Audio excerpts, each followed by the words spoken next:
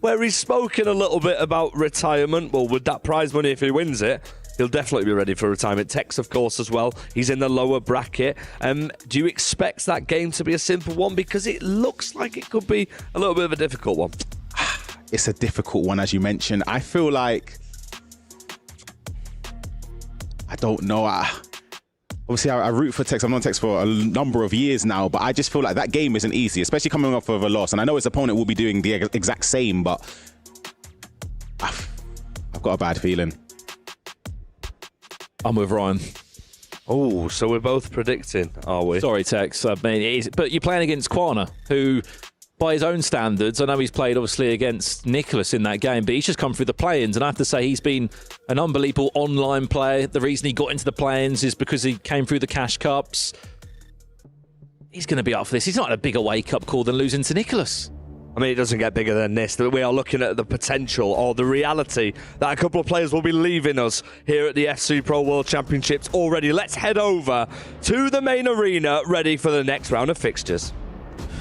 Well, here we go. It's time for two players to have their key crushed in this round. Quana and Tex, Fakir and Levy Finn. Two of those players' FC Pro journey for 2026 comes to a close. And we also find out who will be booking their place into the qualified bracket. Anders Vergang versus Open. That's your featured match. Nicholas 99 FC versus Young. Brazil against Argentina. Richard Booker alongside the 2019 world champion Mo Alba. Mo, these are big games coming on day one. Yeah, I love this format where we have like winner brackets with the best players in the world. Anders Obrun is maybe the best game. Like, I would put Obrun in the top 5 in the last 2 or 3 years in the world. Anders is Welcome back. Of course, we're at the FC Pro World Championship at the Esports World Cup. Next in line, we have Corner facing off against Tex. Two players that need a result, have to have it. Of course, now we're talking the losers bracket. This is an elimination game. We have Corner coming down in the red kits. I believe those are the Moroccan kits, which would be quite fitting for the Moroccan player, the Moroccan individual, going up against Tex, one of the most prolific and famous FC players of all time. However, and we heard this at the top of the show, it's been brought up that does he have the juice? Of course, but is he able to bring it together? Beautiful track back, Sammy at toe. Look at the skills. Oh, it's just sparkling. Window washing, clean the glass. To update you on what happened earlier in this group, Nicholas beat Corner. It was a 5-1 victory, so quite big for Nicholas.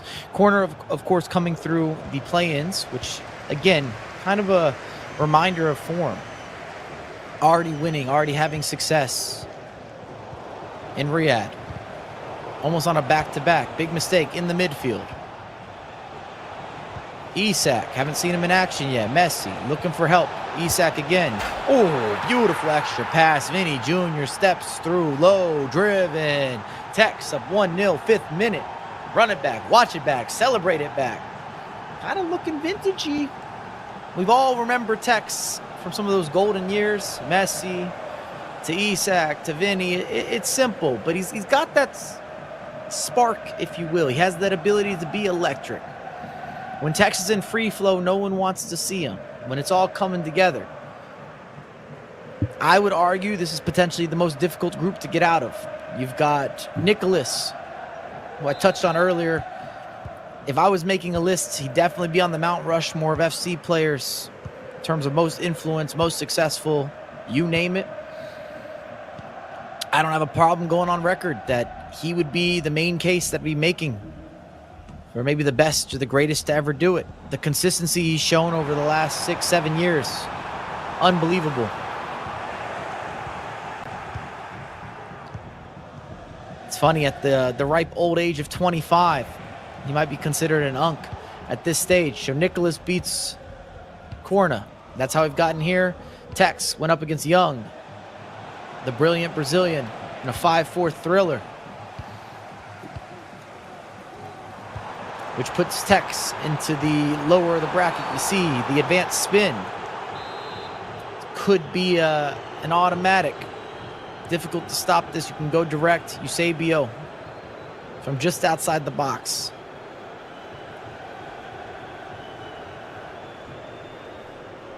Corner from the spot. Lines it up. Takes his time. Oh! Blocked by the wall. Graham, Hansen, it's cleared away. Cantona. Who's been almost an implicit factor. Oh, should have been finished. Blaise Matuidi, maybe the wrong player to have inside the box in traffic. Rafa Leao was feeding. Double tap pass. Big body Lukaku as a left back. Needs some help. Might have to take this all the way back. Oh, well done out wide. Finds Vinny. Top of the box. Intercepted so much space for the counter. Graham. Hansen out wide. Rafa. Leao. Overlapping run. Eusebio. Ball roll. Slicing. Dicing. Not able to find the last pass. Harry Kane. Wide open. Lots of space. Lots of width. Sammy. Eto'o. Triggered. Messi. Quick touches. Needs some assistance. Maybe could a player locked out wide. Guaranteed that pass. He had Cantona who was gleaming. Good pick out to Eusebio. Hansen. Little exchange. Tries to force it through to Vitinha. Follows to Vitinha. Extra pass. Rafa Leao has to finish. What a challenge from Saliba. Last stitch. Sometimes it's better to be lucky than good. Battle of the nerves. Dangerous out of the back. Cantona, route one, finds feet. Wow, what a layoff. Through ball. Isak. Near post. Has to be converted. It is. Well done. The timing, the alignment, the synergy. 2-0 for Tex. Triggered the runs. It was clever. Look at Isak making this maneuver. And we talk about Sammy Eto'o a lot, and the reason this item is so special is because he has passing play styles. He always was a bit one-dimensional as an end-to-end, a get in behind, a pace merchant. But now, that same Sammy Eto'o is able to provide a little more complete packaging. Delayed run from Isak. Takes his time with the goalkeeper, finds the near post. 20 minutes in. 2-0, it's all Tex. Does corner have an answer? Does he have a reply? A lot of space to work with. Eusebio inside the box. Well done. Oh. How does the layoff not connect? Did he go for a first-time shot? Messi. Chesko. Recent transfer. I saw the announcement today. Manchester United on the ball. Can Messi find options? He's being assertive. Beautiful drag. Maybe a cancellation. Tries to pull it back again. Well done from Lukaku. There is space for the counter. Got to go quick. Player lock out wide again. Eusebio has been active. Again, taking it a little too early. I just need to slow it down. In the right places. Can't rush it. First time release down the middle. Cantona in the midfield. Of course, with new items. Shapeshifters. Kind of able to do the duties as an attacking mid. Box to box. Even a holding mid. Mixes up some aggression with some intricate play. Big body type. 6'2" for the Frenchman. Again, Eusebio on the outlets. Not able to find that final pass. Trying to isolate Messi. Eto'o into space. Beautiful. The drag pass. A couple cancellations.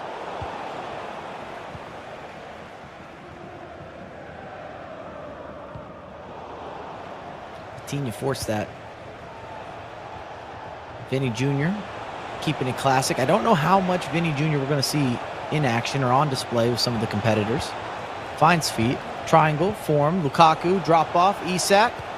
Extra pass. Well defended. I think that's Nuno Mendes that comes across. That's just rushed. You can't hit that first time. I understand what corner's going for. Need a little more build-up before that release pass. On the ball, Messi running out of space. Not able to draw a throw in. Will be a reset.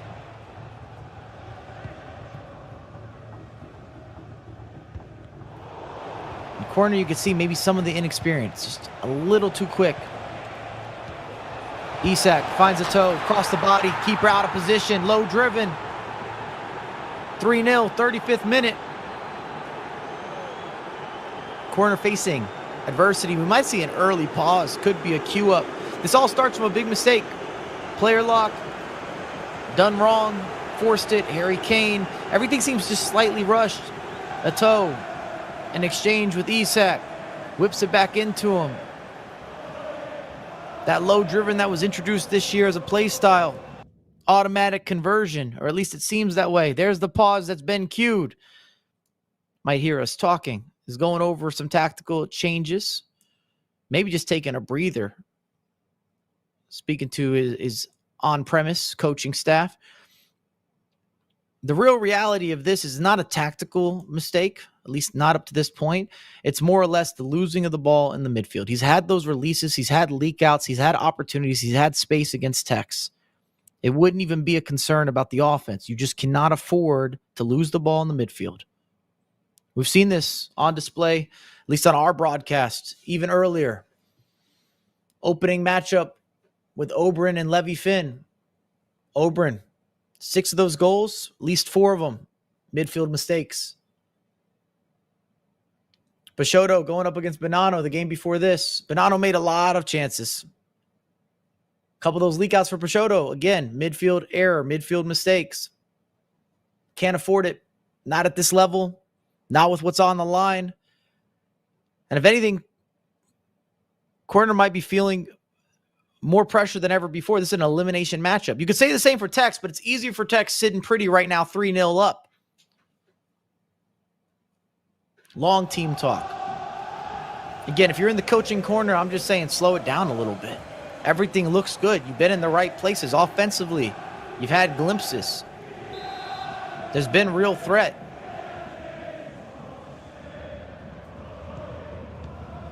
Now, if you're on the other side with Tex, you don't have to change anything. Take your time. Continue the build-up. Depending what happens in the Nicholas Young matchup, you might see a rematch. Lucio, extra pass. There you have it. From the kickoff, Elise. Fresh legs. Near post finish. Back to the good, back to the business. This is what was missing. From kickoff, Vitinha finds Rafa Leao. Graham, Hansen, well-timed. Lucio, lovely first touch. Takes it early. Elise out of the feet. Item I definitely recommend. Highly affordable. If you're getting into the ecosystem, you're making late-stage pickups in FC 25. And it gives corner a little bit of confidence. A lifeline.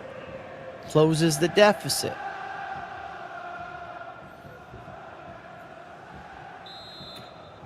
Goal for the hosts, number 16, Michael Elise. Reset for Tex. Still plenty of time. Both players. These are extended halves. If you're new to the competitive scene, Messi teases the idea of a finesse shot. Bursting with the technical dribbling. Wow, what a pass.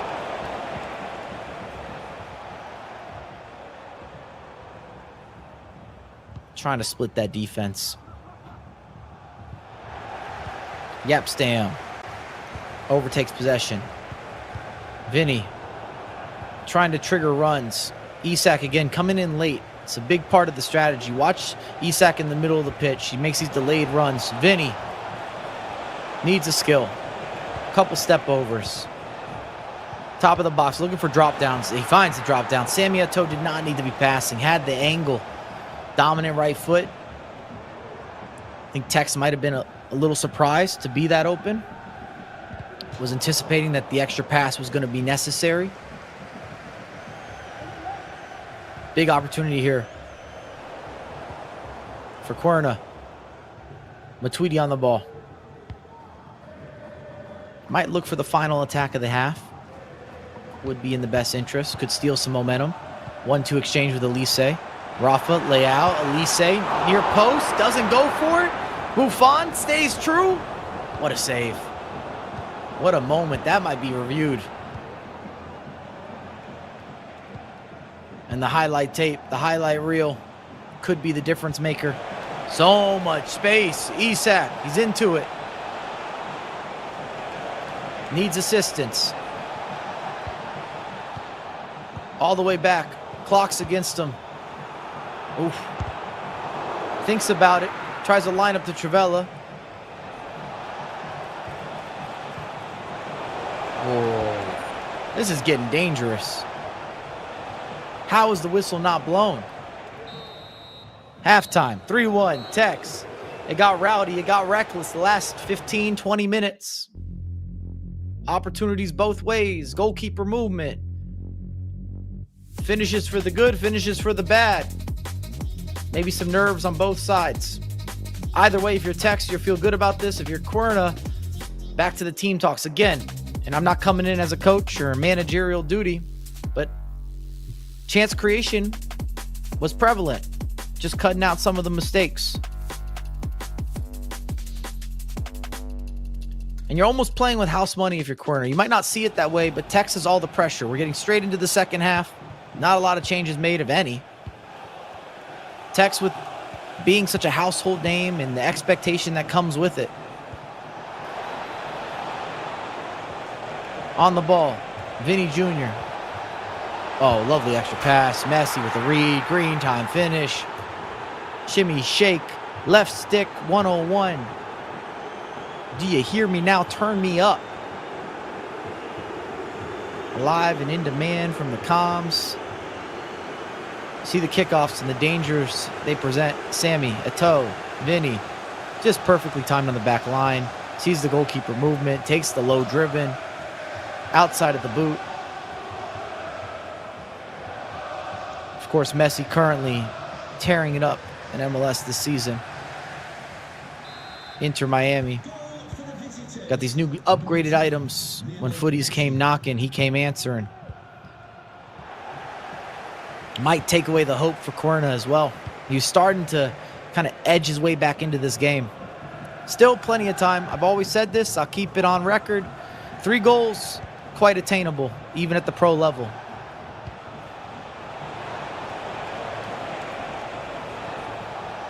Messi, complete control. Some pacing. It's well read from Matuidi. Goes quick on the counter. Oh, what a turn from Sami Eto'o. Trying to show some maneuverability. Well read on the defensive end. If you're just tuning in as a recap or an update, this is an elimination matchup. It's double elimination in the group stages. Both of these competitors lost their opener. Graham from the spot, wide open. Goalkeeper almost hugging the other goal post. Well done from Querna. Closes that deficit.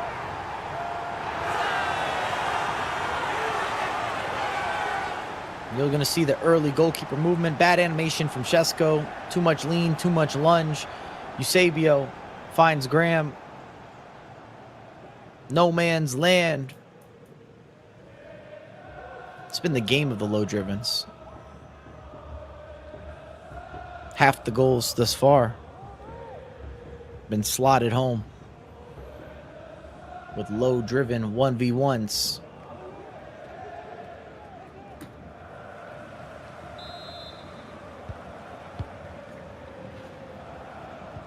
Tex, of course, getting to this point, qualifying earlier in the year with the E-Premier League with his partner at Manchester City. Bonanno, who we saw in action earlier, wasn't able to get the job done. First big upset. Harry, Kane, Isak, Vinny. There's Isak again on those runs. Man to watch. Dial in. He's been the main trigger for Tex on the attacks, even on the counters. Might be on. It's close on the back line. Pulls him back. Must have been just slightly marginalized. Corner. Cueing a pause. Going to come with early changes. Fresh legs. Maybe a little bit more pressure. Tex happy to keep it. Messi, the organizer, the orchestrator. Mr. Incredible, kind of floating in this attacking mid-roll.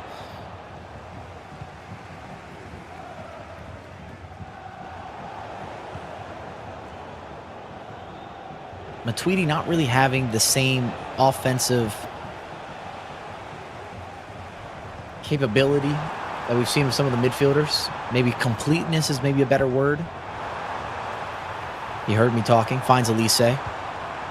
Turns the corner. Well tracked from Shesko.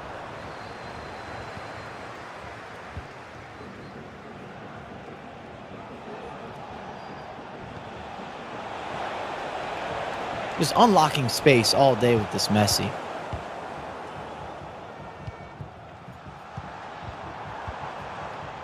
I like the idea. It's tracked well from Yapstam. Another SBC that I would recommend, or a player pickup that I recommend. Under 1 million coins.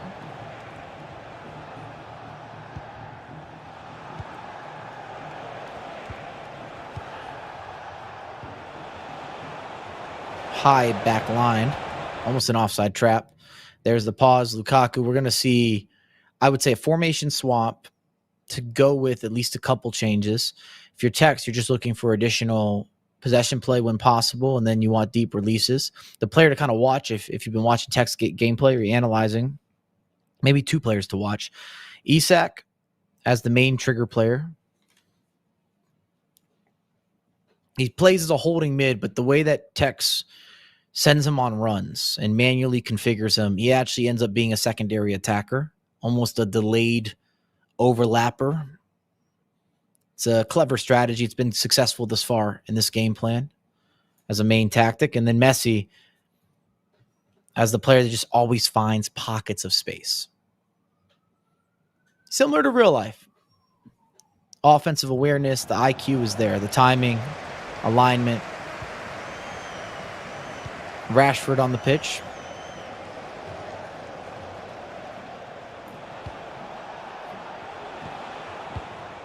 Would have asked for more out wide.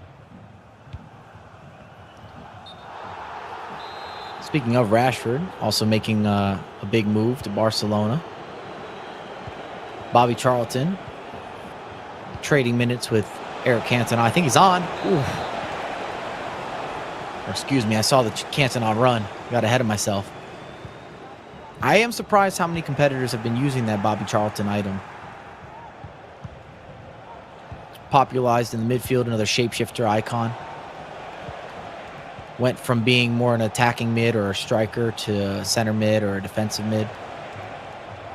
Vinny out wide, speed boost. Assessing, probing. Tex happy with the possession play.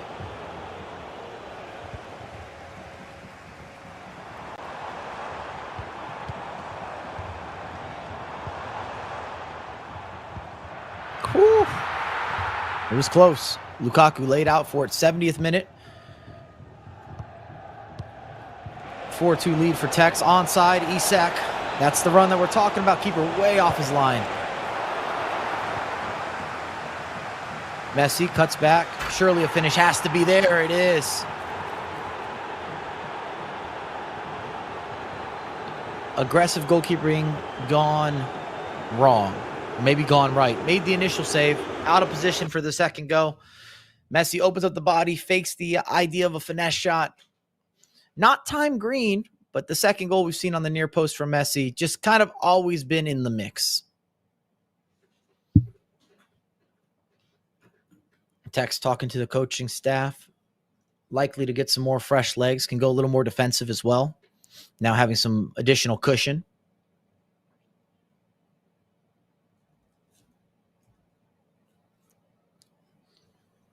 We're yet to see any of the competitors be able to hold the ball out of the back. Most definitely a priority, but it just doesn't seem possible when the press gets turned on. You almost have to go forward.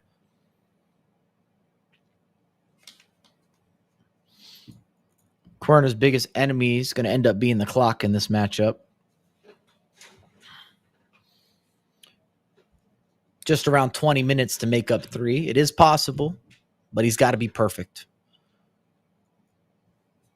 Not just on the offensive end, but also with the defensive steps, the offside traps. Creating some sort of organized chaos.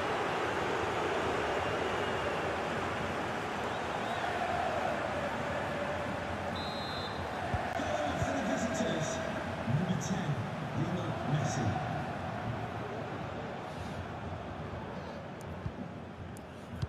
Again, this is an elimination game. One of these competitors' tournament will be done. Harry Kane. Oh, it's mistimed. Could be a card. With Yapstam. Penalty from the spot. Querna. Graham Hansen. Converts. Pure power. Might even nipped the post on the way in. Unstoppable. Couldn't ask for a better restart following the pause. The tactical adjustments.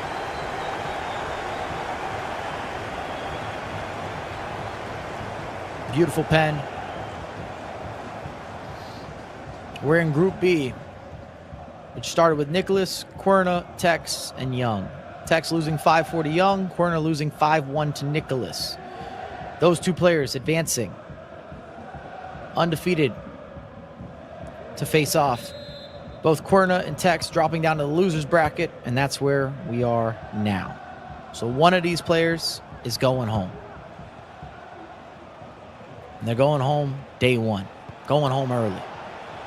Messi into space. Clever R1 dribbling.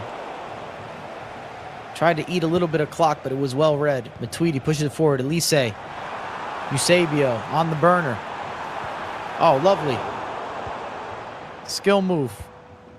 Almost a three-point turn in advanced roulette.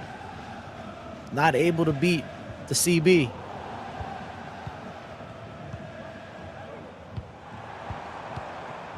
One-twos. Wide open. Should be a pass across. Doesn't matter. Goes direct. Plenty of time. Rafa Leao converts. 78th minute with the gritty. Causing anger, frustration.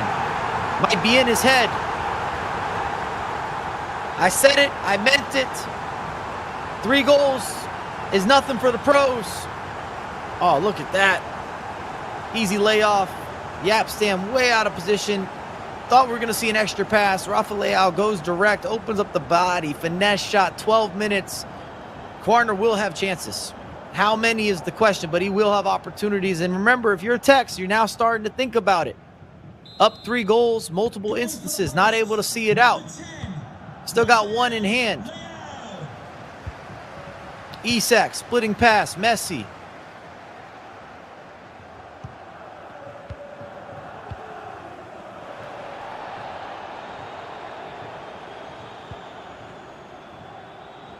$10 minutes, a lot of time.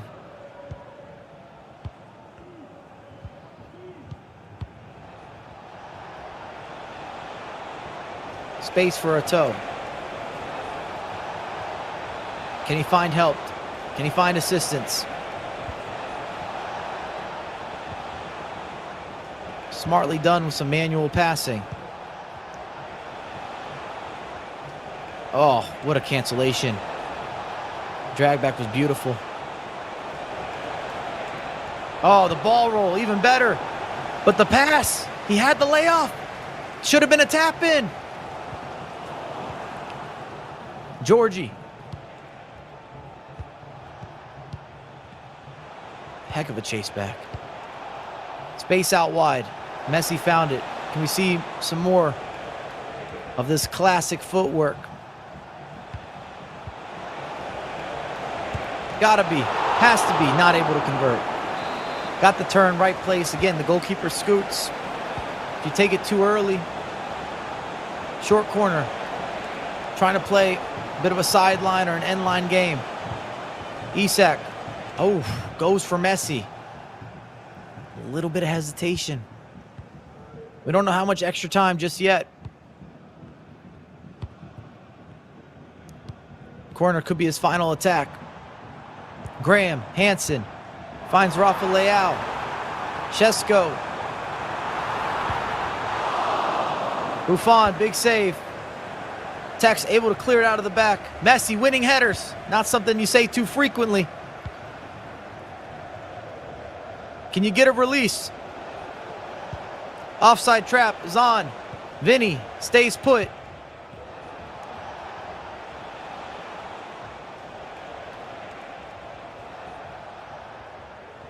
You see these little touches. Bunch of left stick. 3 minutes added time. Georgie, he needs to be off the ball. Won't have the same footwork as some of the smaller, more agile players. Big interception. Rafa Leao. Bobby Charlton. You got to send it big. Tex playing a dangerous game. Tension in the air. Full arena. Winner of this game plays Young for a decider for the bracket. Has Tex done enough? Final whistle. You see the celebration. Querna eliminated. Tex moving on for a rematch against Young. Beat him earlier on the day. 5-4. And quite the affair.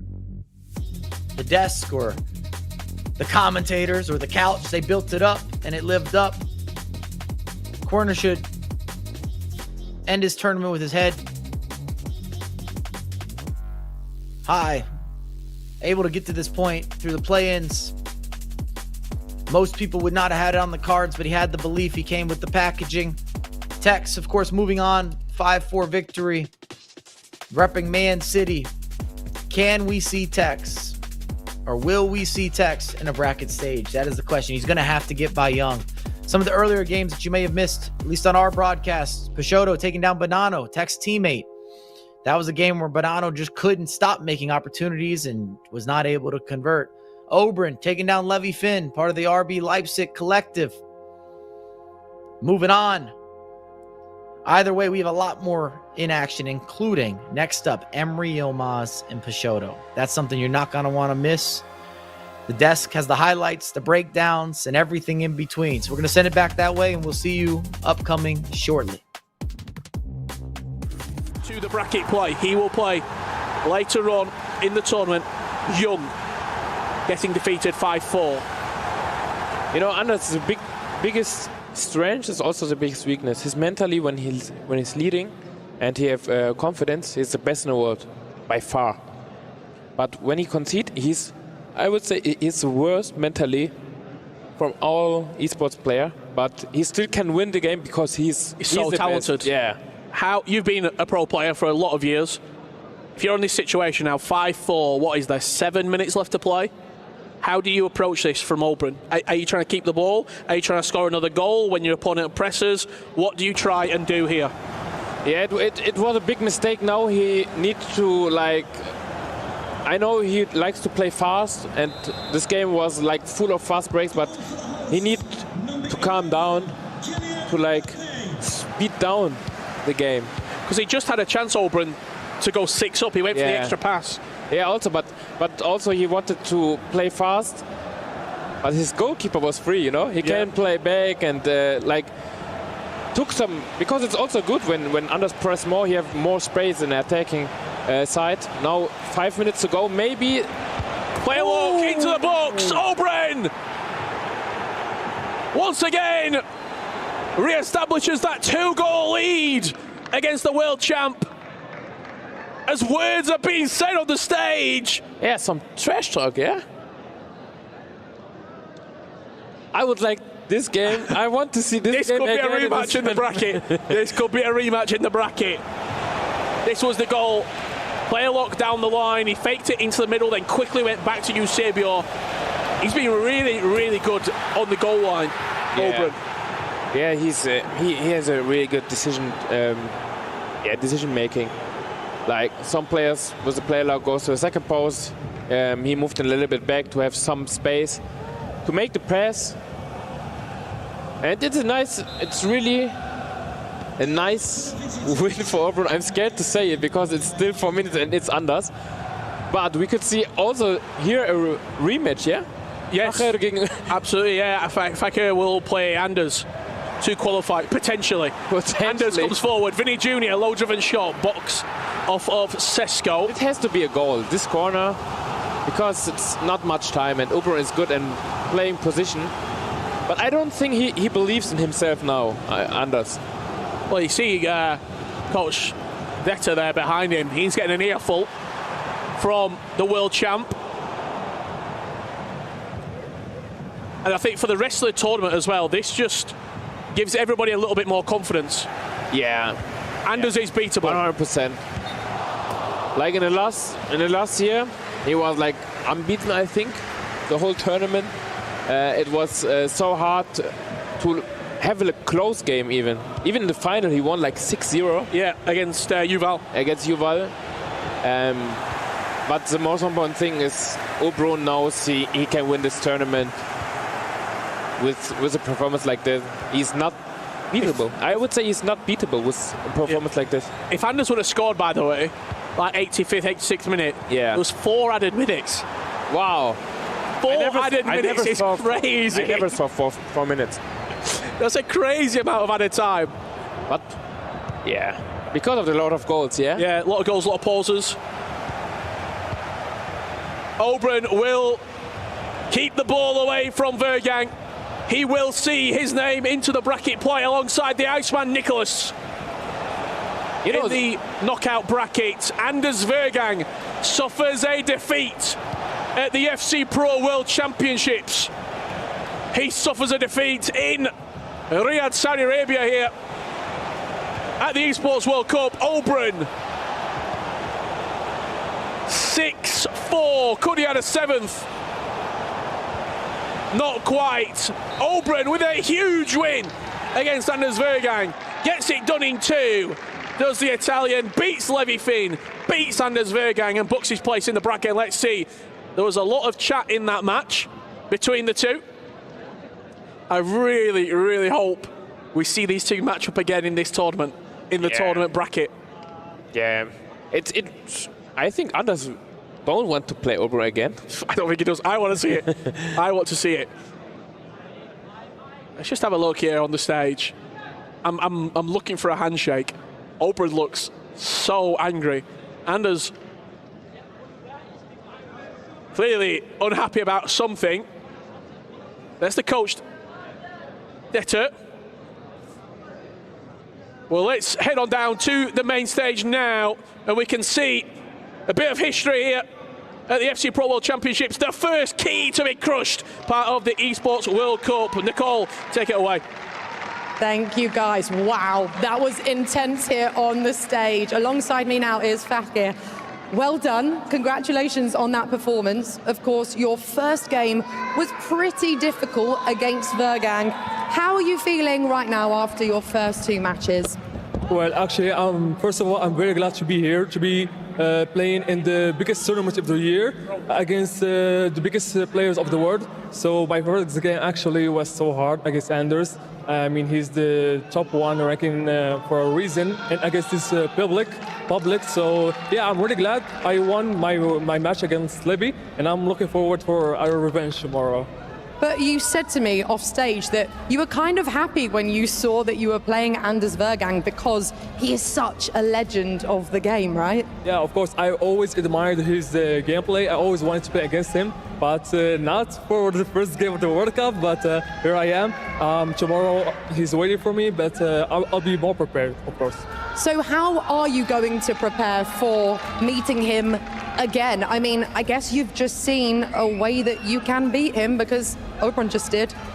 Well, actually, the first thing that I'm going to do is to watch his game against Auburn. So I know Auburn managed his way to win, so I'll probably get some clips of how he played. Then I'll try to do that as well. So yeah, I have my chances. Okay, it is now time to crush your opponent's key. Are you ready?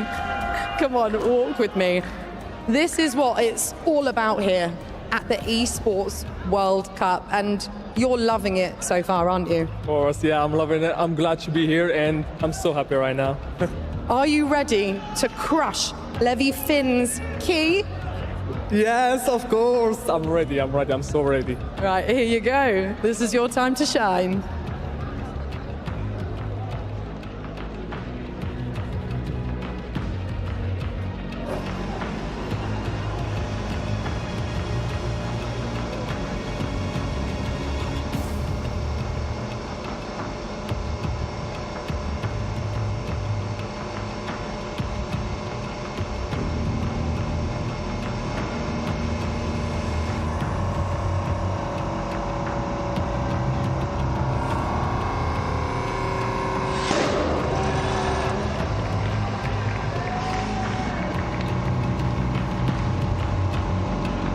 So much, Nicole. I have Tex with me after playing 2 matches. Both got really close, 5-4 in both, but the second one was in his favor and he qualified to the decider match for his group. Tex, first, congratulations. You won against Kwana. You get to crush his key, but first, this is not your first or second or even 5th time in a world championship. How do you think you're going to fare for this one? Yeah, I've been here so many times and generically it's not gone good. Like last year I went 0-2.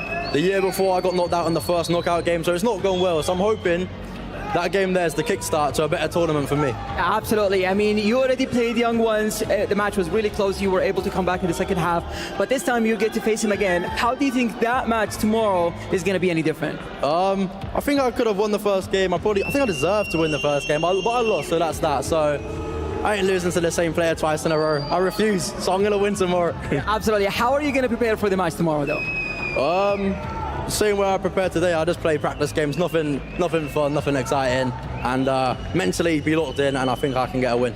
Yeah, absolutely you can. We saw how you played today, and it is obvious that this time around you're going to be able to go the distance in the tournament. But now that you won an elimination match, you get to crush your opponent's key. Are you excited to do that?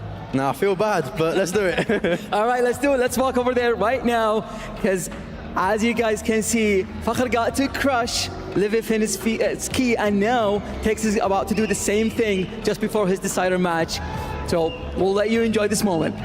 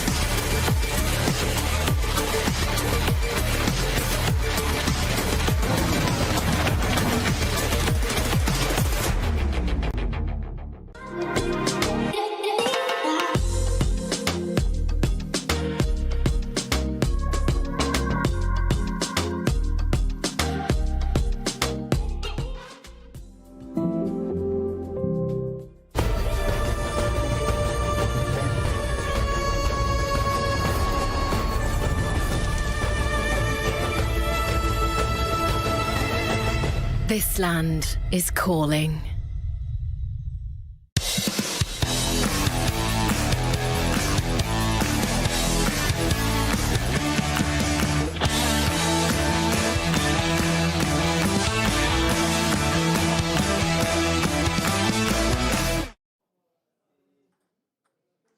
Right, guys, so I'm here in the Players Lounge, and this is honestly one of the nicest Players Lounge I have ever been a part of. Players come up here if they want to relax, if they want to grab a snack. Oh, you want an iced latte? Yes, we have that too. We also have ping pong going on, but honestly, they come up here, they reset their minds, they get ready for their matchups because everything is on the line. But no, this is absolutely fantastic. I know that players are popping up and down, they play a game, they come back up, talk to their coaches, but very, very enjoyable scene here in the Players Lounge. Absolutely love it.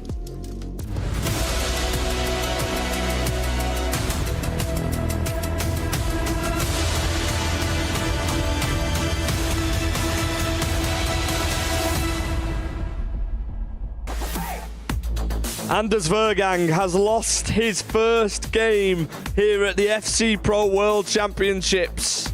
We've seen players like Levi Finn eliminated, and the action is going to continue. Joining me here in Riyadh, back again, Shells and Gravison. We're seeing the reactions of the players from the last rounds of fixtures. Grav, the energy is continuing here. Wow, I mean, we gotta talk about that Anders Obrun match. I feel like Anders was in control during that first half, but he had so many chances and he missed them. And when Obrun had the chance to go for the attack, he just scored two beautiful goals. And I think that Anders was just off mentally during that part of the game. I mean, Anders Vergang in that game, like you said, it felt like he was in control, but Obrun, he shows such great size to his game. He showed composure when he needed it as well, and he's through. I mean, yeah, he's through indeed. I mean, I've done a little video on him just before the tournament, and as you can see, Anders did start off well, but Obrun was fighting, and with the first time through balls, I think it was frustrating Anders a little bit. You can see him emotionally complaining a bit, but it will be definitely disappointing to lose so early on, but it doesn't matter to him if it makes it all the way to the end. So Obrun will be flying and Anders will be back tomorrow. Well, Anders will be back tomorrow, and it sets up an elimination winner-takes-all match against the man who's just eliminated Levi Finn. A bit of a shock there as well. Yeah, I mean, we didn't expect really Fahir to play that good. And I mean, of course, Levi Finn, he has played over the years really well in Germany with 2 titles and also in the E-Champions League last year. But it seems like here on the bigger stage, he's struggling a bit in the World Championship, but still he's young. So I don't know, it's still time to go, but it has to be a tough defeat for him. Yeah, a lot more to offer in the FC community for him, but unfortunately that is the end of his journey here in Riyadh. We mentioned that Anders has got a game tomorrow, a winner-takes-all match. Winner takes all. Tomorrow. If he loses, he will be out, but we still probably suggest that he'll be relatively relaxed. Very frustrated, of course, we saw, but I mean, he's still in a strong position, isn't he? I mean, especially after a 10-2 win, he's going to be comfortable. I don't think Anders is uncomfortable against many people. Maybe Obrun, I don't know, Nicholas probably.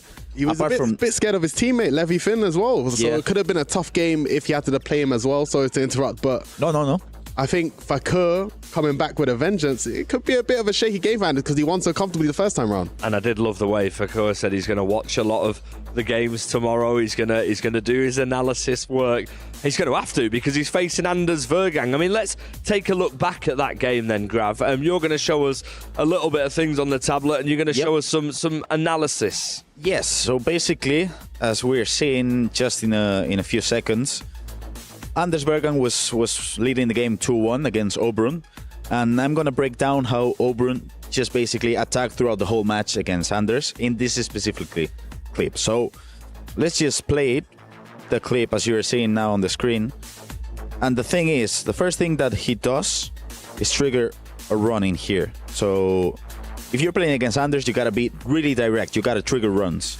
So as you can see, Eusebio is running, and now he's passing the ball around. As you can see, player lock activated. I'm just gonna go forward a bit. And this is really important because, as you can see, Anders is defending the previous player lock, but Obrun changed into this player lock. And if we look at here, this could be a chance for something, right? Because if you just see this, Pedro Neto is completely open. So the main thing now, because he has not really a lot of time, it's a small window, but he can go for this. A driven pass, and then a pass in here, because if you just look over here, you're gonna see how Marquinhos has the driven pass playstyle. So we just play the clip. This is gonna be so quick, FG. Marquinhos driven pass into Rafa Leao, and a beautiful through pass into Pedro Neto. And really, the main thing here is just the quickness, because the player lock was just so quick. And in the moment in which Anders just bite into that player lock, you're gone. I didn't even have a chance to see that. That was absolutely incredible. That is obviously FC at the highest level. I mean, speaking of FC, we're very, very close to our next round of fixtures. We'll be heading over very soon to our caster Shell's quick predictions going in to the games ahead. I mean, look, we're looking at the players here, and you're in a position where we're going to lose some players in this round of fixtures. I mean, it's scary to say. It's got Dylan Mike against P8 Sin and Stingray versus Abu Maka. That group alone, me and Gravison was talking early on.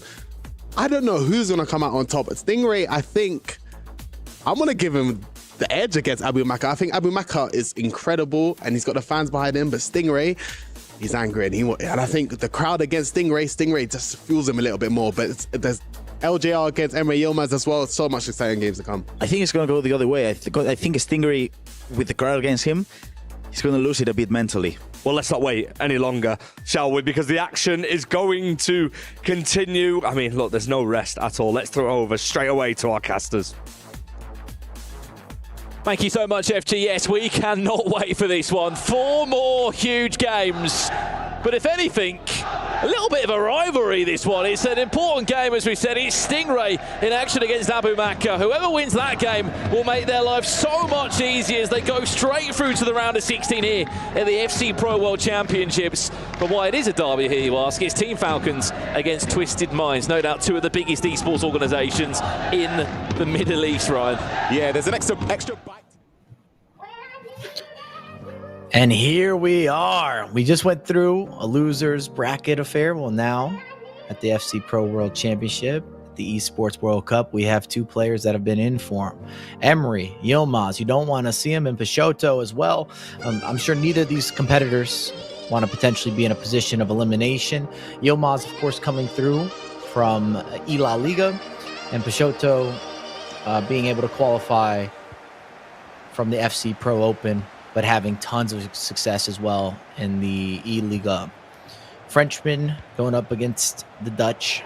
2 players that have been, I don't even want to say present, been commanding, especially Yilmaz, in the last 3-4 years now in the competitive scene, since they basically entered the competitive scene. And again, both of them winning their opener matchups. As we have Peixoto on the first attack. James pulls it back, like to have that back. Lined up.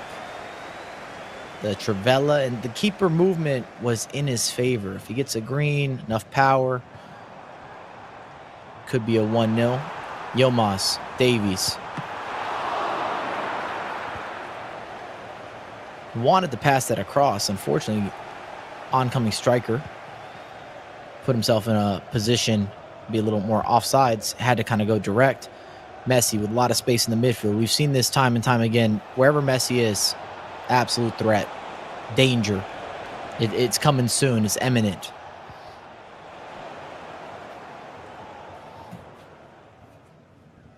Peixoto, well known for his balance, his mentality, showed that in the first matchup. Yilmaz, I would say, is quite famous for the attack. Go forward, score goals in bunches.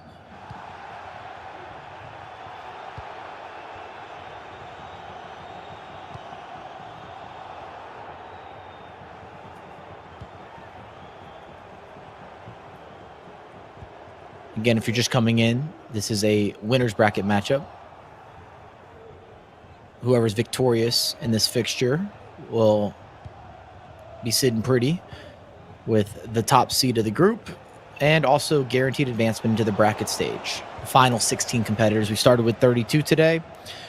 Going to be down to 24. And then early tomorrow, we'll be into that final 16 single elimination matchups to find our victor. Great entry pass. Messi, step over. Well defended. Georgie, center back of choice. Constantly in action. 6'6", 6'7".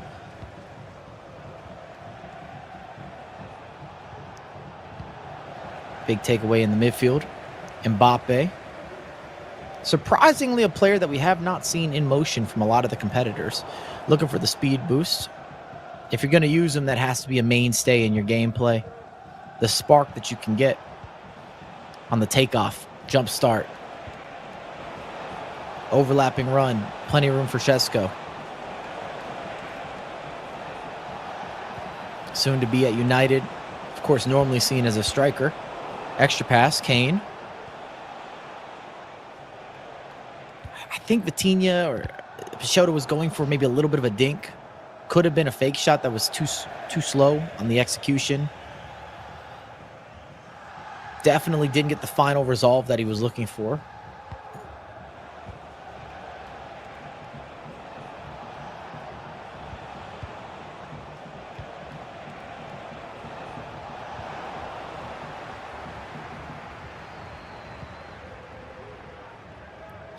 Nil-nil as we approach the 20th minute. Davies, who's often been seen as a super sub, gets the start for Yilmaz in the Real Sociedad kits. Of course, qualifying from La Liga.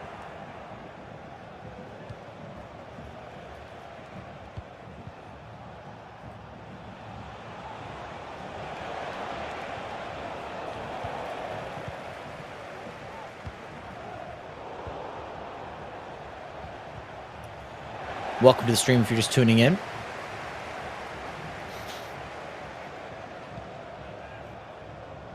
Yilmaz with an early cued pass sees something he doesn't like, wants to adjust. For this tournament, technically playing Real Sociedad and Team Liquid. Comes through the Ruud Gullit Academy. 1-2. Mbappe looking to take off, trying to bait somebody, not able to do it. Van de Ven. It's going to get called back. Foul at the top of the box.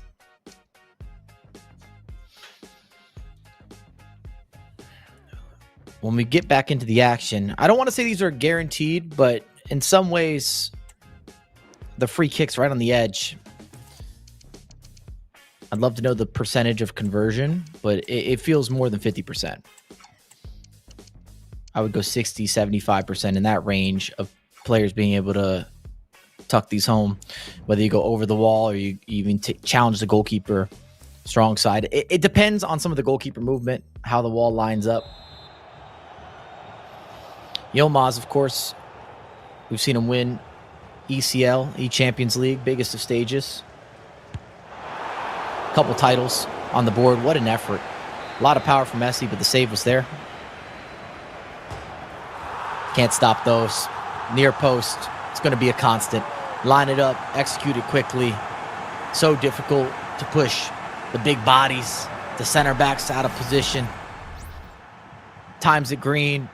Nothing the goalkeeper can do. Off the post and in. 1-0, 21st minute, straight after the pause. The goal that we're going to see on repeat. Don't need to build it up. We know what it's all about. In some ways, you almost feel that you get a little bit of RNG in terms of what animation you get and how quickly can you switch players, both offensively and defensively on those corner kicks.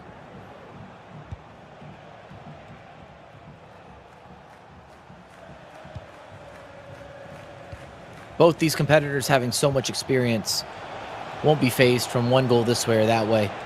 James out wide, back to Messi. Very clever work with a bit of a drag back cancel. Vitinha looking for a drop off, trying to split the defense, not quite able. Vinny Jr. back to Davies. Yilmaz triggering runs. Opening up tons of space with the player lock. Messi, 2 for 1, outside of the body. Opens up. Gives you that added emphasis. Might be going for 2 corner kicks. That's the plan. This time not able to convert.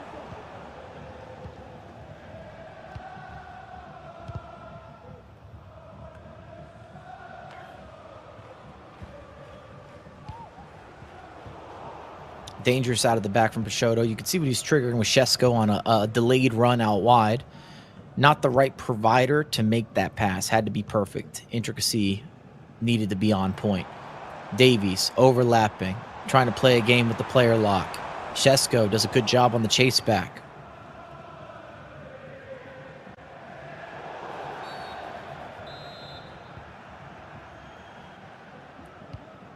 Marquinhos called back. 1-2s, runs being triggered out wide. Could see a little bit of usage with a player lock on a drop off. Nuno Mendes finds support. There's the drop off we're talking about. It ends up being a through ball. It should be a standardized pass, maybe even a low driven. Lucio. Too committed on the player lock. Kind of sloppy in the midfield. Messi, splitting pass. Space to work with. Nuno. Clever. Little ingenuity with the half drag in the pass. Runs out of real estate. Gets turned out of there. Well done on the trap from Yilmaz. Undoubtedly one of the greatest in the scene. Always in form.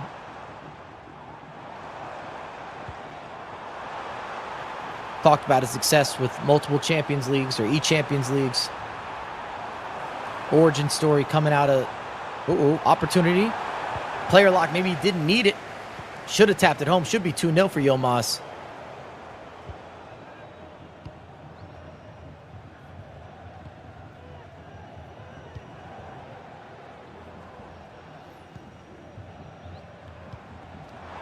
Over the top. Can he get a knockdown? What a touch. What an animation. Mbappe giving you a spectacle.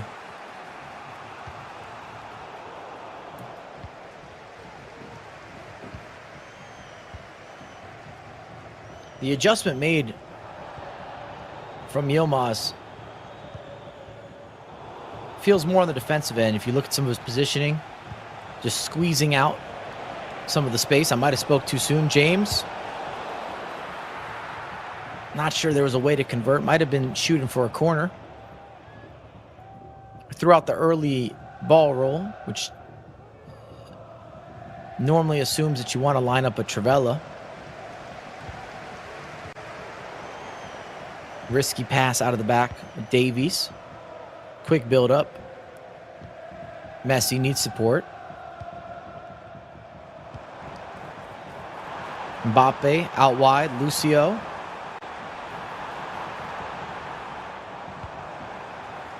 Again with the player lock, Vinny Jr. Maybe one more skill. Could have seen an elastico. Could have seen a roulette. Maybe a step over. Big mistake. Messi, extra pass. Mbappe, a lot of time. Goalkeeper scoots. Yilmaz converts. 2-0. Unleashes, unlocks. Plenty of error. Headstrong. Tries to lob it out of the back. Doesn't happen. Vitinha, player lock. Quite an advanced goal. If you rerun this for different times, the combination play of not just the interception, but the player lock where you have a bait and switch, a little manual maneuverability. You rerun it, you come short, you get the extra pass. It gives you that half second to look at the goalkeeper, choose where you want to slot it home. Low driven, no problem for Mbappe.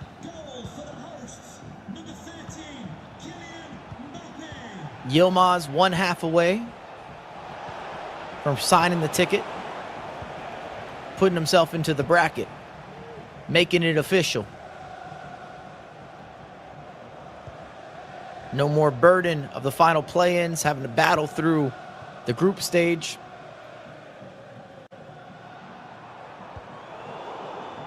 We started with 32 competitors, all with different ways of qualifying.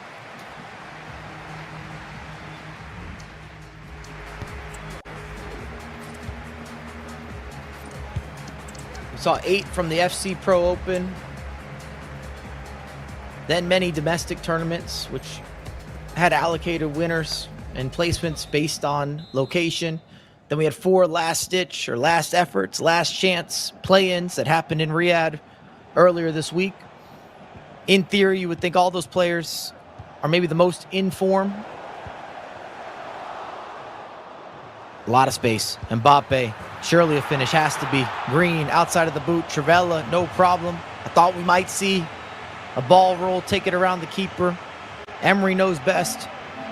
Talked about the offense. He's saving the replay. Might run that one back on socials. Again, big takeaway. Direct. First time. Van de Ven caught leaning in the wrong direction. Mbappe, the one-man counter. Green time finish. You hear a let's go from the coaching staff behind him. Again, kind of coming from that Team Hullet status of building out all the Dutch players, the Dutch pros. There's been so many of them. Another one of those academies or compounds, instruments of success when it comes to the FC scene. Messi on the ball, fakes it, goes back to Kane. Precise, intricate, detailed. Look at the drop off. Peixoto maybe deserves something. Well defended from Yilmaz. Even the outlet looking for the player lock.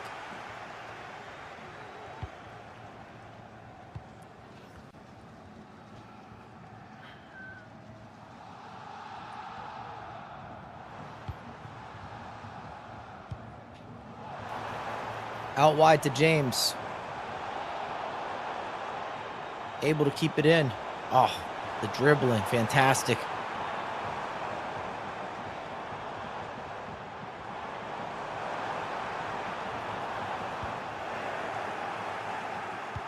Big mistake again, out of the back.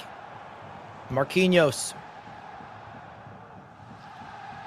Vitinha happy to take his time. It's a good pick out. Vinny got the speed boost.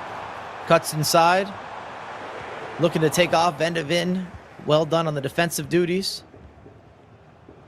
Peixoto needs something and needs something soon if he wants to spice this up. Make it a little more interesting. Put some pressure on Yilmaz. Oh, speaking of Kane, there it is. Gets a bounce. Ball roll. Lines it up. Opens the body. Could have made an extra pass. Wasn't needed. Harry Kane from the spot. Trivella for the people at home, for the people in person. Keeper can't stop it. Replays on deck. There's the lifeline.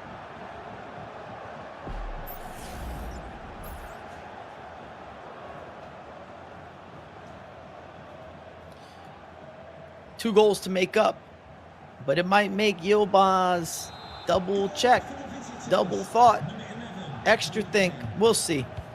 Again, players with so much experience. They've seen a little bit of everything within the FC ecosystem on the competitive end. Peixoto, of course, coming through from the FC Pro Open, so qualifying quite some time back. The game's also shifted between patches, players, play styles, all the footies items, new icons, new positions. And as spoken about earlier, Emery, Yilmaz, La Liga, Real Sociedad.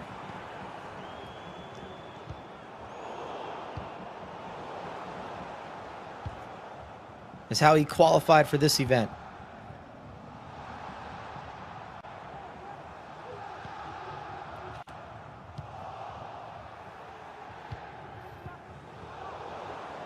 Maybe a little rush from Peixoto on the counter. Just passing the 60-minute mark, still not an issue on time. If you're new to the FC scene, these are longer halves than just going into a foot champs match.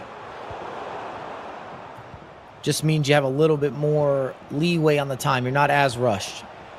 Late on the release, looking for the player lock. Space for Yilmaz to work with. Out wide, Mbappe turns. Trying to set up a speed boost. Does indeed. Maybe a little too predictable. 1-2s. Harry Kane finds Mendes. James. Oh, what an idea with the layoff. Keeper, right place, right time. Off his line. Not meant to rhyme.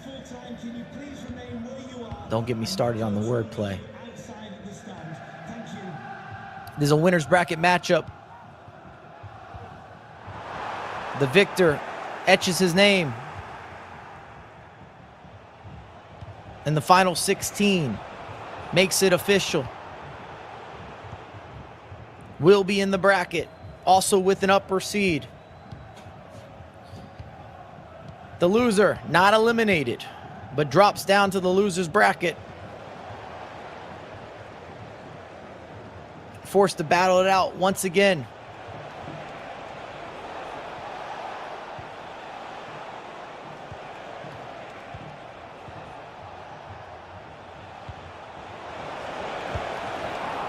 Ooh. Should be converting. Again, got caught with the goalkeeper movement. We talk about it, but we talk about it for good reason.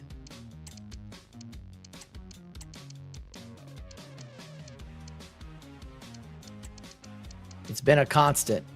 It's been a difference maker.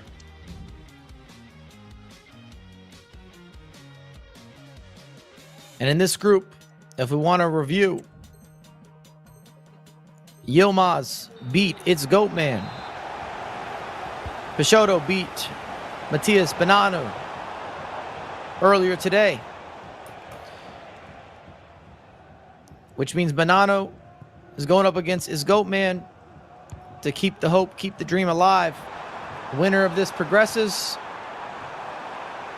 The loser, hold that thought, Elise. Too much time. Well done tactically. Yilmaz cues it up. Pulls it back, low driven. Isak off the bench. Mbappe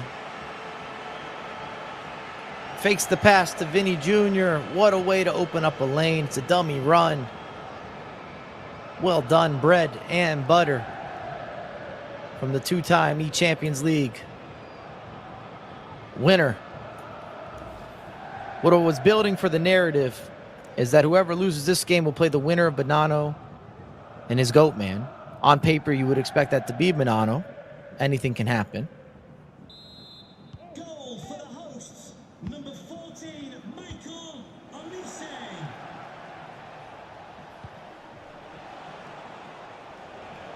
I'm sure Bonanno would love an opportunity to go up against Peixoto in a rematch. Extra pass, Messi opens the body.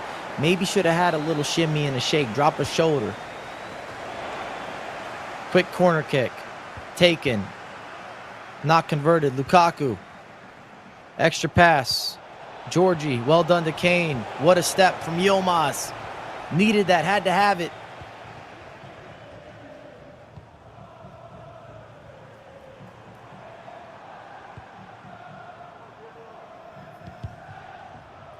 And Yilmaz has been one of the best with the player lock. Able to always find glimpses of space. Speed boost. Vinny out wide. Happy if you could draw a corner, grab a throw in. Doesn't happen. Mistake out of the midfield. Vinny again. Drag cancel.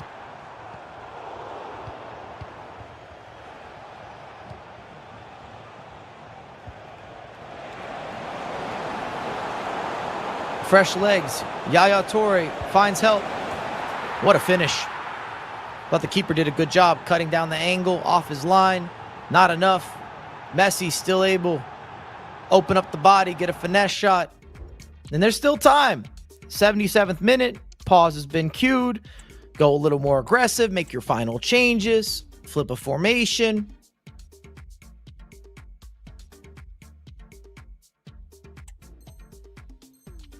Could be in a position to make this interesting.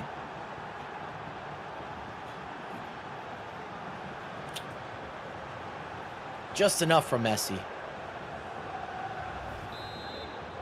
Goal for the visitors, number 8, Lionel Messi. Yilmaz from the reset. Player lock has a broken record, always on it. Messi collapse, draws the foul, might go short, pull it all the way back. The clock starts becoming your best friend. Vitinha. Maybe taken a little bit early. Couldn't help himself with a Trivela.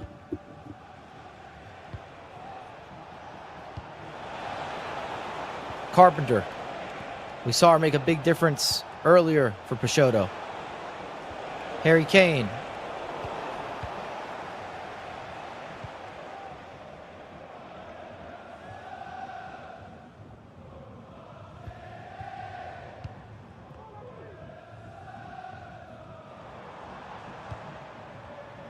Another pause being cued now by Peixoto. Might not get a chance. Needs the ball.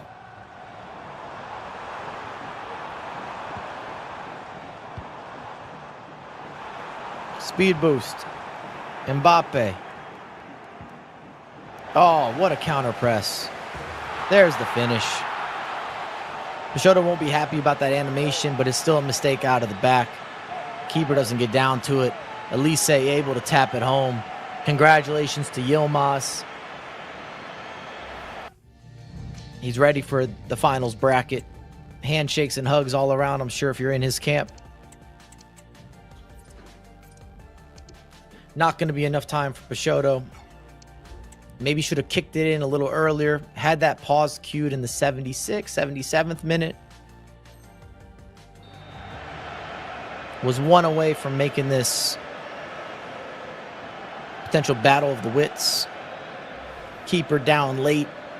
Either way, always out of position. Mistake out of the back. Could set up a rematch.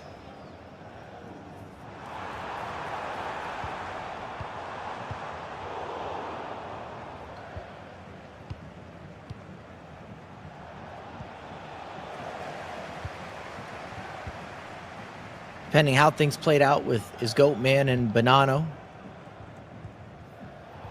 The winner of Group C, so this group that's on display, in this case it will be Yilmaz, will play the second place of Group F tomorrow. And that'll be a bracket game, which means it's going to be single elimination.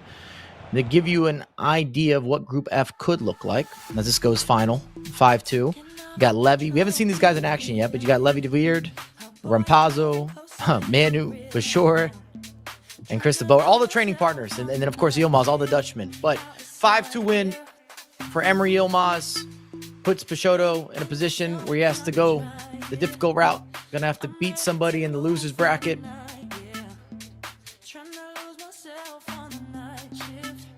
Waiting on the results from Bonanno and is Goatman. It'll be the winner of that game. If it's Bonanno, it will be a rematch from earlier today. And again, I'm not trying to put it out there too early, but I'm sure Bonanno won't mind a rematch. It's a second chance at the pie or a second bite of the cherry or the apple. I never get the saying all the way perfect. Next up, a couple Dutchmen. Manu Bashor, someone you're very familiar with, was able to get it done to qualify. Going the hardest route, flying in for that last-ditch challenge or the qualifier, getting in a play-in spot. Chris de Boer, someone we're very familiar with. Coming from the same camp, they'll know each other's games. As a quick update before we send it back to the desk, or maybe send you to that game, Bonanno and Goatman facing off. Goatman is leading, but it's still ongoing, not final just yet. So I'm going to send this back to the other commentators or the desk or the couch, wherever they're at the moment, and we can get all these results in, see what eliminations are happening, and who's still in the competition. Away from seeing a huge result there. Dullen Mike knocking out Piatzin. Piatzin eliminated from the FC Pro World Championships. All that hard work in the play-ins. How hard he worked to save his season. He is eliminated. Dullen Mike goes through, he survives. We could be seeing Piatzin and Matthias knocked out. 0 for 2. Matthias is locked in as well. He needs to get the possession back because his goalman is going to try his best to resort to game management. This game, though, 4-4, last moments, Brandon. Let's stay with this one then for a second. Are we in for extra time? Remember, this is upper bracket. This is, for a moment, an opportunity to go straight in towards the round of 16 without even thinking about touching the lower bracket. Any time in 3 minutes, that's a really healthy amount of additional time, isn't it? Look at the recycle. Abu Maka. You can only imagine the reaction if he was to score this late on. Hold on a second. Save for last attack is sensible. Remember, Stingray loves the first time through ball as well. He loves the through passes. He's got players with incisive. Makes a few player locks and runs as he gets more and more options. Eusebio, Vieira, Yaya Toure. This is brilliant from Stingray. Into Yaya Toure. What's the save from Buffon? What a save. Wow, I thought Stingray was going to steal it there. So close to silencing all of those Team Falcons fans. That game is on its way to extra time. We'll be bringing it to you live in just a second. Before that, though, there was another elimination to be made unless... There's no way there's enough time. Matías Bernardo can get 3 added minutes and score now. We're going to need a +5, which we're not getting. And I feel like that sort of sums it all up. That truly does sum it up there for Matías, because you saw it in the player cam, just devastation and a lot of emotion. I think Matías Bernardo's face cam will tell you all you need to see. One of the FC Pro players with such a special story. Spoke about it in depth in the Esports World Cup documentary of what this esport has done for him and his family, but unfortunately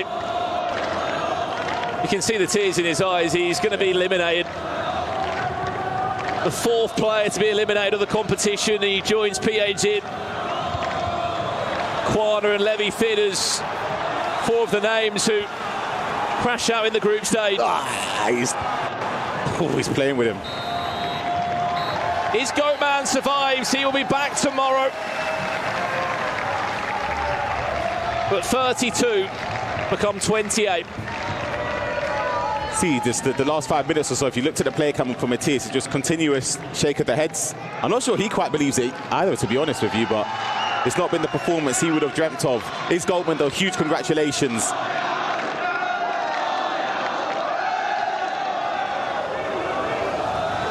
It must feel so frustrating, Ryan, for the players who said, like Banana, who have had months to prepare, months and months to prepare, the hours of practice, and you come in to lose just 2 games. World Championship done. Let's speak about this one, though. And the last 10 minutes we have seen from Stingray, who is building with all the momentum at the moment. He's flying. Yaya Toure, Vieira, Eusebio, just about delicately places it into the right bottom corner. As Patrick Vieira will give Twisted Minds in Stingray a 5-4 lead. Silence, by the way, in that arena. Pure silence. That attack stemmed from Vieira, Yaya Toure and Eusebio just linking up here. To me, it's unlucky. And then the slide tackle from Stam was just rash, because you're sort of just panicking in that situation if you're Falcons Abimaka there, and it's just a goal for Stingray. 3 on the bounce now, and of course in extra time. Still a long way to go, so this is far from job done. He'll be relishing this, though, Stingray, won't he? Yeah, this Imagine is it. playing in this. Look at what you're up against. One more goal, and then we're going to see the celebration taunting towards the crowd, I would say. One more goal, one more. Depends. Actually, depends on a minute, but I'd say one more goal.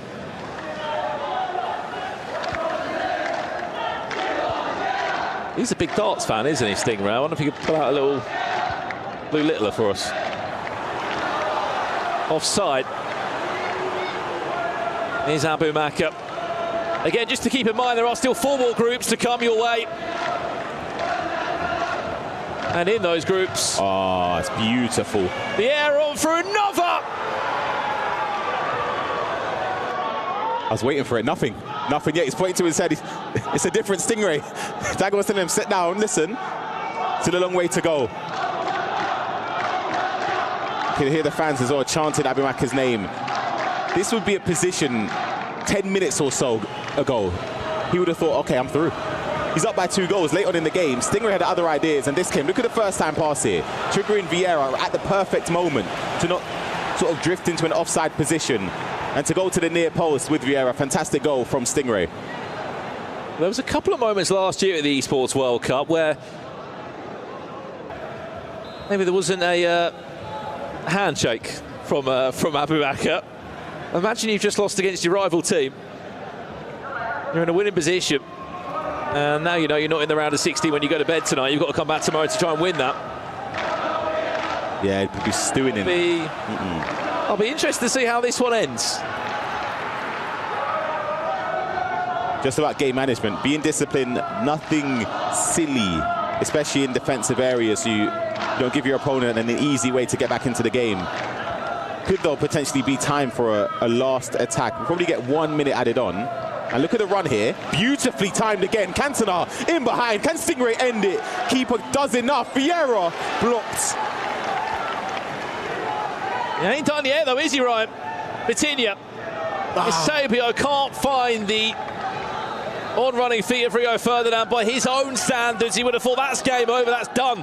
What a half, though, by the way, from Stingray. Well, not even just that. What a last 25 or so in-game minutes. He's been pretty much flawless, and he needed to be to get back into this.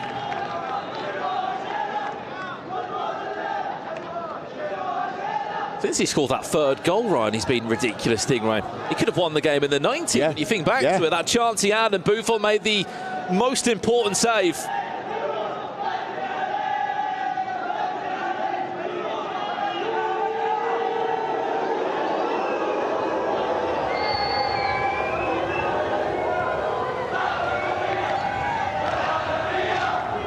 "15 minutes away from a round of 16 guaranteed for Stingray Jr.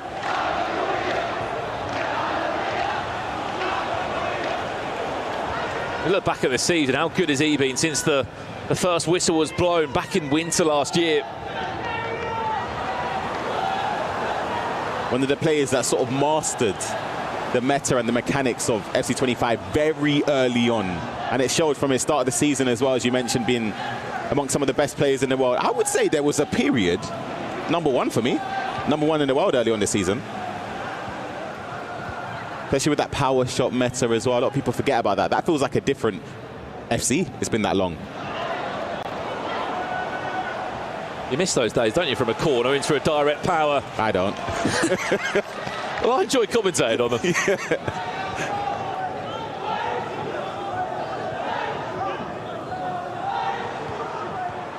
Great tracking as well. Has to switch over there, predicting that run from Yaya Toure. Abimaka ended up playing it. He wins it very high up. It's sort of kitchen sink moment, I'll be honest. 111 minutes played. Elise. Inside, you know. Poor chance, Abimaka. He's not out of this one yet. That ball is outrageous. Timed it to perfection, and now you can see a fair share of the crowd. They're on their feet. They're still supporting Abimaka. They believe a comeback is on the horizon. Surely not more drama in this game, Brandon. Watch this pass, though. Sensational work. Pay attention there. Look how he comes back on side, Elise. Plays it. It's honestly just on side.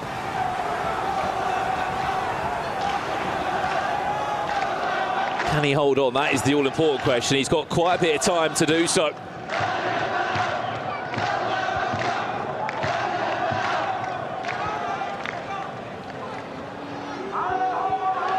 Six long minutes. That's not going to help his case at all there.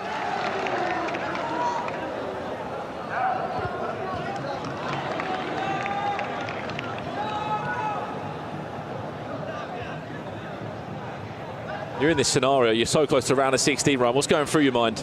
It's nerves in these moments for both players. You don't want to, because Stingray say you'd be ruining that chance at the end of the first half of extra time. If you're Abimaka, you'd be thriving right now. The keeper's been brought out, and I don't know why. And he's given an opportunity for Elise to get a finesse shot off. Doesn't need to time it. And look at some of the people in the crowd going absolutely crazy. Abimaka has just raised the roof here. Look at those fans as he's just tied up 6-6. We might be on our way to a penalty shootout. I don't know why the keeper's been pulled out here. Like right here, I don't know. Maybe he thought he could prevent it. It's just... you see Philippe reading there, he said he can't win the ball. He felt as if a couple opportunities higher up the pitch, he could have won it. It's just... It's a painful one for Stingray and Twisted Minds. But on the other side of things, Abimaka, 4 minutes. We might see another goal, you know, Brandon. Do you reckon we're going to see a match winner? I'm going to say yeah, but I've been wrong with quite a few predictions. I predicted Piers in as part of my top 4 and he's out. So How this game has swung, by the way. Now Abu Maka looks relentless.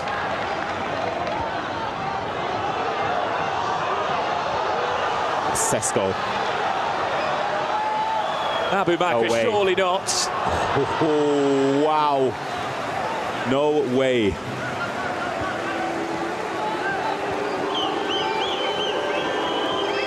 Well, maybe. What a ball. We're on our way to penalties, and Les Stingray's got other ideas. Eusebio. Can he find an option in the box? Can he find a cutback pass?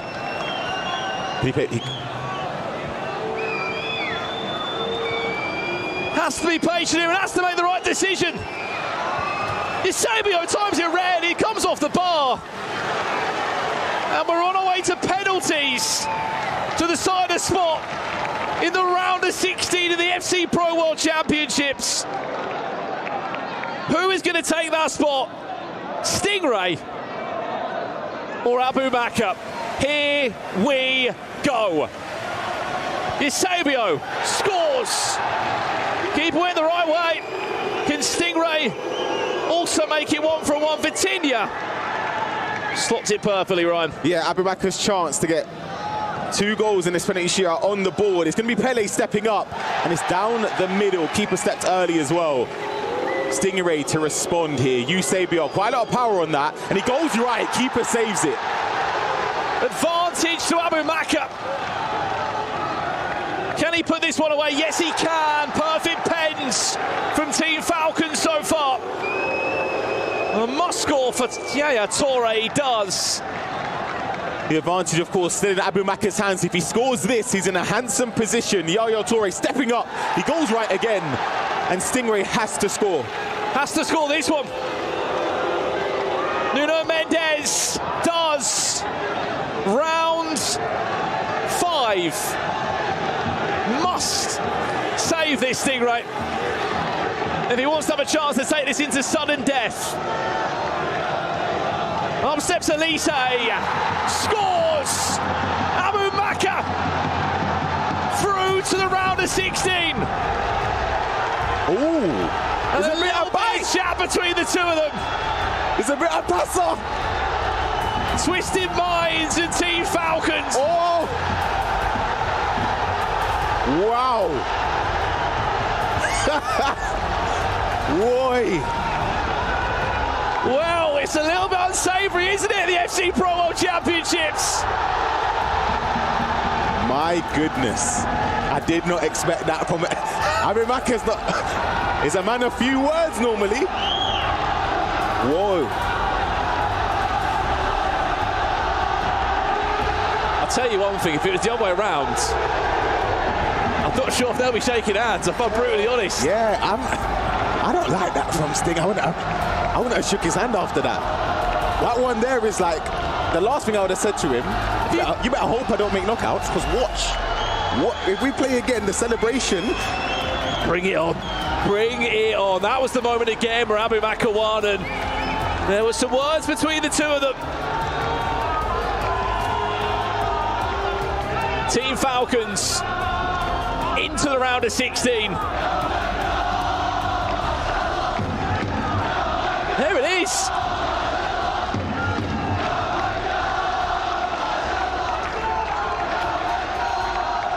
Well, that's enough from us. Let's head down and check in with the call. We're here with Dullen Mike, who has just about kept his tournament alive at the FC Pro World Championships. Thank you, guys. Wow, more drama that we've seen here on the big stage, a penalty shootout, and I was watching it alongside this guy, Dullen Mike. How are you feeling? Because it's been a kind of roller coaster of emotions for you today, a difficult first game, but what a win against PH Zin, a huge name in the game. Sum up how you feel and your performances. Yeah, I'm really relieved to finally get a win on the board. I know I didn't quite play my A game in the first game, so just really happy that I kind of could turn it around in the second game and managed to win pretty convincingly against, like, as you already mentioned, a huge name in the scene, PH Zin. Gotta say, GG's to him again. Is a great player, and now I'm just happy to be in the deciding round. What's it like for you to be playing on this incredible stage in front of an audience like this, who you can probably hear are so loud in Riyadh?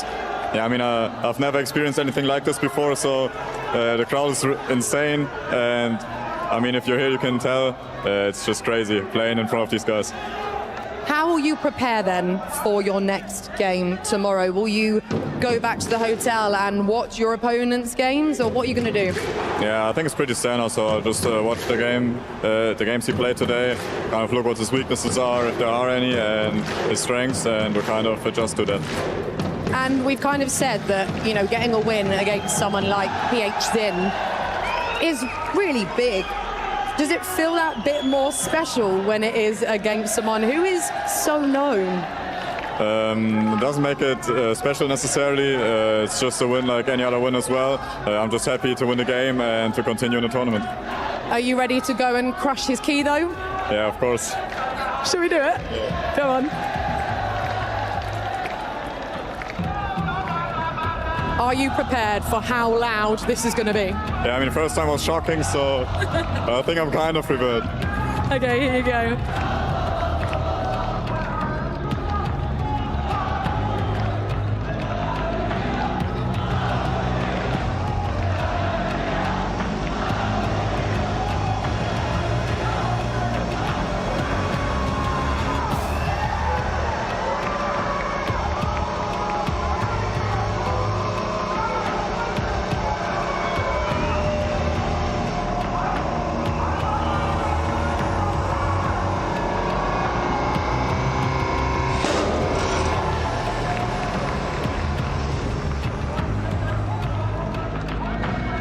Thank you so much, Nicole. We are back on stage with his GOATman after a stellar win against Bonanno, his opponent, in the lower bracket match.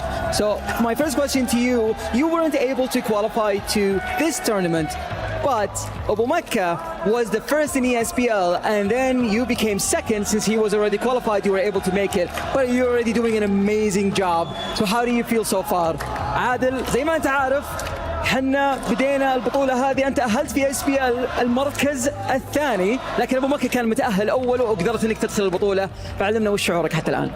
الحمد لله شعور حلو، جتني فرصة استغليتها، بإذن الله مثل ما لعبنا نهاية الدوري نلعب بطولة عام ضد بعض بالنهاية. His GOATman is saying, I had the opportunity to qualify for this tournament thanks to Abu Makka, and now that I'm here, I'm going to make it worth it. But Adil, I also do want to ask you, I mean, the crowd is here, they're cheering for you, they're cheering for all the Saudi players. As you already know, you are heading to the next match tomorrow against Big Shadow. How do you think are you going to do for this match specifically? كيف تبي تجهز لمباراتك ضد Big Shadow؟ بإذن الله بتجهز لها مثل أي مباراة ثانية وبإذن الله أتأهل. I'm going to get ready for it just like any other match, and I will be able to qualify to round of 16. But you know what this means is GOATman. He's so excited. He's looking everywhere. But you know what this means. You get to crush your opponent's key. Bonanno, do you know how to do it? Are you excited? متحمس انك تكسر المفتاح؟ بإذن الله متحمس. All right, let's head over there right now, you and me. As you already know, this is what EWC is all about. You win an elimination match, you get to crush your opponent's key. And this is going to be loud. الصوت هيكون جدا عالي. هل انت جاهز؟ يلا جاهز. All right, we'll let you enjoy this moment.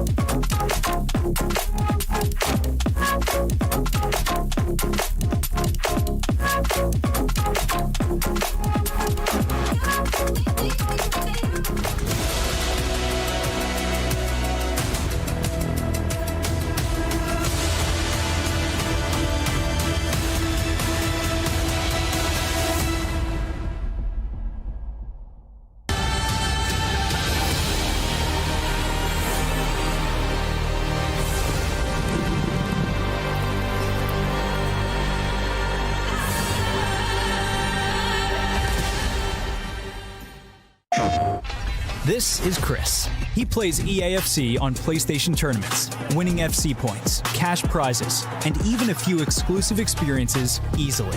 But how? On his PS5, Chris launched EAFC, found PlayStation tournaments, and registered. It's that easy. New tournaments daily, win avatars, FC points, and more. Compete, win, and claim your prizes today on PlayStation tournaments. PlayStation.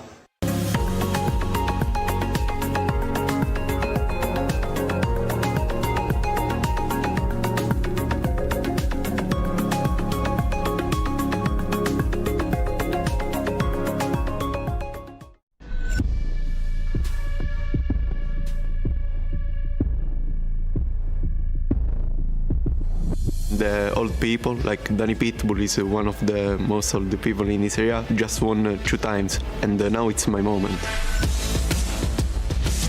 It's always hard to travel, for example, for the tournament with the school, for example, with the E-Champions League. I know it's a sacrifice and I can do it. In the grand final, which is 17 years of age, Samu Gamer, your Lega E-Serie A champion. My parents understand my passion, I think, like 1 year ago. At the start, no, because they see me only in one room without a PlayStation. And after, when I go to the E-Serie A, like a second player, they see me in television. Now they follow me every tournament. If I have to give an advice to a younger player, I want to say, stay hungry, no fear, work every day.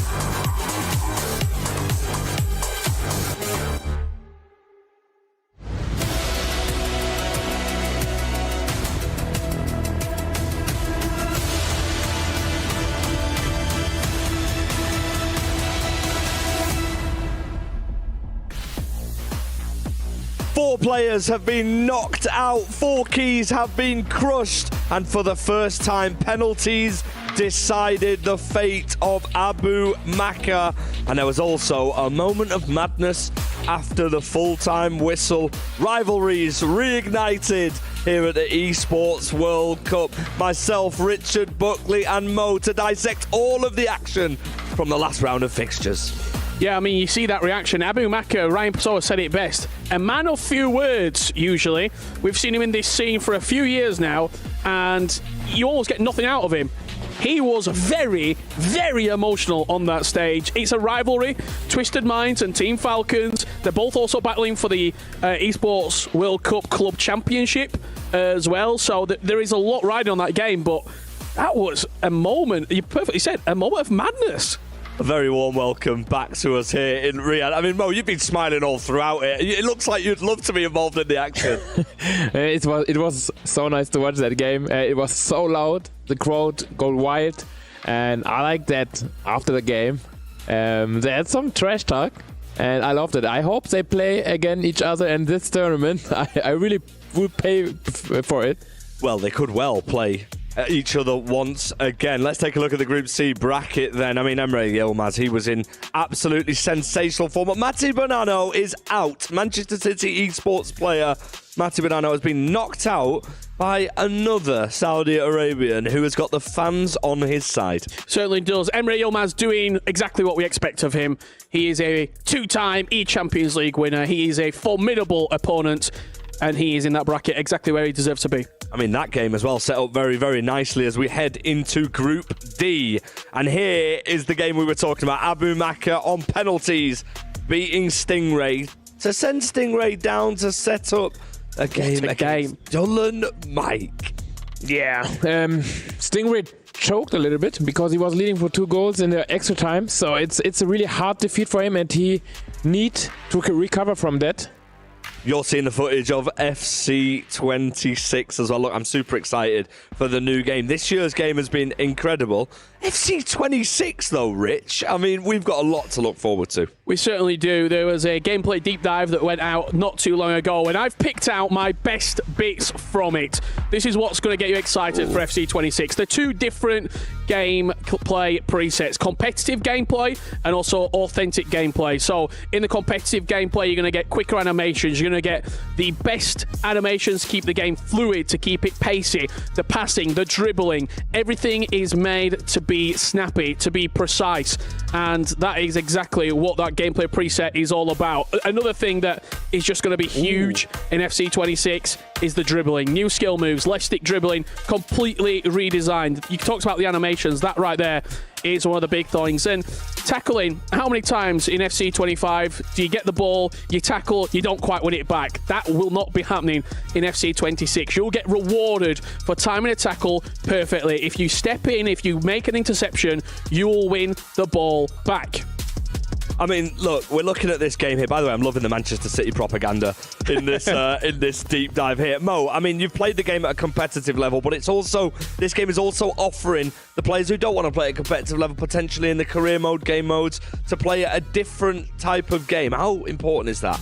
Yeah, I think you bring variety in this game. So when you play 2-3 hours competitive, you were like, ooh, that was too stressful. And then you can play like realistic EFC.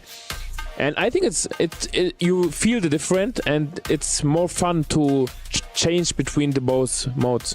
DC improvements as well. We've just seen that as well. How important is that? EA are listening to us.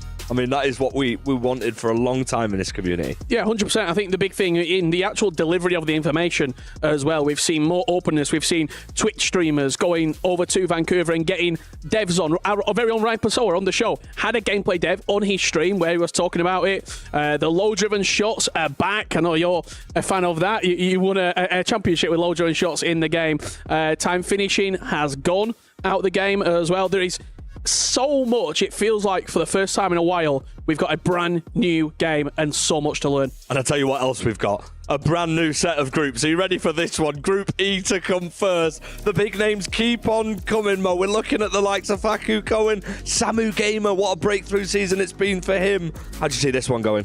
Yeah, it's a close group. I think the favorite is Johnny, I think. He had a good results in the last tournament, and I expect him to be safe in this group.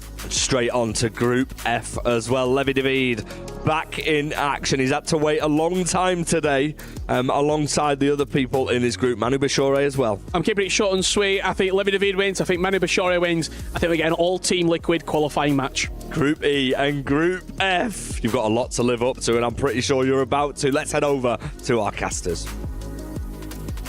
Wow, I mean, could we mention this Group F of probably, I wouldn't say the group of death, but I mean those Dutch players, Levi, Manu, Chris.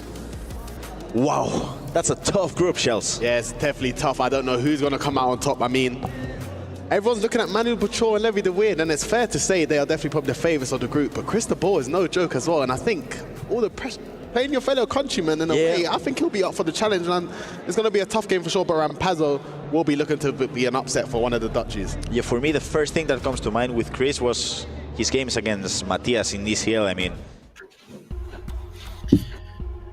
beautiful, beautiful people. Welcome back to the FC Pro World Championship at the Esports World Cup, live from Riyadh. We have Manu Bashore facing off against fellow countryman, training partner, alignment, you name it, all the good things with Chris de Boer.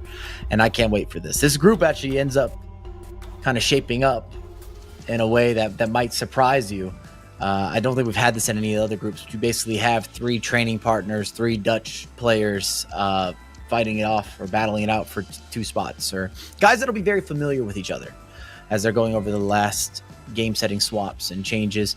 Manu Bashore, of course, coming through, winning or qualifying through the last ditch qualifiers, which turned into the play-ins. And I don't know if there can be a player more in form, and that's pretty terrifying. World champion from 2023, Dutch champion on multiple occasions. This could be a passing of the torch type of moment, depending what Chris de Boer is able to accomplish. Coming to age tourney, he was able to get a spot from the E to VC. As you see, a drop off, Harry Kane puts it wide. Could have been an opening statement from Manu Bashore.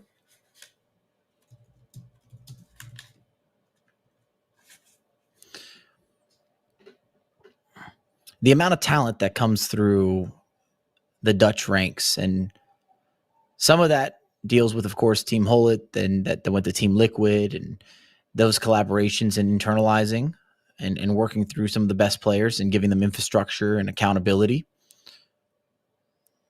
Some of it just might be natural talent, the amount of top end or quality players from Netherlands.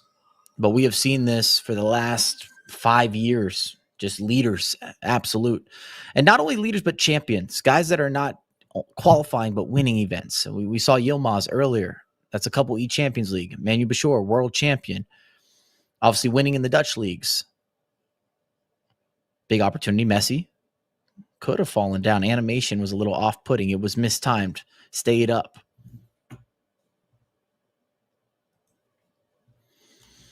Also, we're working on the back end to get the game sound going. If you're not hearing game sound, it will be coming soon. Promise. Oh, what a pass. And what a misstep on the finish. You can't have that. Through with almost too much time. Got to beat the goalkeeper movement. Chris Sabor should be on the board and maybe sending a little bit of an opening line, an opening message, a refresher, conversation starter. You just can't afford those types of errors versus this level of quality. Great extra pass, Eusebio, almost on cue. If you miss a chance, you are almost instantaneously punished in FC. It's always been this way. One more time on the replay. I've always felt, even when I was shooting, when my opposition misses a chance, it just means it was meant for me. Lucio pulls it back and slow-mo it down, ball roll. Eusebio gets it out quickly on release, low driven. Nothing the goalkeeper can do. And now you're playing from behind. And you don't want to do that against a world champ. Not that you want to do it against anyone, but we've seen some upsets today that if you told me coming into the competition, I didn't think would have been possible. Last round is Goatman upsetting Bonanno. I was almost positive we were going to see a rematch of Bonanno taking on Peixoto, who just lost to Yilmaz. That's not happening. 0-2, Bonanno's going home early. Never got it going, never got to cooking. Missed the chances, didn't get the finishes. Left on the outside, looking in. Kind of gives a bad taste in your mouth for the amount of effort you put in throughout the year. Mendez finds Harry Kane. Back to Menez. Quite an exchange.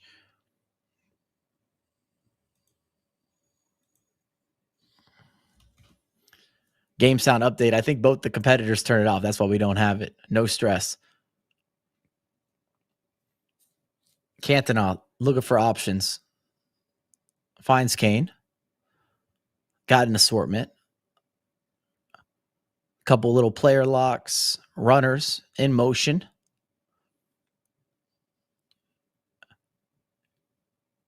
Eusebio, bit of a sloppy speed boost, but finds feet. Messi, not able to turn a defender. Space to work with.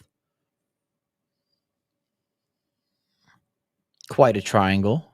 Out wide.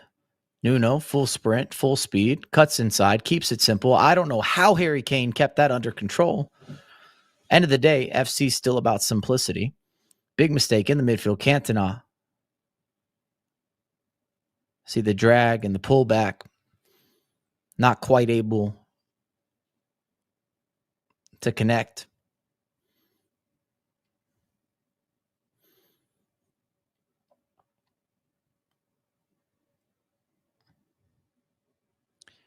If you're tuning into the stream, welcome. Happy to have you. Oh, beautiful extra pass. Has to be a goal. Indeed, it is. You get that, again, the half drag, extra pullback with the additional pass. Throws off the timing, can move a defender. Gives you a little more space to work with. Messi, anytime inside the box, always a threat, always a danger. Full build-up. Overlapping runs. You're trying to find these releases out wide. A little player lock. Neto, some of the best footwork out there. Quick release, and here you go. It also allows Messi to get back on side. Not a problem. There's no weak foot. Not with these new iterations, these new upgrades. We have an equalizer for Chris de Boer.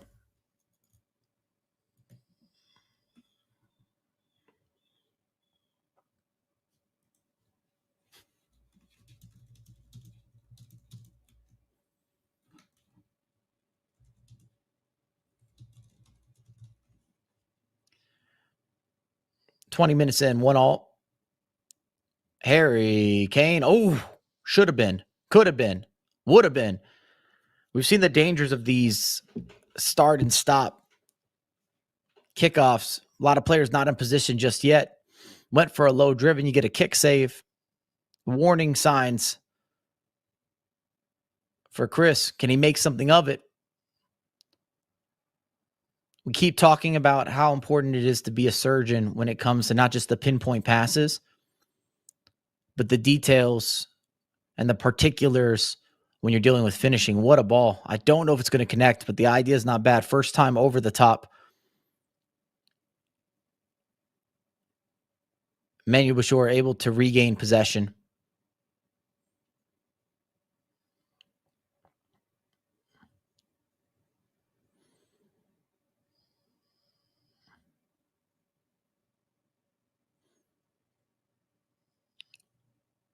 Recovered well. A little sloppy in the midfield, both sides.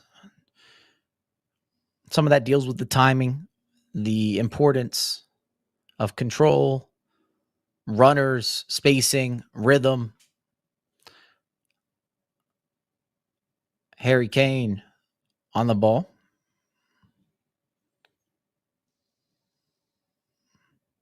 A little dummy work with the player lock. Drop off. Eusebio, can he turn? Tries to go back to Vitinha, not able to find any gap of space. Early player lock. Neto. Harry Kane. Could you do something with it? Gotta be converting. That's a second one. I don't know that Chris realizes how free he actually is. He has more time than that to work with on a couple of these finishes. Back post should be easy enough for the keeper. Kanate grabs it. One of the most popular upgrades for goalkeepers. We've seen Peter Crouch in action. You just got a new Van der Sar.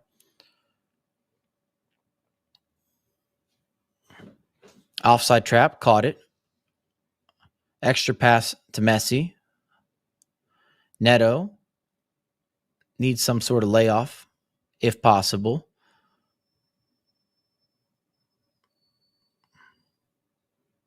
Oh, what an idea. What a finish. What a layoff. Again, Chris dropping it off to Harry Kane, and he knows just what to do with it.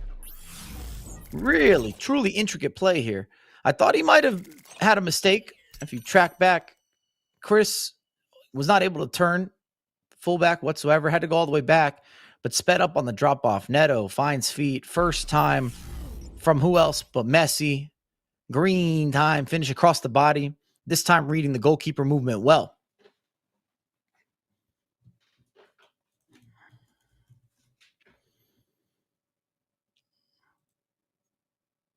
And I kind of teased it early on. I know we have plenty of game. We're still in the first half. 1 goal is nothing in these types of competitions.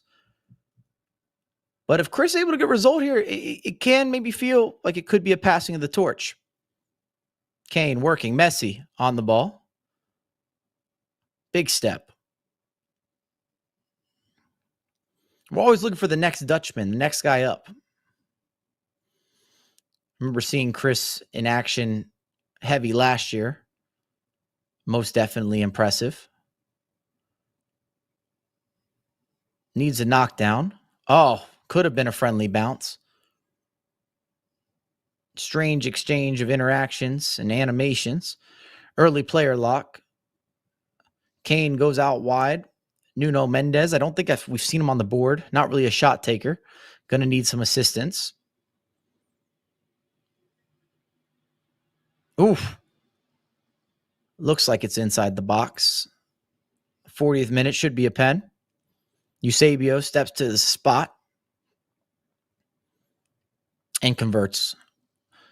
Low to the bottom right hand corner. Again, I don't think Chris is hard done on that. It looked a little awkward on the exchange. You have a turn, maybe one step inside the box. You're not able to get a clean tackle. Stumbles over some footwork. And that new Eusebio, the 98 overall, no doubt from the penalty spot.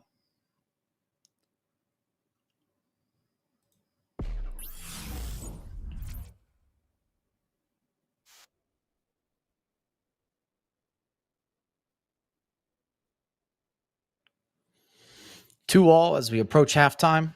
I think almost all the games we've spoken about today, even watching through some of the matches that have been going on in different streams, it's typically later second half that's going to be the breakaway or the separation. Those big pressure moments. Well done from Chris. Good player lock. Maybe an extra pass. Neto looked like he was open. Going direct. Harry Kane, top of the box. Seeing what kind of asset he can be. Eusebio. Vitinha might try to reset if possible. Get the final attack of the half. Oof, big takeaway. Lucio, space to work with. Cantona, probing. Quick passing. It's speeding up. Harry Kane, Messi out wide. Graham, Hansen. Can we see some sort of skill move mix up? Finds Messi. Top of the box again for Hansen. Inside the box. Needs a layoff. Extra pass somewhere. What a pick out. Tries to slot that home on the near post. Doesn't quite do it. It's cleared away by Chris. And we're heading into halftime 2-2 between the countrymen. And again, Chris qualified for previous world champion, was able to qualify via the last chance qualifier, then going into the play-ins, and then getting out through the play-ins. So you would argue there's not a man that's more confident and more in form and kind of terrifying considering the previous results over multiple years of FC competitions. There's always a pedigree with the champions or a pedigree with the winners, and you can't teach it. Group F, of course, we've got Levy, De Weerd also in action, Rampazzo in action. And then this matchup, so you have 3 Dutch players taking part. All sort of started their careers with the team Hullet gone into Liquid.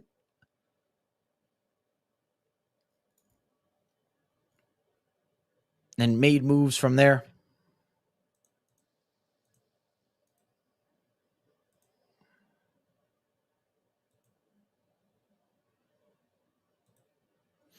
But these are training partners. These are people that know each other really well, competed against each other, probably spent more reps. Uh-oh, what a ball. Kane with the takedown. I can't believe the save from Konate. Almost a sure thing at that point as we're getting started in the second half. What I was going to say is the people that you train with, that you work towards all sorts of different techniques, you're trying to find margins of skill, competitive advantages or disadvantages, any sort of instance in a game title, you just know them best. Harry Kane onside, little bit of a speed burst, way better on the finish. He pauses, touches, keeps his composure. Time Green on the finish, near post, waits for Manu Bashor, takes the lead. Thought he might have slowed down almost too much, but it works out for him. Nice release on the early through ball. And the Team Liquid, Team Hullet mix-up is Chris, Yilmaz, Young, who we saw in action earlier today. He's going to have to play tomorrow to see if he can get out of the group. Yilmaz has already certified his spot. Levy, of course, which is in this group, and Manu Bashor, who we're seeing in action. So three of the 5, which in some way could be good and bad. You almost, I guess you're thinking maybe a good chance of getting 2 of the 3 spots or 2 out of your 3 competitors out of that group. Rampazzo might have different feels about that.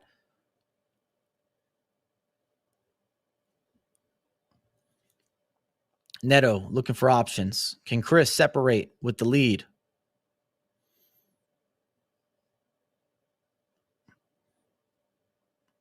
Cantona finds Harry Kane.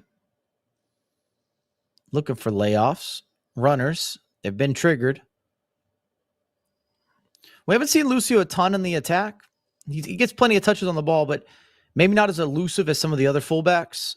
But his defensive capabilities, that guarantee on the chase back and positioning and just winning so many of the 50-50s, invaluable. Players getting pulled. It's a good idea. I think he wanted Messi on the overlapping run. Didn't quite lock on. Manu to Hansen. Hansen turns the corner close to a pen. It's going to end up being a corner kick. Watch the near post. I think most competitors have a similar preparation, at least for a first option from the corners. Cantona, I don't think Kanate was stopping it. Insert here, first touch as a play style coming in. Helpful. Got a quick release, big block. Space to work towards a counter if you can go fast. Vitinha finds Messi. Messi out wide. You got Nuno Mendes.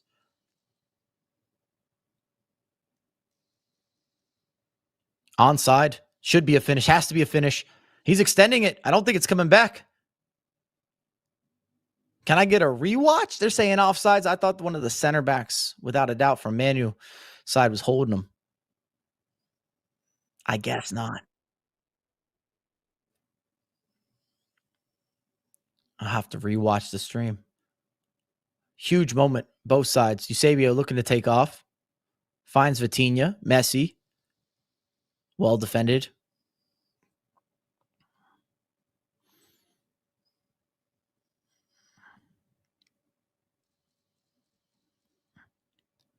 Van de Ven with the chase back. Clever setup. Looking to form some of these triangles. Those first-time releases when it comes to through balls, whether it's in the air or it's on the ground, we've seen across multiple competitors that style of build-up, at least if it's available. One of the first places we have a pause to 65th minute. Not that many players are tired. A little early for a fatigue swap, but sometimes you just want a different feel. You can change your midfield to make it much more attacking as opposed to balance, which you see happen quite frequently. For players that are having overlapping runs on the outside, sometimes you want absolute fresh legs in that department. Players start wearing out.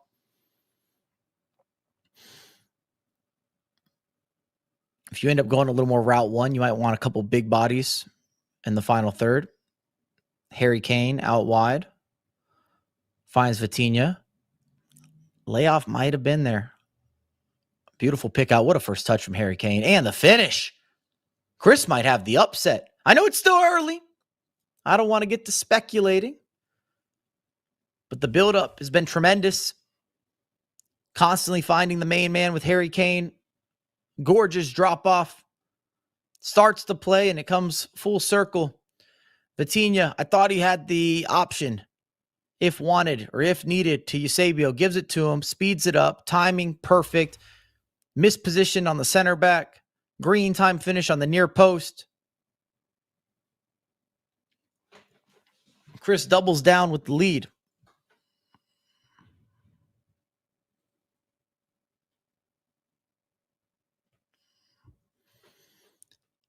Does Manu Bashir have an answer? Definitely got offensive runners.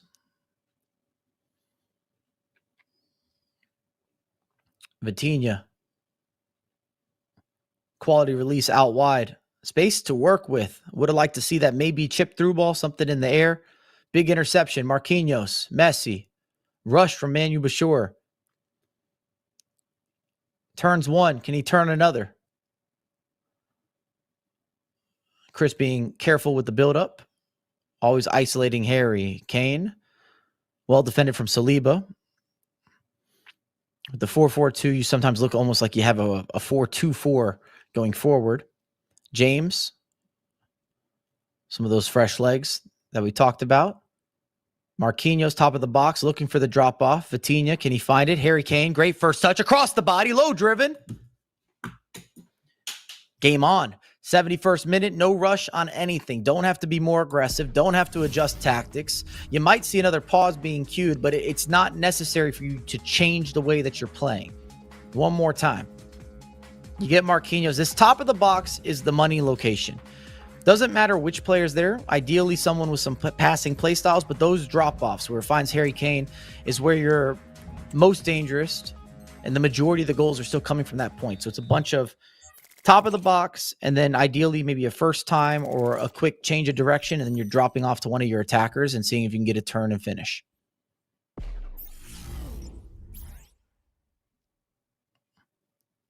Does Chris have a reply?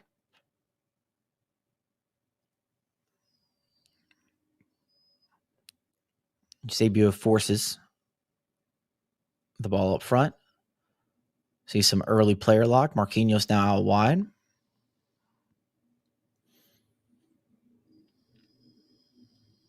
Dump off, James. Couple step overs. Passing angle. Reduced. If you're Chris, I think you still have to go forward. It's not going to be one of those games where you get to hold the ball. You always love a little game management, but the risk to reward this early on, I just don't think it's worth it. Good usage of a player lock, just finding some space. Must be offsides. Eusebio with the drop down to Messi. Whistle goes off.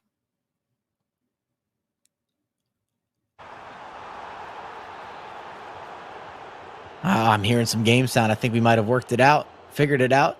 Something's happened. I'll take it. Camera view swapped ever so slightly. A little more angling involved. Marquinhos, good pick out to Harry Kane. He wants it back. Not able to happen. Messi falls over. There's a counter. What a first touch. James still got work to do. Maybe a ball roll. There it is. Called it. Extra pass. Can he finish? He can finish. Vitinha comes through. Thought Manu Bashir might have done too much. Had the ball roll. Had the angle. Didn't take the shot. Looks for the extracurricular. The final pass. Vitinha steps into space. Another day in the office. There's where you see a bit of the shake, the bake, the layoff. And Vitinha might not be a mainstream goal scorer, but it's not as if he can't do it. He's not capable. Low driven from a money zone, a money location. Got to say momentum. Recovery was down a double, now equalized. 80th minute approaches. You got to be thinking Manu Bashir is feeling good about this. His game to go on and push forward. I'm not coming in with a bias. Chris has made plenty of chances. Good layoff. Messi with the first touch. Tries the player lock to Eusebio. Thought it was a corner. It's going as a goal kick.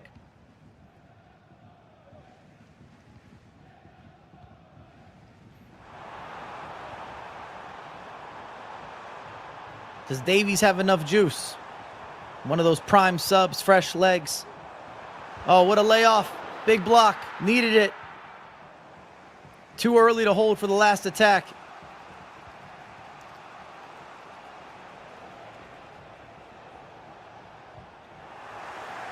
What a step from Saliba. Dangerous. It was risky.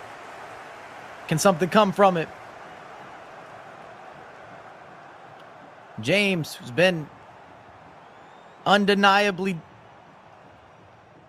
problematic out wide.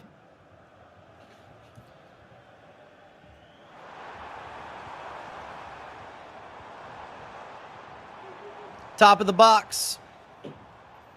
Vitinha finds Kane. Well defended. Shesko out of the back.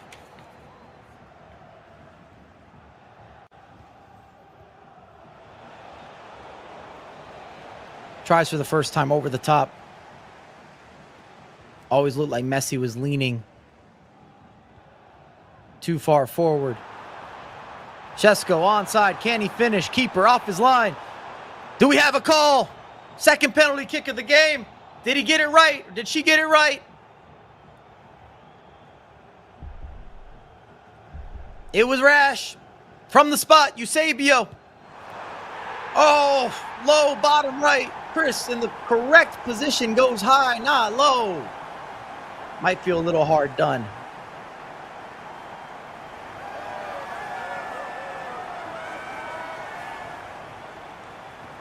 Manu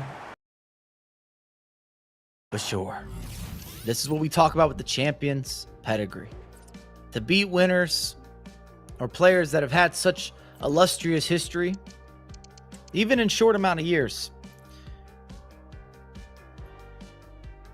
you almost always have to earn it. And Chris has been fantastic in this game. Could have had a couple finishes that went different. FC doesn't allow you to hold on to the lead. You've almost got to always keep pushing, keep going for it, making progress. Chris might be reliving a couple moments, asking for a call. 2 penalties in 1 game with no slide tackles. Keeper was off his line. Still plenty of time. Can you create something from kickoff? Sammy Eto'o. Neto.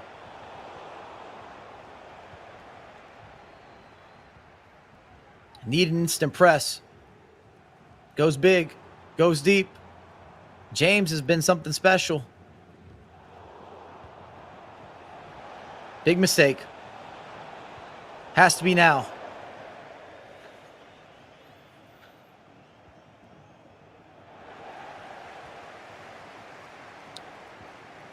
Seems cheaply done. A little more composure needed. Both sides. Marquinhos. Taken away. Eusebio with a little R1 dribbling. Back to the keeper. 1 clearance should do it for Manu Bashor. Indeed he does. Handshakes around the board. Chris will be disappointed. Needs to have short-term memory. He's got more games on the day. Manu Bashor to come back. Down a couple late in the second half. Able to find opportunities. Create chances. Force mistakes. Maybe use some of that mentality that he's developed over the years. The champion's pedigree that I like to keep brewing. These have been the results this far from our stream. Early on today, Oberon got busy, put on a clinic. Levy has been eliminated from the competition. Bonanno has been eliminated from the competition, went 0-2 on the day. Peixoto's still got a chance. Tex still in the conversation. Gonna have a rematch against Young, where he lost earlier. That should be something you mark the calendar for tomorrow. Emery, Yilmaz, also part of this collective with the Dutch folks, undefeated, got himself lined up, guaranteed for bracket play. And then what you just saw, Manu Bashor and Chris DeBoer, and a 5-4 comeback victory for the 2023 champion. And this group, well, it's full of Dutchmen, and I think it's setting up for another affair. We had Levy de Weerd going up against Rampazzo, who just, I don't know if it's an upset, but maybe by namesake, just beat Levy. Which means it sets up with Manu Bashor, Rampazzo versus in the upper half. And we have Levy and Chris in a deciding match, win or go home. Those are happening today. Speaking of what's happening today, let's get some more results around the table, around the room. Might still have some games going on, depending if people went to extra time. So I'm tossing it back to the desk or the couch, or the commentators, whoever's got movements. We need updates on what's been happening amongst the late starts of some of these groups. Seems like he was in control the whole match. I'm telling you, I do feel like Facu could go to a top 4 or something like, yeah, I do think so. Well, Facu tried to make it 7 just before. A green time finish that just hits the post. I have, once again, haven't seen Facu Cohen play that much myself, so but top 4 shout, Gravison, really? I do think he could go. I think it's too soon to call it like a world championship contender, because I don't know, I remember Matti in 2022, he was one of the best players in the world, and then he lost against Sumut in that tough match. So I feel like when it's your first time playing a world championship, you don't have the whole experience, you know what I mean? Yeah. But a top 4, top 8, I do feel like he's ready for that kind of result. Yeah, as you can see, Facu Cohen winning 6-2, putting him into the wing of the bracket final as well. I mean, we're gonna see some interesting matchups coming into the next match, really, because I'm really looking forward to that Levy Chris DeBoer, but we'll see that in just a second because we're going to a quick break. Facu gets the first win of the day.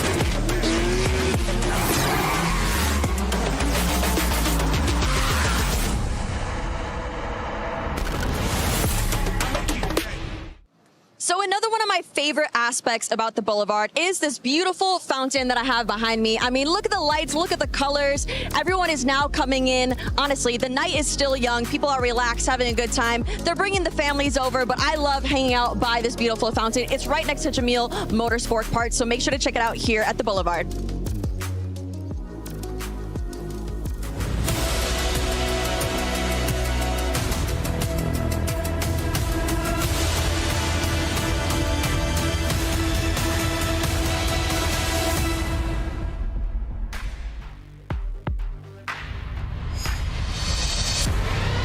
Look at this base.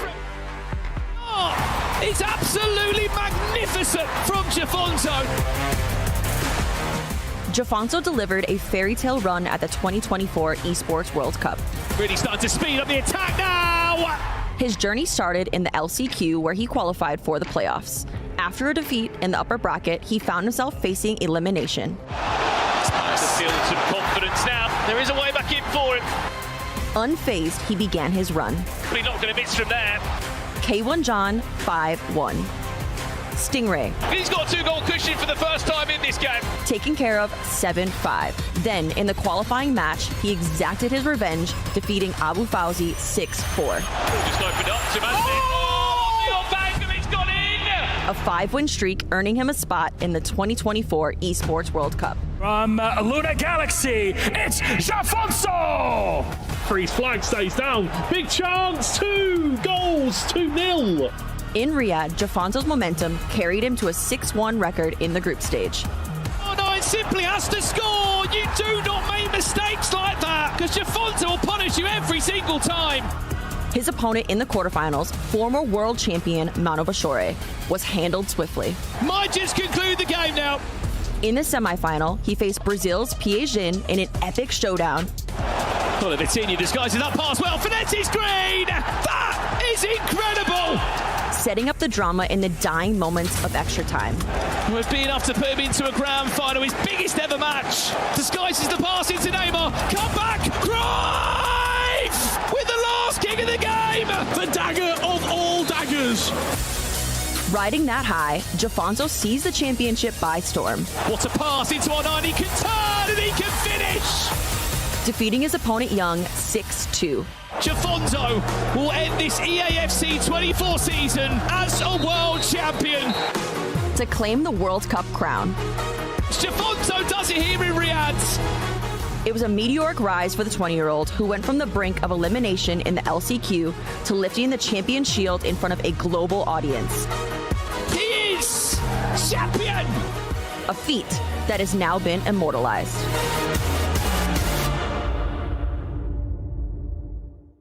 Yes, guys, so I'm here with the reigning Esports World Cup champion, Jafonso. Welcome back to Saudi Arabia. Obviously, last year you had a Cinderella story, making it all the way through the last chance qualifier to win the entire thing. How does it feel to be back in Saudi Arabia? Hi, Casey. Feels amazing to be back. I have really good memories from Saudi, of course, because of what happened last year. And yeah, this year, here we go again. Well, it's funny because you had such a crazy story last year that they've officially named an award after you, the Jafonso Award. How does it feel to have such an honor? Yeah, of course, feels good to have a trophy with your name, an award in this case. Hope my story can also inspire other people. So, yeah, feel good. Now, of course, you won it last year, but we are back again. You have to start from the beginning. Your first game is against Resende in the groups. How are you feeling about going into that first matchup? Yeah, I think it will be a tough match. I think this year, this FC, all the games will be really close. He's done great in La Liga. He's in a really good moment this season. So, yeah, I don't expect nothing than a really tough game. All right, well, Jafonso, we'll see if you can go back-to-back. I wish you the best of luck. I'll let you get back to it. And, yeah, thank you so much. Thank you. Yeah, thank you so much to Casey and Jafonso. It's time for Group H. You're looking at the bracket on the screen right now. Brandon, Ryan, how are we feeling? Jafonso is back in action. I mean, it feels like it's an honour because we haven't really been able to see him much, have we? We saw him at the FC Pro Open, and rightly so, FG. If you qualify for the World Championship, you don't really need to play in the league. I mean, you've done the job. You've qualified so early. You got a top 8 beating KTZ in the playoffs of the FC Pro Open. That deemed him good enough to get here, and it's just been a case of waiting for this 6 months of hard work to get started tonight. Do you think there's added pressure when you're coming into a competition like this, Ryan, with not so much match practice? The crowd are going to be really for Jafonzo here in Riyadh, like we saw last year as well. We're seeing some of his highlights from last year now on the screen. How do you think he's going to be feeling?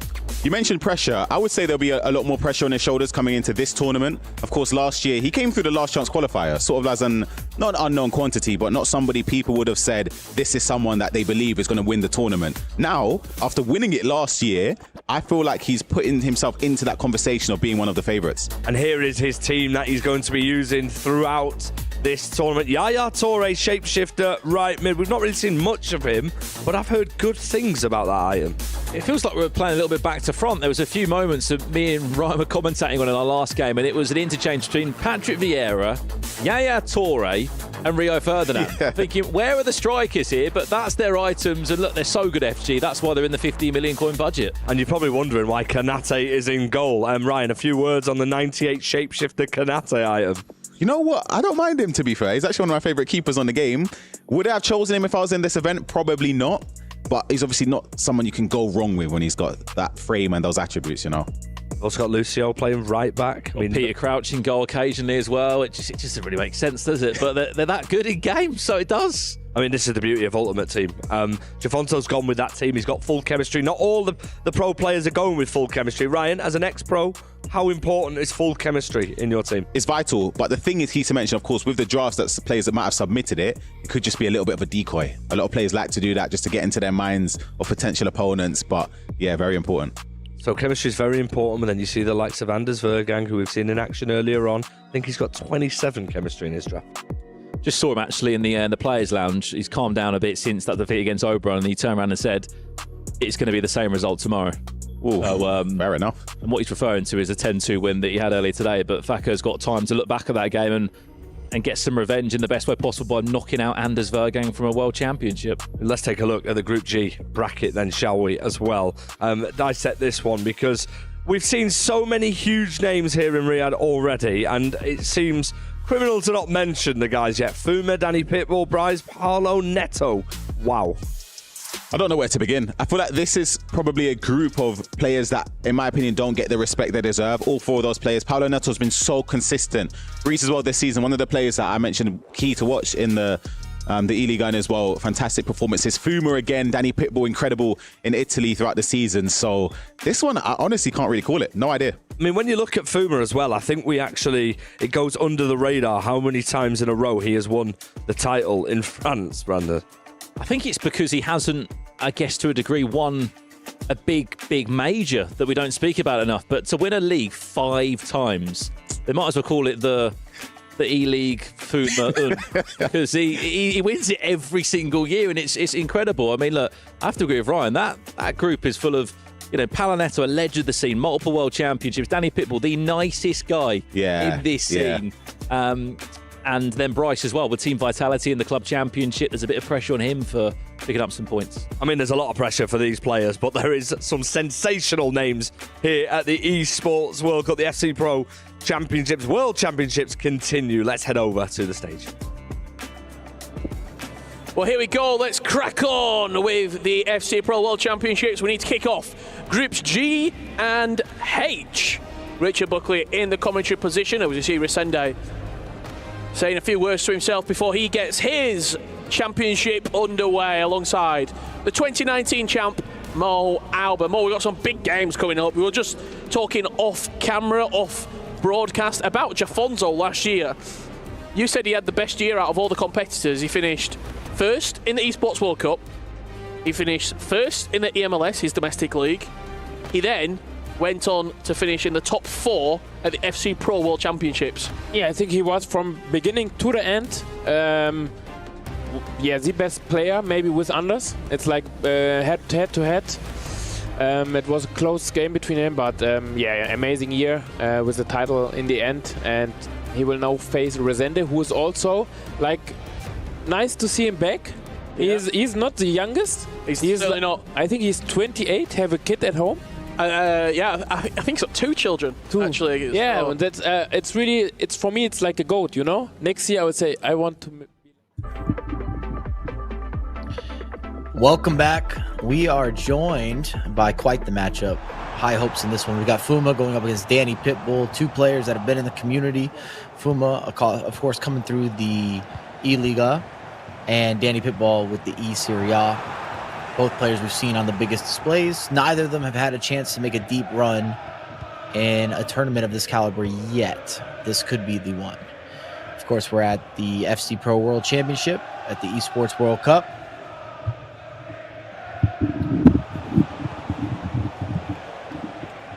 When you talk about prestige, opportunity, partnerships, branding, success rates, I mean, this is the grail of all grails.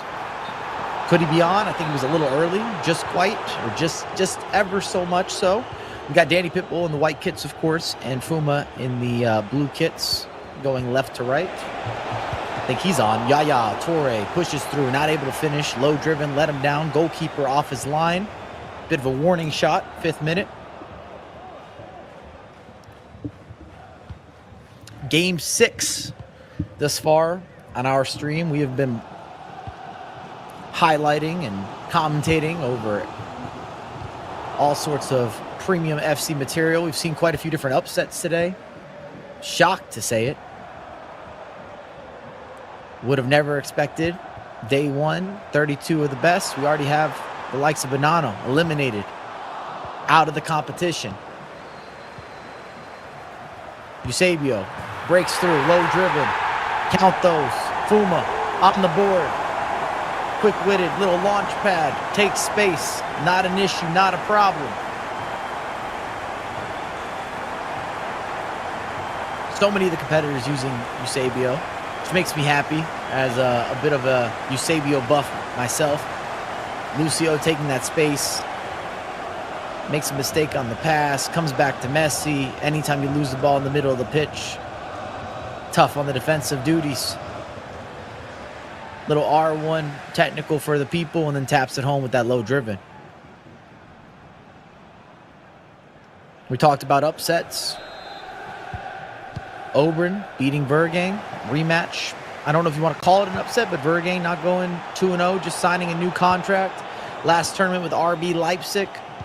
We'll be moving on to Falcons. He's got to play tomorrow.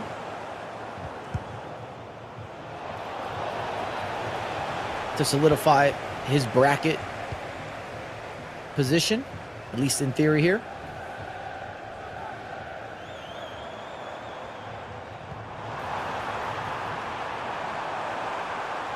A game that I have highlighted. Can't wait to watch.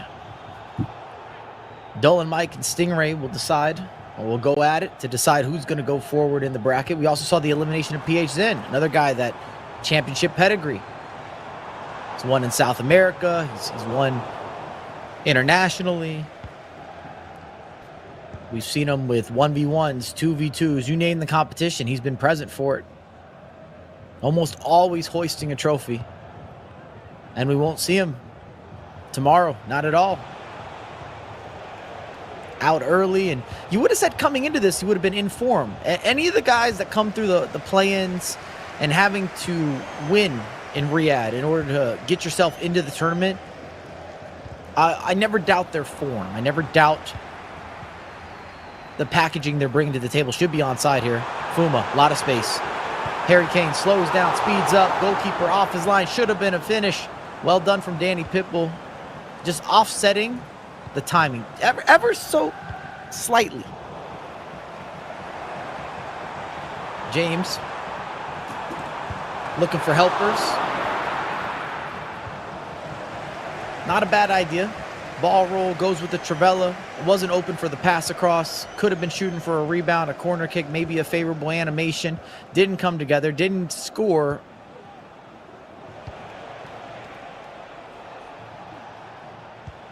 Via the finishing opportunity, but when you're assessing the percentages, still a high percentage play of something at least good happening. something advantageous. Harry Kane working outside the box, now inside the box. Player lock, finds space, would have been a goal, is a goal, hits the rebound. One is good, two is better. Danny Pitbull cues the pause, does not like something. Might not like multiple things. Has not got himself into the game plan, had one big chance to get us underway, but that was about it. And Fuma is cooking. Pushing, cushion, collecting, replays. A lot of space, too easy. Not bothered, step over, change of direction. Harry. There's the player lock. I was surprised on the initial save. Maybe some good fortune with some manual defending. Bounces back, easy tap in. Clever player lock to find space. Fakes is almost as if he's going towards the end line, then pulls it back. Top of the box, or top of the penalty box. Either way, Fuma doubles his lead, 2-0. If you're watching us live, welcome to the stream. Yaya, edge of the box, Danny Pitbull. Messi. A little forced. I don't think there was space there for the finesse shot. Or low driven, need another touch, another skill, another pass.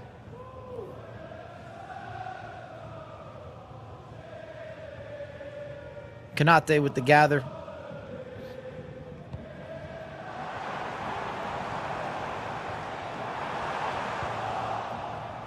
James running out of space, tries to force it through the middle. Doesn't have that quick touch that's needed, that booster. Talk about the speed boost. Usually see it with Vinicius and Mbappe, real masters of the craft. Messi on the ball. Speaking of speed boost, but not able to burst through. Nuno Mendes. I'm rebranding everyone. It's game 6. Bunch of player lock. It's going to be close on the line. I think offsides is coming back. Alphonso Davies, the Canadian dream, gets the start for Danny Pitbull.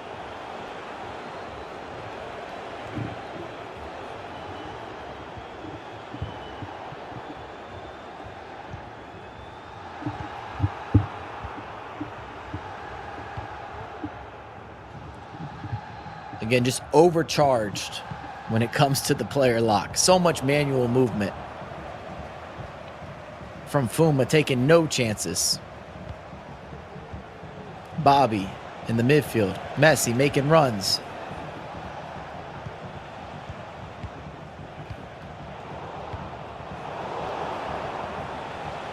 Cantona. Over the top. Is he on? That's the question. I think so. Can he finish? Of course. Adding some insult to injury.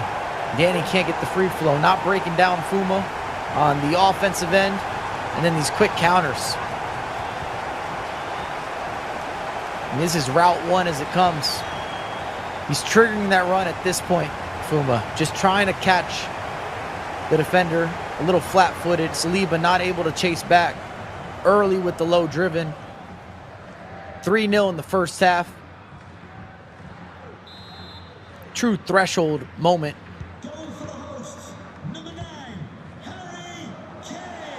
For Danny Pitbull, he's got to give something, put a little bit of pressure, get on the board, or this could get ugly.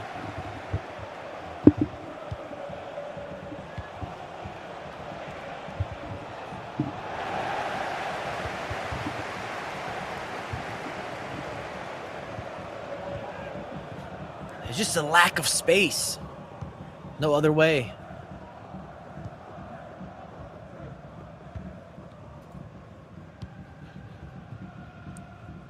To really describe it, when Danny's going forward, if anything, he needs to go out wide first. It's where the space is going to be to unlock something. Quick build up again. Cantona finds Harry. Step overs galore. Doesn't matter. Possession recovered. Eusebio out wide. Player lock. Oh, what a pass. Davies able to give something. Thought we were going to be talking about number 4. Way too direct from Danny. Again, needs to find some space out wide first and maybe cut back inside. You can almost see him forcing these central passes, and they're just not available. Maybe credit to Fuma, taking away a lot of the key spaces. No free outlets.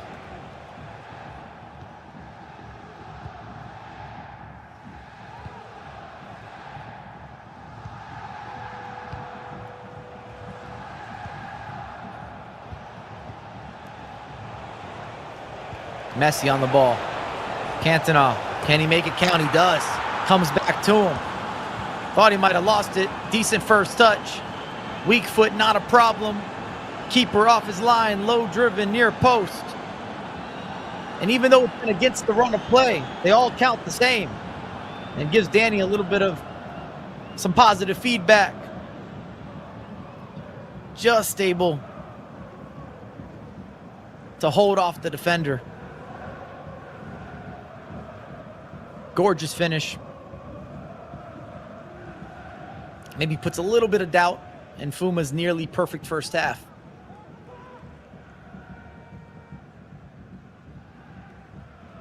If you're just tuning in, welcome. This is, like all the groups, highly competitive. Best 32 players in the world. You got the likes of Palinetto, Bryce, Fuma, and Danny Pitbull. We've seen Paulo go on a couple runs. The Brazilian almost, in some ways, almost hails from the team.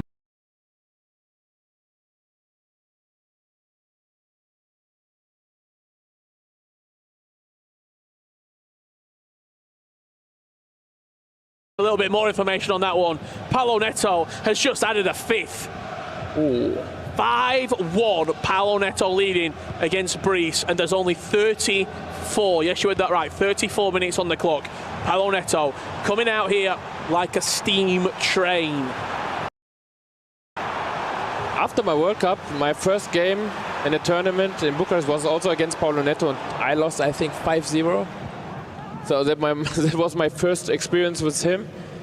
He's really good.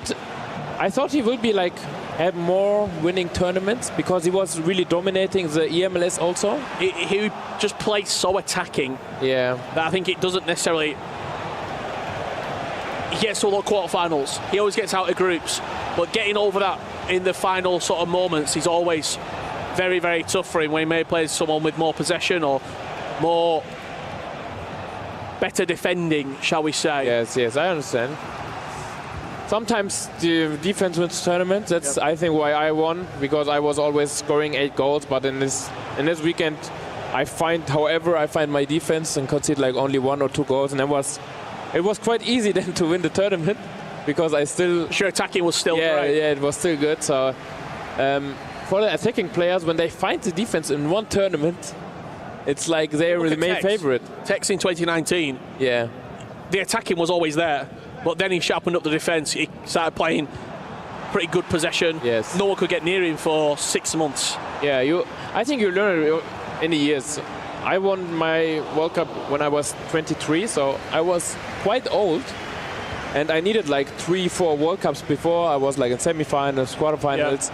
Yeah. I learned from then, and then I think, you need a perfect year where the game suits you, where you learn a lot of mentality. So a goal back there for Brees. 5-2 the scoreline in that particular matchup. Here is Resende coming forward, but Alphonso Davies will be stronger and quicker than the England star striker. We've not updated you in a while from game C, from what we can see here. Fuma and Danny Pitbull in that matchup. There's the scoreline. The latest update for you, Fuma leading 3-1, so Danny Pitbull has got one back as they've gone into the second half of play. There's still enough time for 2 goals. We saw like Abu Maka, we saw it. He was conceding 2 goals in the overtime and come back and win in penalties like in 7 in-game minutes. So with 9-minute halves, there's so much time. Harry Kane, chance here, cuts it across the box. Lovely extra pass, and Alfonso retakes the lead here in this matchup. Yeah, there was a risky option to pass it one more time because there was a defender who can, when Resende read it, he can like block the ball. But in the end, it was a good decision. Resende, I think, didn't expect this pass. Let's have a look at the goal that was just scored here. Blaise Matuidi with the player lock. I think that's the best attacking game when you have like the option to shoot with a 99 finishing player, or you extra pass. Yeah, you can make the extra pass with a also 100% chance. So perfect attacking from Jafonso. It's similar like first half. You early goal for him. And I think the job for Resende is the same. Like, stay calm, wait for your chances, even if it's like in the 80 minutes. I think he will score one more goal. So don't take too much risk now. It's a really nice pass from Lionel Messi into Lucio. Not really the player you want, though, inside the box. Yeah, back in the days, he was dribbling good, I think. He was one of the best dribblers, defender dribblers. Bit of pressure there. Look at the stamina bar in the bottom left corner. Eusebio will run past Lucio all day long. You have to change it.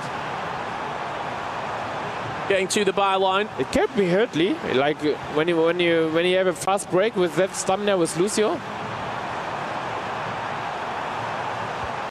Cuts it back onto the edge of the box. Here's Vitinha. Jafonso won't rush. He will play He calm. played like a 1v1 pressing a whole pitch, yeah? He's pressing each individual player. Yeah. Which can't be helpful on the stamina. Joe Bundy with a goal back. 3-1 on that particular game. If there's any more updates, we'll show you them. If Joe Bundy can force his way back into that tie, or will Guy Barros once again solidify a 3-goal cushion. Resende. Oh, that's a nice attack. Lucio's covered every blade of grass. Harry Kane on the finesse. Good save from Kanate.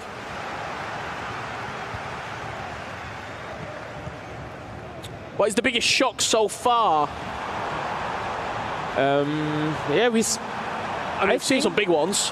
PHZin losing the group, it's a shock, but it was a really, really, really good group. So you can go out in this group. When you see only a match, maybe it's Levi de Wirt, last game against the Brazil, Rompazzo. Anders losing the game? Nah, because it was Oberon. Because Oberon is also the top 5 player in the world, so it's okay. I'm going to say Levi Finn. Levi Finn go out? Yeah. Against Fakir. I think that for me is the biggest shock of the day so far. VBL champion, he was so good throughout this season, and he had his key crushed alongside. Yes, it's a good choice. Quana, key crushed as well. Here is Guy Barros, lovely turn inside the box, play lock to the back post, great goal. Yes. There was never contact to the attacker, perfectly player lock. I like goals like this. 2-1. Yeah. Our lowest scoring games.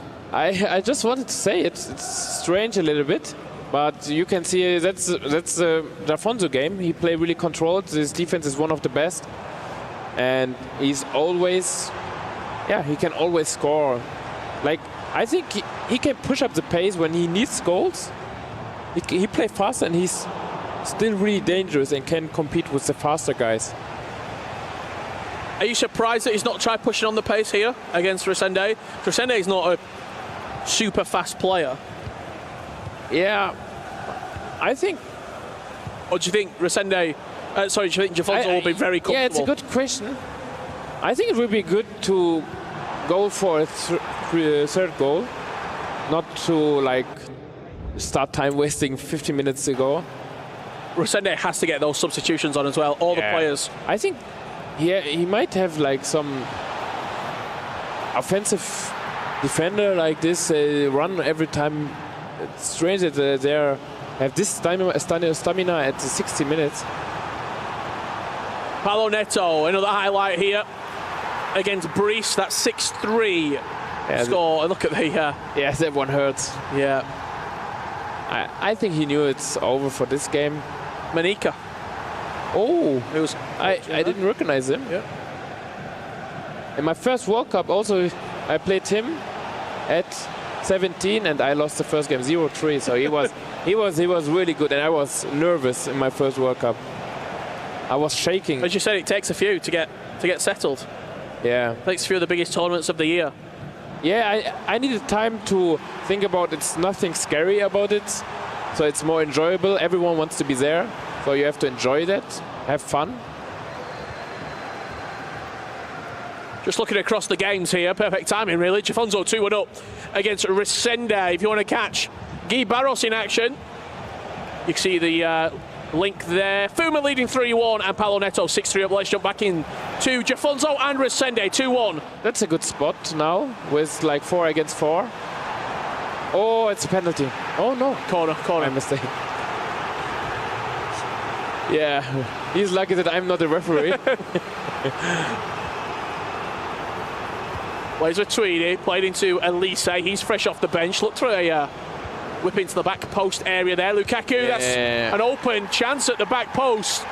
Not sure what happened for Resende's defence there. They all just looked way out of position. He was fully expected that he made like a finesse shot. He moved his goalkeeper, tried to block the shot with the defender, so he opened the gap.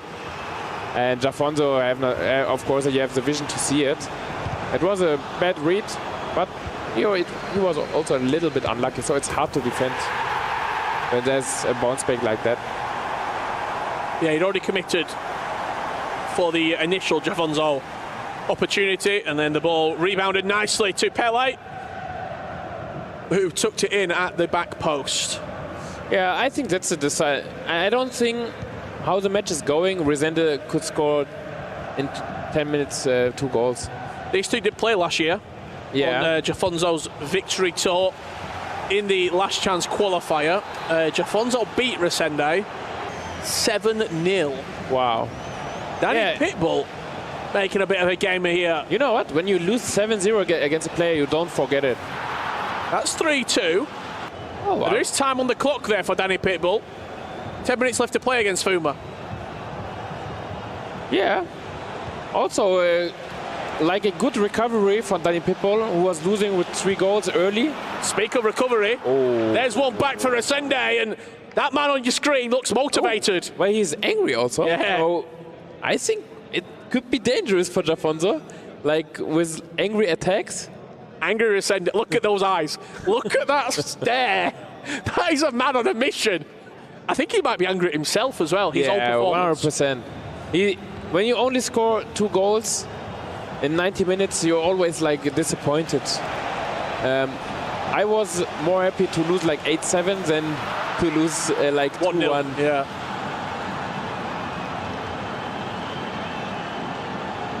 See Nick de Harmer there behind him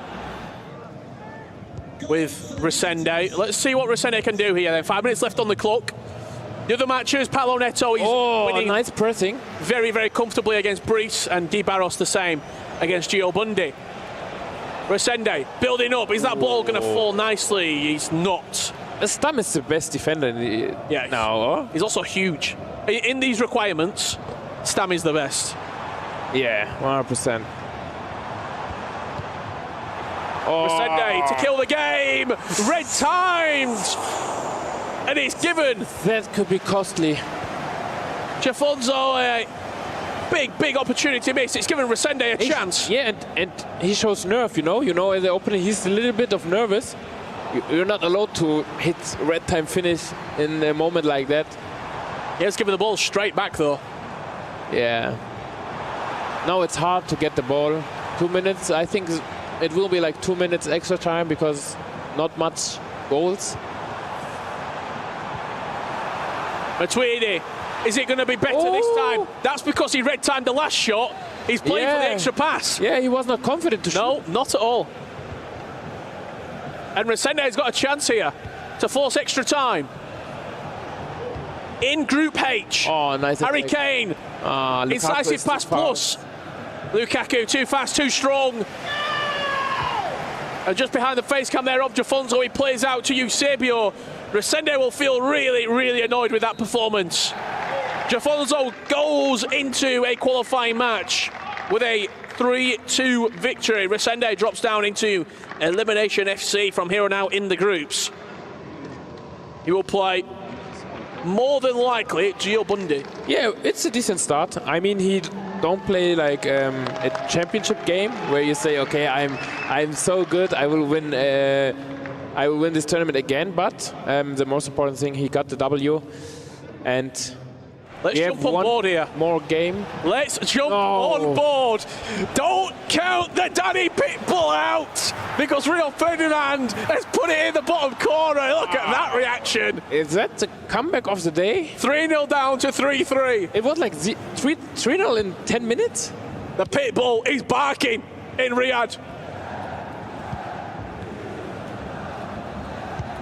And you know what? Fuma don't like this situation, because he didn't score like for 70 minutes now. Yeah.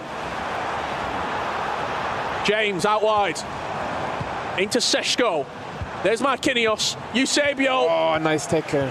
Is there a chance to go forward? Oh. Is it Danny Pitbull? Lionel Messi can't get quite past Mickey van der Ven. And Fuma clears it out to extra time. That's why you play Van der Ven. It's a good decision. He's the fastest defender in the game. And Messi is not the fastest. He has his strength with passing and moving. But Van der Ven have more pace. So, you know what, when you have like a player like Kaká or Leao in that situation. Eto'o. Yeah. They're away. Striker, they're gone. What a comeback. 3-0 down to 3-3 for Danny Pitbull. Came through the Serie A. Yeah, he's one of the best Serie A Italian players since like 3 years. I think Obrun is the best one. He's probably second or third. Yeah, Jesus, him. Yeah. So the Italian guys are, I think, always in my time we was always above them, we Germans, but they improved a lot, and I think they are like one of the best countries in the world now. I mean, the quality there, Montaxa. Yeah, as well. Great player. Samu Gamer. Samu Gamer, fantastic player. I think that might be Mino. Yeah. Behind Fuma. Yeah, we see a lot of ex-players coaching. Yeah. They bring the experience. Mino was also a really good French player. Had also FIFA 19 here, had a really good season, I think. Just to give you those updates as well while we wait for extra time to get underway. Guy Barros 7-3 with 4 minutes left to play, and Paulo Neto 8-3 with 10 minutes left to play. So those two matches pretty much finished. This is where all eyes are turning now in Riyadh, Saudi Arabia, here at the Esports World Cup, bringing you the FC Pro World Championships. Yeah, of course, Danny Pitbull has the advantage here. In this overtime, his defense is like unbelievable. The last 70, 80 minutes, he starts really poorly, but I think he's full confident. And it would shock me when Danny Pitbull will lose this game. Oh, really nice attack. Rio Ferdinand slots it home. Danny Pitbull from 3-0 down to 4-3 up. You know what? Fuma looks desperate. He don't want to play anymore. That's so. You know what makes sense now? Press start. Take a little pause. Talk to your coach. Drink some water, because it's not looking good the last 20 minutes. Oh, he's in trouble. In trouble is Fuma here.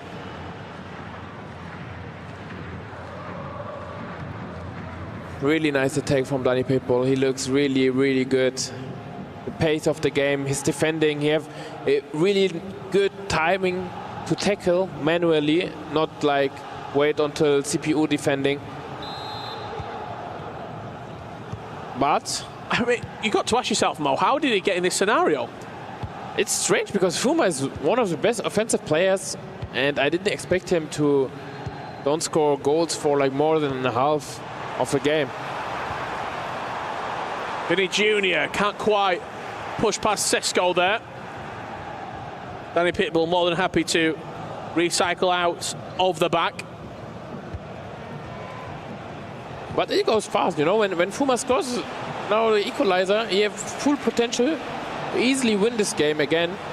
It's only one goal, even it felt like 5 goals because of the comeback. But you were mentioning Danny Pitbull's defending. Yeah. He's not going to give him anything easy. Yeah, also the way how he won't win the balls, it feels good because he has the perfect timing always. When he let him play, and when to push him, to press him, and to tackle in a perfect timing. Maybe we should have expected this. They've played twice, have these two in their careers. Yeah.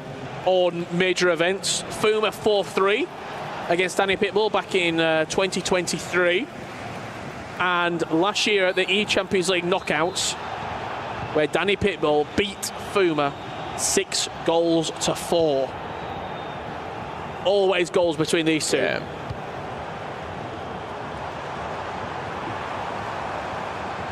That's a nice dribbling, but somehow keeps the ball. Yeah. Oh, nice offside trap also.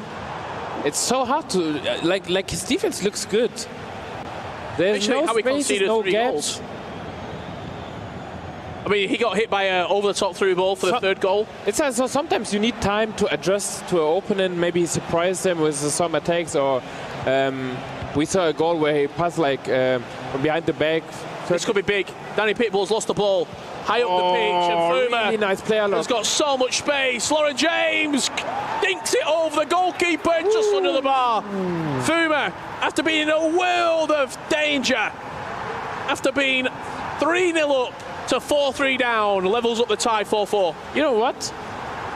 When I make a ranking for the best goals today, this will be number 2. It was a perfect timing from the player lock, perfect time for the pass, also a good decision to lob the ball. I thought it might have just bounced off the crossbar. I think the best goal was Oberon against Anders. The pass from there was also a really nice goal. And now he's back. How important for Fuma just to score before half-time as well? Yeah, it looks not good for him. It's a bit of a roller coaster of emotions now. So I don't know how a player feels, who feel confident, who not. I had also a lot of games where I come back and then he equalize, and then I lose the game. Danny Pitbull coming right up the other end, straight from the kickoff. Low-driven strike from Lionel Messi. After working hard for 15 minutes in extra time to get back into the game, Danny Pitbull, in the blink of an eye, has the lead again. That's what Messi do. That's why he plays him. He have one of the best first touches. He have every play style. Kane have a pass play style. So yeah, I think it's a goal what he practiced before. Like he know every run from the kickoff exactly how you want to pass. Yes, 100%. And decision to play Kane and Messi shows how important the play style, the incisive pass is. I think it's the most important play style. With the ping pass is also underrated. Absolutely. I think when you have ping pass and excessive pass in gold, it's amazing. The rest can be silver. 15 minutes left to play here. Would you be wanting to make any changes if you're either of these two players now, or are you looking to maybe change a couple of things up, or just play through? I think Fuma changed already anything. I would be shocked when he conceded like 4 goals, and I think he just scored a good goal, conceded from kickoff directly. I would use a little bit more team pressing, I think, but don't chase the tactic. The goal came from player locks. He player locked the player offside, and then the run from Lauren James was in on goal. Yes, some players have the best feeling of the player locks. They can also be risky when you don't find the right man. It's not that easy to find. You go from left to the right side player, and also have the perfect timing of the pass. But Fuma, I saw Resende did it really good. I think Guibaro scored a lot of goals with player lock. So some players use it perfectly. Oberon also, yeah.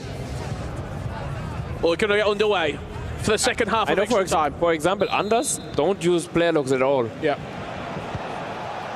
Did you, when you were still competing? I think I'm still one of the best in using player locks. I was one of the first who bring it.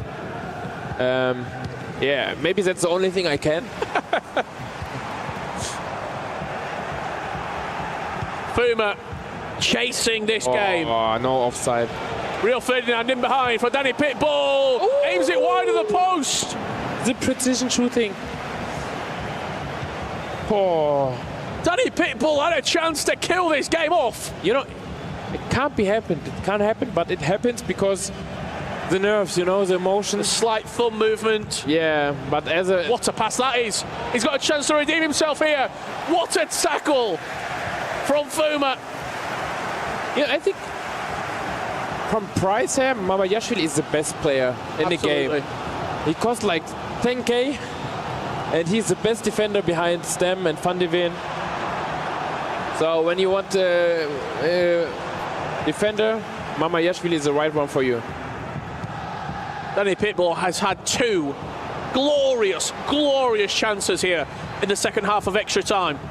I think that would be the best comeback win, yeah? From 3-0 down. Yeah. We had Abu Makar, that was all really nice, but it was only 2 goals. But from the emotion of you, that was the best game maybe right up there, maybe the whole year.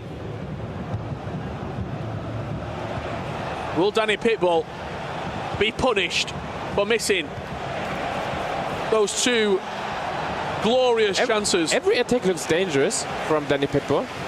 Like, he finds his offensive game after 30 minutes, 35 minutes. He was still down 1-3.5. But it's enough time. We play 9 minutes a half, so you have more time to score. That's a huge mistake, though. Just giving the ball back on the halfway line, straight to Fuma. Nice movement, but also good tackle. Both players making mistakes here. James out wide into Seshko. Back into Lionel Messi, who will player lock the pass and ping it in. Hard to find gaps. To Vinny Jr. There's a bit of space for Eusebio to drive past. Goes to ground. Referee looks away. Messi could be a Trivela angle, not quite. And we'll just dribble into 3 white shirts. I need to play this Seshko at home. He is a machine. He won like three ball position in a row. Danny Pitbull living life on the edge here, living dangerously in his own 18-yard area. Oh, dangerous. Good pressing. It's not easy to come out here. I can't see who's got the ball. It's behind the player cam. Is that a goal kick? Yeah, that should be over. Fuma was 3-0 up. Danny Pitbull with the comeback of the day, scoring 3 goals. That's so risky from Danny Pitbull. He's gone early. The referee will play the throw-in. 1 second early. Well, it's hard to bring it in. Can't go backwards. Ooh, great turn. Have a game. Free kick. Surely not. Surely also, surely this not. Is risky to play behind. Goes short. Seshko can't quite cross it in, and Danny Pitbull from 3-0 down wins the match. 5-4. Yeah, big respect on Danny Pitbull. First game here at the World Cup, being 0-3 down, it's not easy mentally. To win this game, also in extra time. That Messi goal was really important. It was. Before the half, to shut down the dreams. The other results coming through for you in that group. Hello Neto with a victory over Bryce. Jafonzo 3-2 win against Resende, and Guy Barros with a convincing victory against Gio Bundy. We have got so much action coming up very soon as we head into qualifying matches at the FC Pro World Championships.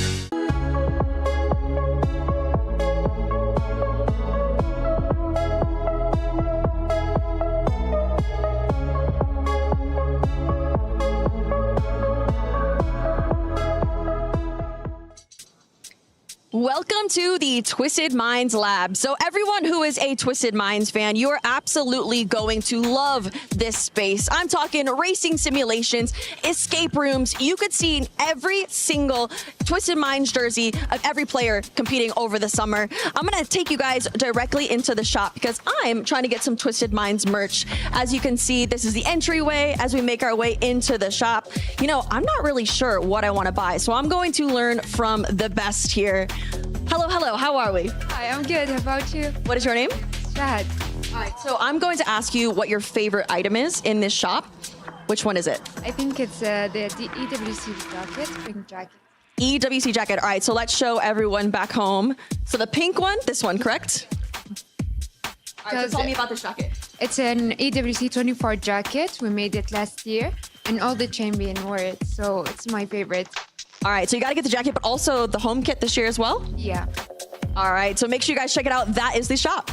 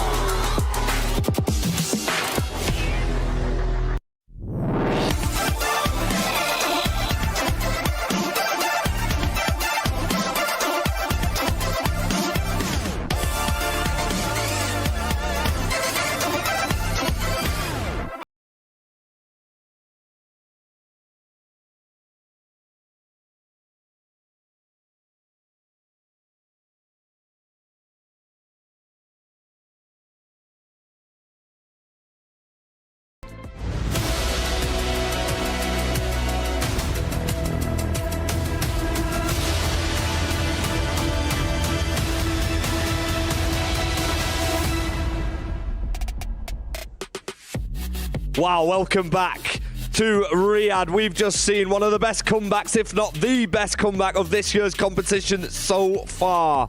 Danny Pitbull, 3 goals down, took it to extra time and won 5-4 against Fuma, a man who has won the Ligue 1 title 5 times in a row. Jafonso with a 3-2 victory against Resende. And the other results are on the screen for you right now. Gravison and Shells here to unpick the last round. We have just seen Shells. There are goals galore right now. I mean, goals galore, especially from the South Americans over there, 8-3 and 7-3. But wow, we got to speak about Danny Pitbull's comeback against Fuma. 3-0 up against Fuma, down against Fuma, and bring that back. Wow, what a performance. What a performance indeed. I mean, Randon was mentioning before, he's the nicest man in the scene, but he's not just here to make up the numbers. He fights until the end. We've seen numerous comebacks from this man throughout even the last season. Danny Pitbull, 3-0 down. How's your nerve? Wow. I mean, we've seen him play against Anders and even beat him a couple of times. So Danny, even though he's the nicest guy, he can bring it out there. And of course now I'm really looking forward to, we'll see it in a couple of rounds, but I'm really looking forward to that prize against Fuma, because we could see a French player going home now. Well, we are going to see Prize against Fuma in the lower bracket, a fixture that's probably worthy of being in the upper bracket, but one of those players will be going home. That is an elimination match for one of those players. Shells, any early predictions? Oh, the country matchups, I kind of like them because it's a bit unpredictable, because it's the players that you play against, practice a lot, and it's players that you communicate a lot. Most of these guys are friends, and I'm pretty sure Bryce and Fuma have been competing in E-League or oh, there's a little French out of me. But I'm going to back the boy Fuma. I just think his attack and play style is fantastic to watch. You know, I'm glad that he actually said that. I thought he was trying to avoid it, and expertly so. That's what Ryan Pessoa does a lot of on this broadcast. Here we're looking at the Group H bracket. Resende in the lower bracket, but we have to talk about Jafonso. A performance, it wasn't straightforward, but he is a fan favourite here, isn't he? I mean, the way he played last year in here was incredible. And this year, he didn't play in any league, so it was a tough position for him. But anyways, he made it into the World Championship. And I feel like, of course, we have the final between Jafonso and Guibarros. But even though one is going to win and drop to the lower bracket, I do feel like those are the two players that are going to qualify to the next round, because Resende has been struggling a bit in the Champions League. I don't think he's up to the standards in which he played in the La Liga FC Pro. So I do feel like Jafonso and Guibaros are going to be the ones that go through. And just for you guys watching at home, the players that have won their game are 1 win away from getting through. Shells, it's a great position to be in, but there's still a lot of pressure. When you lose, or if you are to lose that second game, despite having such a great start, you still have to go through the same situation as the players that are in the lower bracket now, because you're in an elimination match again. Yeah, you're in an elimination match again, because once again, control the controllables. Of course, you don't want to be put in that situation, but it really doesn't matter how you get there, because the main story is just to keep your tournament going. So if you end up winning the tournament, but you lost your first game, it doesn't matter how you get there at the end of the day. Now, speaking about losing your first game, there was a shock in the last Group F. Levi David finds himself in the lower bracket. He's up in action next. I mean, not many of us, if any of us in the casting team, predicted him to be down there in the lower bracket, and he's taking on Chris de Boer. That is not an easy game. It is the toughest game you can play, because you're playing against a teammate, not only in your club, but also in your nation. So I don't know the amount of times that they have played against each other. And those are the matches that are really, really tough, but because it feels like your opponent knows you, you know your opponent, and you gotta play in a different way. So for me, it's the toughest game you can play. I mean, it's a really, really tough game. I mean, when we look at his opponent, he played against Manu Bashore, held his own in that game, Chris de Boer. I mean, Chels, let's get a prediction again from you. Oh, I don't know. You've come to me because I thought Levi the Weird was going to be the one taking down Rampazzo. Let's give him some credit. Rampazzo was superb against Levi the Weird. But Chris de Boer, I don't know. Oh, it's all right. I'm going to stick with you know Levi. what? You're going to stick with Levi. I was about to say, we've not got too long left. About 10 seconds to go until we get you involved in the action once again. The action keeps going. Look at them upcoming matches on the screen, and let's head over to the stage right now.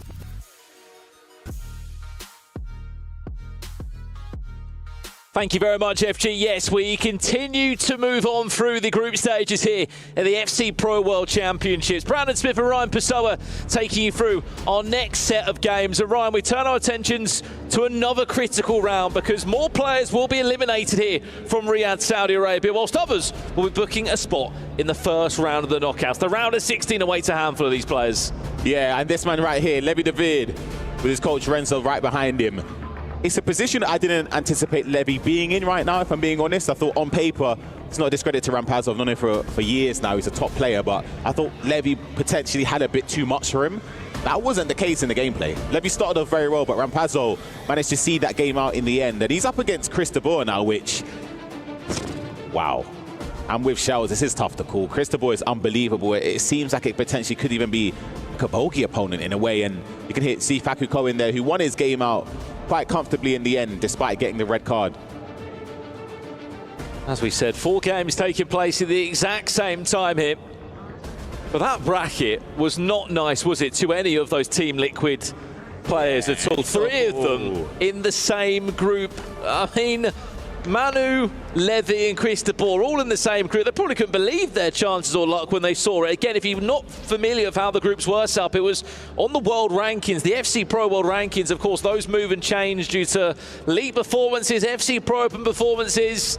And you can't really moan against that if that's what the world rankings are saying. Yeah, absolutely. I think that's the great thing of having the rankings. There's no deliberation on who plays who, randomizing of potential matchups. It's done strictly based off what player is ranked where, and it's just unfortunate for the players. Of course, they know each other very, very well. Levi David and Chris de Boer, especially in this game, you can see kicking off right now. Levi from left to right, Chris de Boer right to left. But I guess the one thing for Team Liquid, you're guaranteed at least one player to go through in the group, but it's just unfortunate they managed to have 3 in the same group.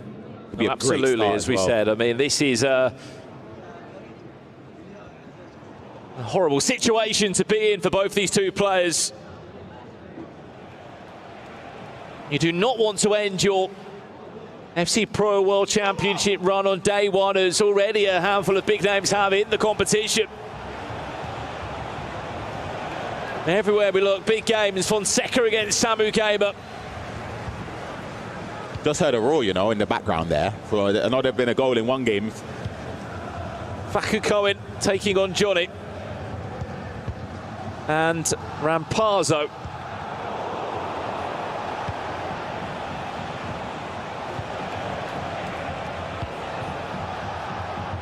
Finding himself in a difficult game against Mani Bashore, because this is what you just missed. Graham Hansen with the extra pass. Harry Kane never missing from there. Mani Bashore leads by a 1-0 in his all-important matchup. We have to speak a little bit about it. The fact that he was behind in his game earlier, Levy. Manu was, Ryan, and he came back. Yeah, and it just shows the mental resilience as well that somebody like Manu does have. Of course, this is a world champion. He's done it before, so he's got the pedigree, he's got the know-how in these all-important rounds to progress further in the tournament. And it feels weird, of course, having Manu come through that last chance opportunity to get here with the play-in. So he's somebody that will be looking just to keep on that hot form. And if I'm not mistaken, I think that, oh no, yeah, there's Dolomike as well. Dolomike and Manu are the last two players that came through the play-ins that are still in this competition. Kind of felt out of all the players, though, Ryan, that Mani Bashore would have been one of the certs to find his way through into the FC Pro World Championships, which he has done. Great play. Here comes Nuno Mendes now for Levy. Can he find the all-important cutback pass? He does. Harry Kane will get Levy de Veer underway in such an important game.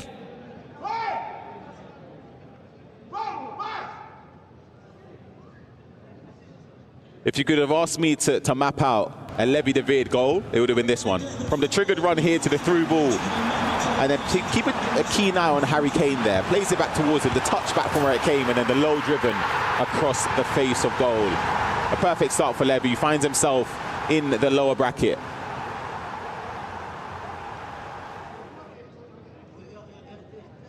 That's the win, as we said, to keep himself alive. We heard another roar, didn't we, Ryan, over in game number C, I believe it was. It was a matchup that features another Team Liquid player. Mani Bashore was leading in that game. When we see where the goal has gone, is it a double for Mani Bashore, or is it an all-important equaliser for Rampazzo?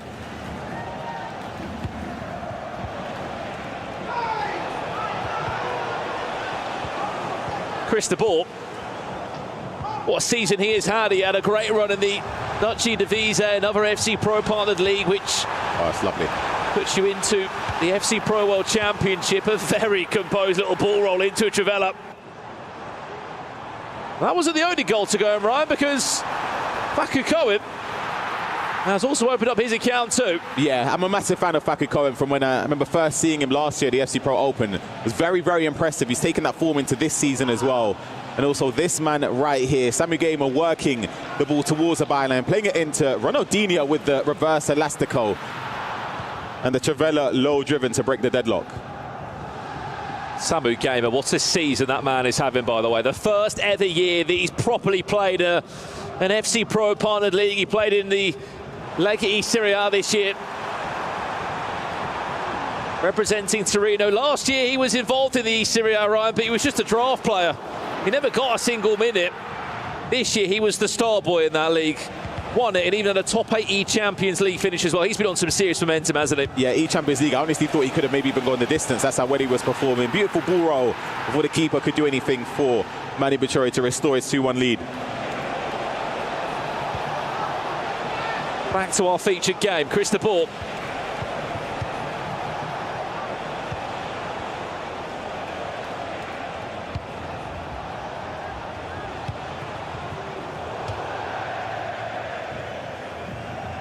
Had a slightly, I guess, easier track, and so did all the Eredivisie players this year, the Dutch FC Pro Partnered League. It was an interesting one because all the Dutch players, Ryan, were tuning into the FC Pro Open and were praying that Levy de Veer was going to win. Yeah. Or at least get the FC Pro World Championship spot, which he did by topping the group in what was a dramatic last group play.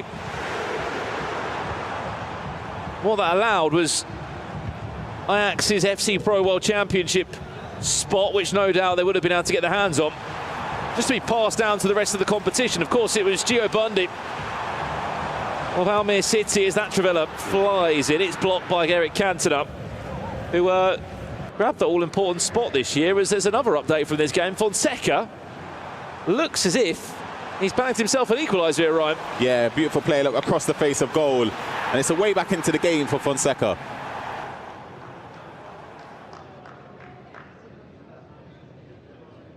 Of course, the same story there in the CONMEBOL Libertadores this year.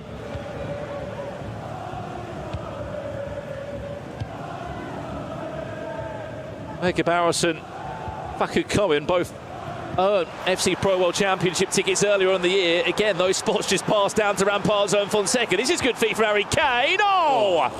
Beautiful stuff. Deserved to finish, but it's the woodwork that stops him, Ryan. Yeah, the play there from David, from the little skill move initially, the dribbling, and then I thought it was about to sneak in off the inside of the post. Here's Manny Bachura on the attack here.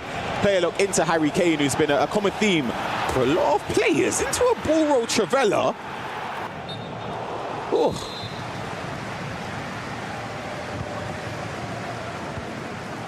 Could we call that flow state, don't we? Look at the run as well. It's been tracked, and then you're caught off guard because Harry Kane could have, if it wasn't for Van der Ven stepping across, done enough to get into the space. That's offside. I think for Chris de Boer, it'd be a nightmare thinking you've seen all the players available in this competition that you could potentially be playing against, to play against two fellow Dutchmen as well, and yeah, it's just not the group he would have hoped for.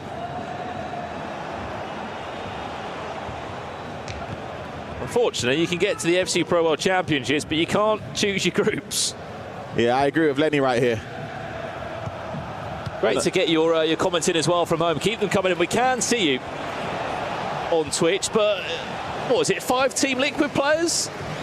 It's crazy. The amount of opportunity for club championship points as well. And of course, there are other games going on.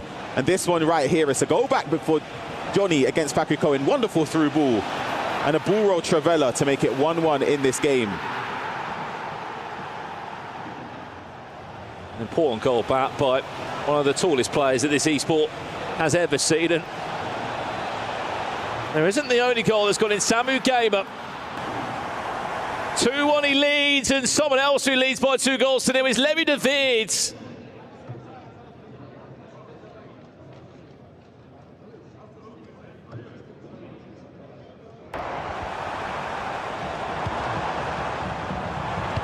See how this goal. Oh my gosh.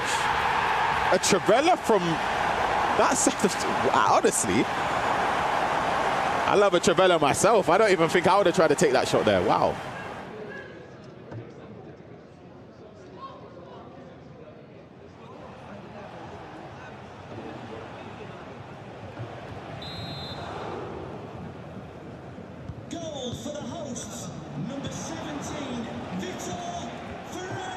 I think the way I look at this, Ryan, and it goes with typical tournament football.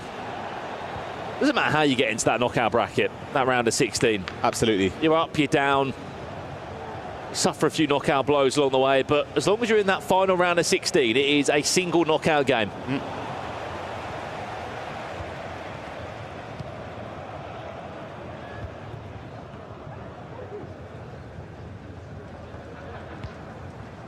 If you haven't been following the action, we can confirm a handful of names that are already into the knockout bracket. The round of 16, we call that. Obrun, Nicholas, Emre Yilmaz and Abu Maka already through. And in a few hours' time, there'll be 4 more names, not just through to the knockout round, but 4 names eliminated from the competition. Samu Gamer on for 3-1 by the looks of it. Ryan Ronaldinho. Yeah, he caught him that first time through ball. And someone that is high-flying right now, Manu, gets it into Harry Kane, twisting and turning. The extra pass, you can see it with Eusebio, and the composure to tuck it in as Manu goes 4-1 up. He comes straight back into this game with Levy. We'll see the replay of that goal as well. He's caught Cristobal, all ends up to make it goal number 3. Nuno pushing forward, a ball roll inside, could have potentially gone for a Travella, plays it inside again.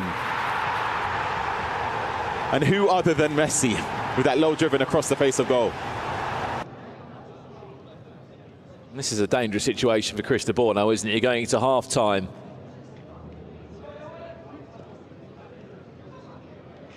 potentially 3-0 down. It is not the exit you would have wanted there. Facu Cohen 1, Johnny 1 in the other game.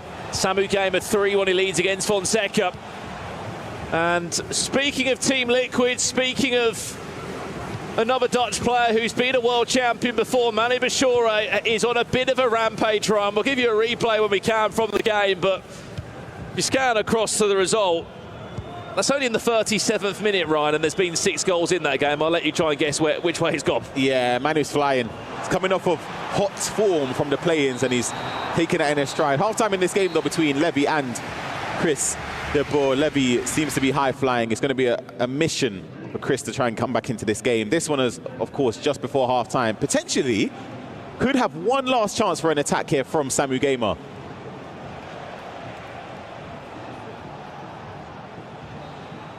Half-time there, Samu Gamer. Comfortable position. This is what I was speaking to you about, Ryan. We're not even in the 37th minute at this point, and Emre Yilmaz has just bagged goal number 5. We spoke about momentum off the back of the play-ins, Ryan. You've been used to using this squad restriction. You've had a bit more time in Riyadh to get accustomed to this arena, the environment, the crowds we've had here.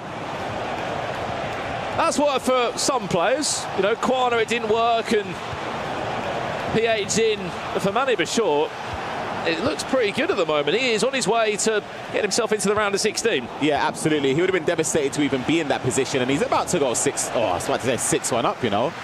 Mohamed really just about preventing that goal there, but he didn't have the best of domestic league performances debuting in the Premier League this season. Sort of fell below expectation in his game. He had a quite tough one, actually.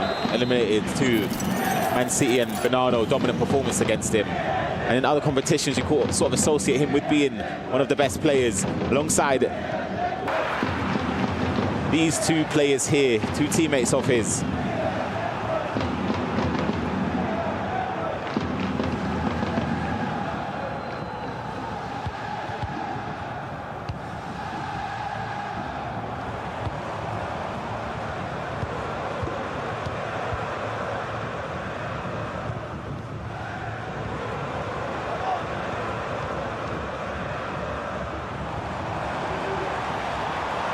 Next goal in this one is so crucial. Also for Chris de Boer, because he has to get it. He needs to survive right now. He is under incredible pressure by Levy de Veer, who is... Levy's purring out there. This is the Levy that would have thought would have seen in that first game. We saw glimpses of it, but not in this dominating fashion. He looks destined to get goal number 4. Look at the bottom of your screen there. Manu 6-1 against Rampazzo. That's in the first half. That's a beatdown.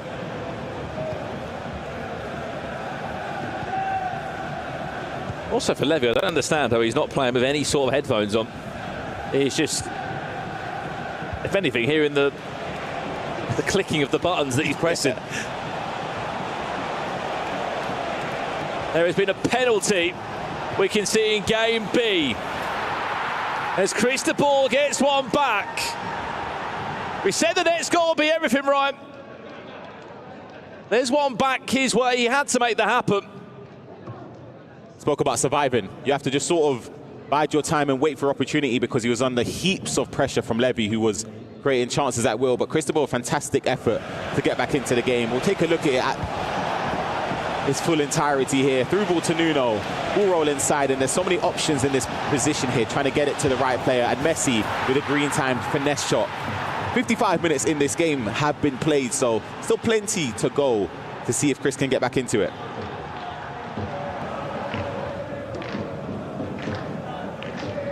So used to seeing Lionel Messi now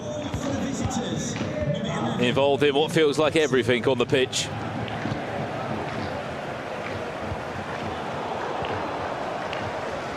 Well, in our upper bracket game in Group E. Is that on?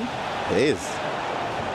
There was a penalty in that game between Facu Cohen and Johnny. We'll let you know exactly what happened there. So by the looks of it, It was Facu Cohen that won the penalty. And Lionel Messi, surprise, surprise, scored it for the Argentinian. Facu Cohen, who is in front in that game 2-1. Remember, the winner of that goes through to the round of 16, Ryan. Yeah, an all-important game. Seems to be tightly contested, though, between those two players.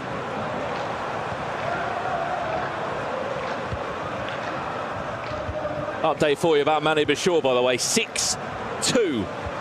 He is leading. He has got a 4-goal cushion there, and that's just kicked off in the second half. Stranger things have happened. There's the update there for you. Corner comes in! Time green! Mamardashvili to reinstate that all-important 3-goal cushion for Levy.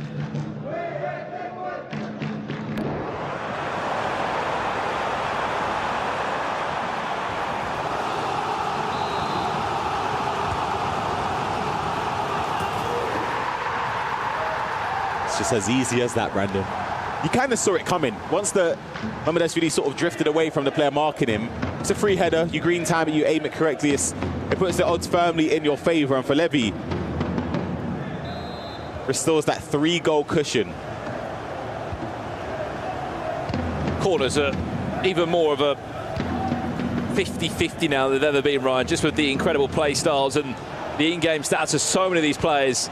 To get it right like that, you've got to be quick, haven't you? Yeah. So quick that your opponent can't even react and move a player and micromanage the situation. That's the key this year. You've seen a lot of players, I say this year, it's been a thing for a number of years, but they take the corner very, very quickly. You don't give your opponent an opportunity to potentially move the keeper or get the aerially dominant player to run in at the near post. But someone like Mamardashvili is sort of inevitable sooner or later with his height and the aerial play style as well. Here is Fonseca, though, twisting and turning, plays it to Harry Kane, into Mbappe for a low driven. And hold on a second, could we have a game on our hands? I'll tell you what, there is a lot of time left in that game.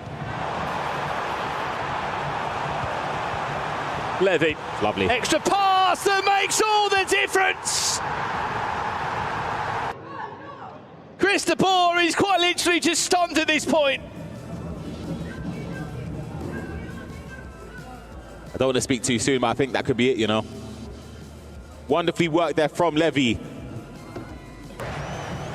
Everything just seems so synchronized with the way the player looked there to Cantona to bring him inside, because you want to mitigate the circumstance where the defender could step across. Then to Kane and the extra pass, the touch. I always say the touch back from where it came from to set it up and then get that near post finish. Levy, it's absolutely perfect. It was such a positive touch, wasn't it, as well? It just gave him the space that he needed. Let's check in with this game for a bit. This is live now. This is Samu Gamer on Torino Esports. Fonseca of Tuzzi. We must say, Tuzzi have got a few players there, haven't they? Yeah. Speaking to PA Jin, he's eliminated from the competition now, but he told me his contract ended with his previous team just days before the play-ins. Tuzzi Esports came in for him, put pen to paper. Well, what a move it was at the time to get to the World Championships, but unfortunately for him, in case you didn't see it earlier, he's out of the tournament. Yeah, heaps of faith, and the faithful was repaid with his performances in the play-ins, of course. Unfortunate today, Pearson, of course, didn't manage to advance to the knockout stage, or at least maintain a position going into tomorrow's group stages, where that'll be concluded.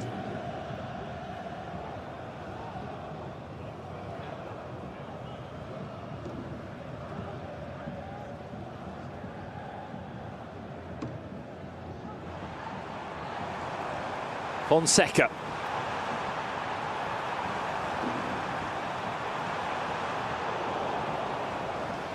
Lionel Messi, we know how dangerous of a left or right foot he has now.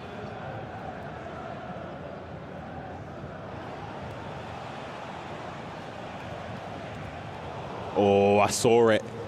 See that Eusebio there, that first time through ball. What was that play style? You know, that was a pass that it didn't look on, but trust me, that's on.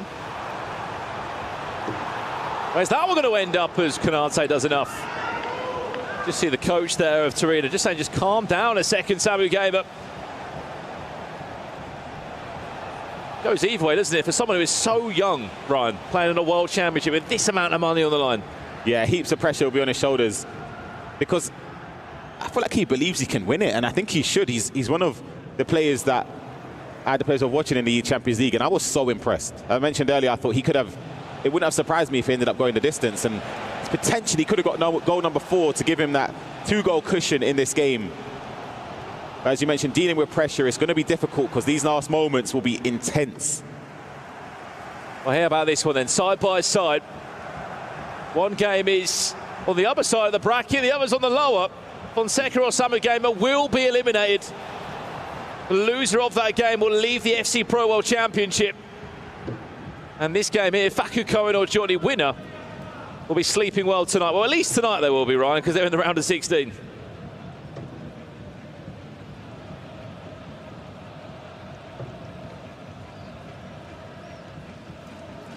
Just so patient. Faku Cohen, what a ball that is. Finds Pedro there, where's the cut back, goes for a couple of ball rolls, stays on his feet just about. That would have been potentially deja vu for Johnny there after he gave away a penalty earlier on in the game in that exact area.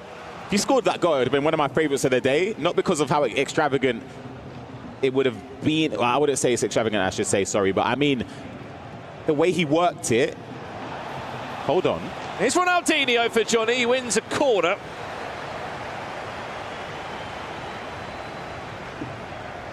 Gonna win that, Abadashvili, he's on it, on the post!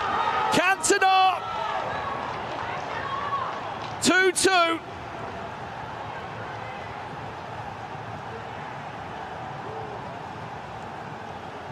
Game on. Yeah, Johnny barely flinched. You see the replay.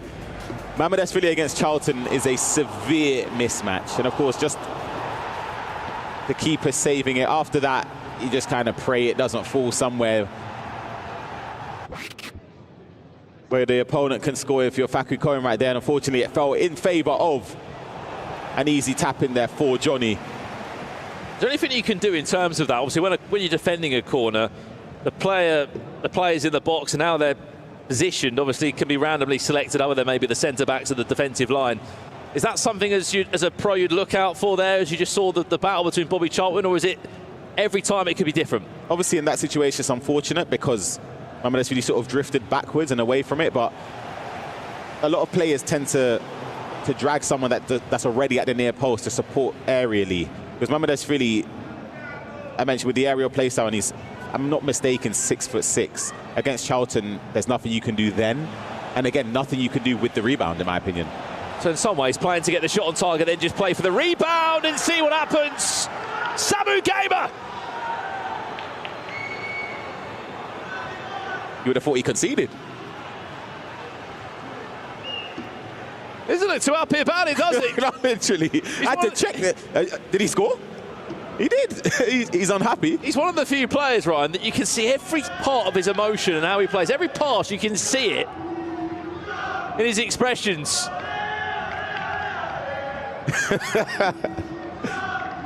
Yes, Samu, you did score. He's thinking he should be in a winner bracket game. You're wondering why he isn't. He lost 4-3 to Johnny in his previous matchup.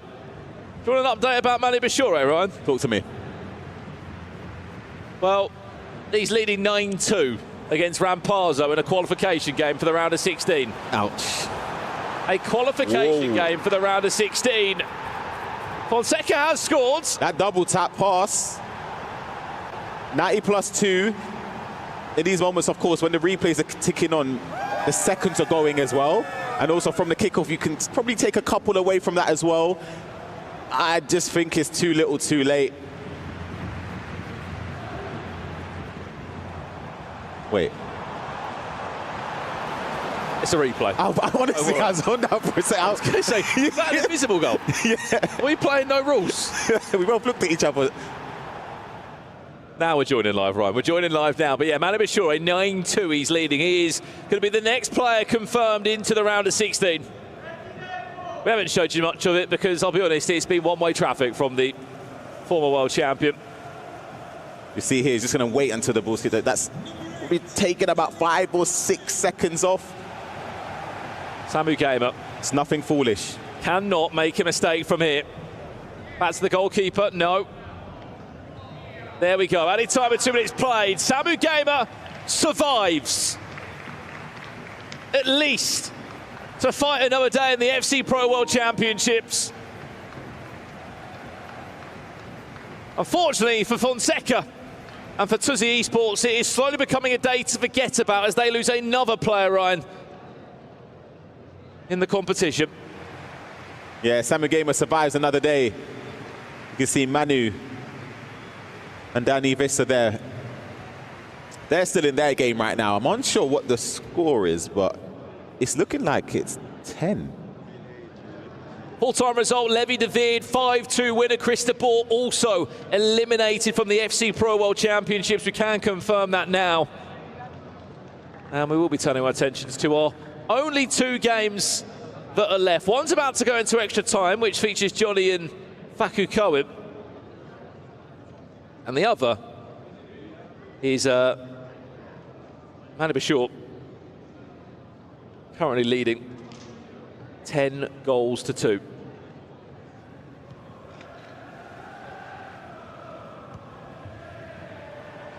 Again, no confirmed fixtures yet in that round of 16, just because there needs to be the lower bracket to join. Yeah, the extra fizz. I think there's more than fizz. Yeah, literally. It's all over the floor at this point. Yeah, this is dark. Manu 10-2 in a qualification game. Boy. Doesn't seem too bothered about it either, does he? All strictly business from Manu.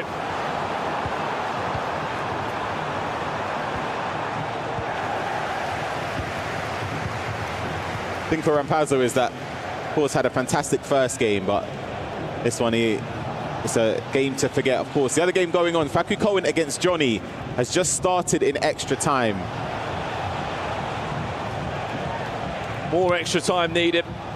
We saw Danny Pitbull involved in some extra time, man. There's just last round.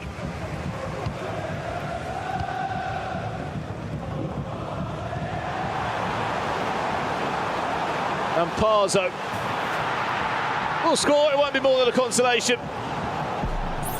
The key thing for him, though, Ryan, he is still in the competition. This is the thing I wanted to say. He's got time to reflect. He's got about, well, I don't know, estimate the hours. I'm not actually sure the exact time he plays, but Johnny with the Travella straight off the bat from the start of extra time.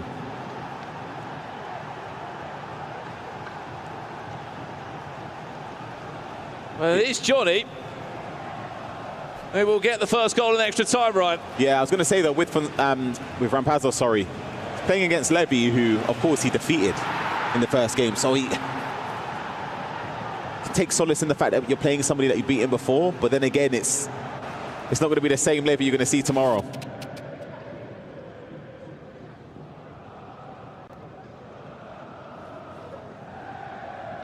I'm going to say there's a few rematches setting up, isn't there, in the brackets? You got Vergan against Fakur again tomorrow in the lower bracket. They're rematching. Young against Tex. They also meet again. And as you were saying there,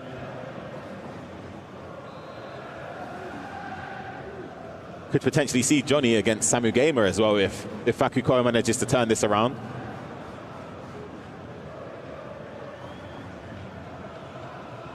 Lots of repeated matchups.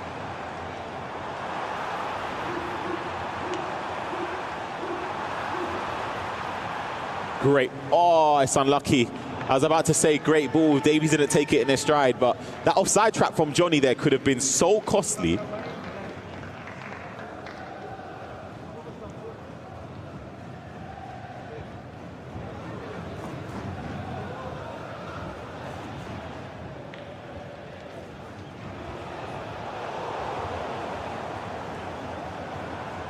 Who has impressed you the most today, Ryan, from what you've seen? Oh, out of the qualified players, Emre Yilmaz, Abu Mak, and Nicholas Obran or Manu Bashort? I think it has to be Manu.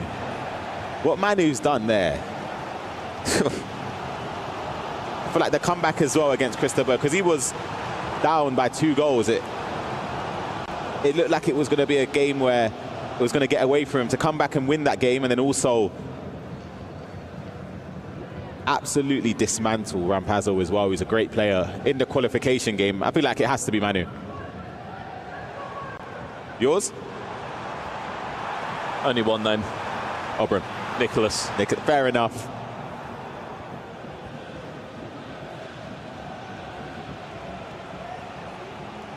You are right. There's just something about him different this tournament, isn't there?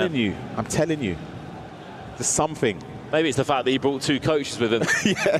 No, but even in the La Liga FC Pro as well, just seeing him this season, I can't explain it. Like, I've been around the scene from when Nicholas was there as well in 2017, and this year just feels that extra special. I just feel like he's turned it up and even gone to a different level.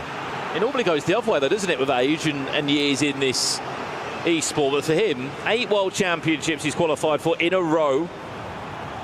The missing part of the puzzle, though, Brian, is winning one. Half-time and extra time, Johnny, just about in front.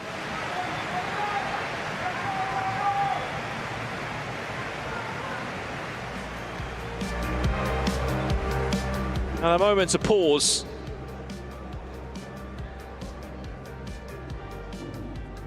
Just take a minute to witness what we saw in the first 15, Ryan. It was an early start from Johnny. He's surely just sitting there in extra time thinking, I'm so close to making tomorrow. And the next stage of this competition is so much more easier. Touch and distance, of course. The coach should be telling him, just keep a level head and maintain your composure, because this second half of extra time will not be easy. The pressure will be amped up. We saw earlier as well, Stingray against Abimaka. Stingray was up by 2 goals in extra time and still didn't manage to see it across the line. So no game's a foregone conclusion, especially against somebody like Faku Cohen. 50 more minutes, then here we go.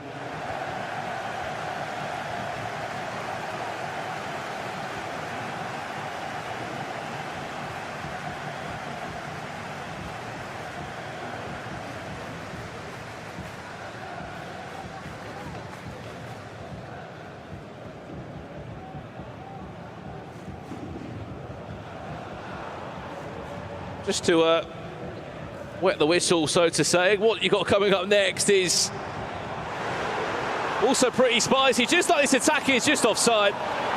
Wouldn't have had anyway.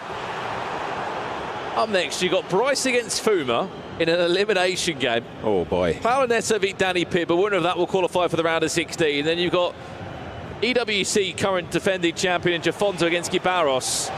Resende Gio Bundy in an elimination game. Not bad, is it? Yeah, some tasty games up ahead very, very shortly after this round concludes, or group concludes for today, I should say.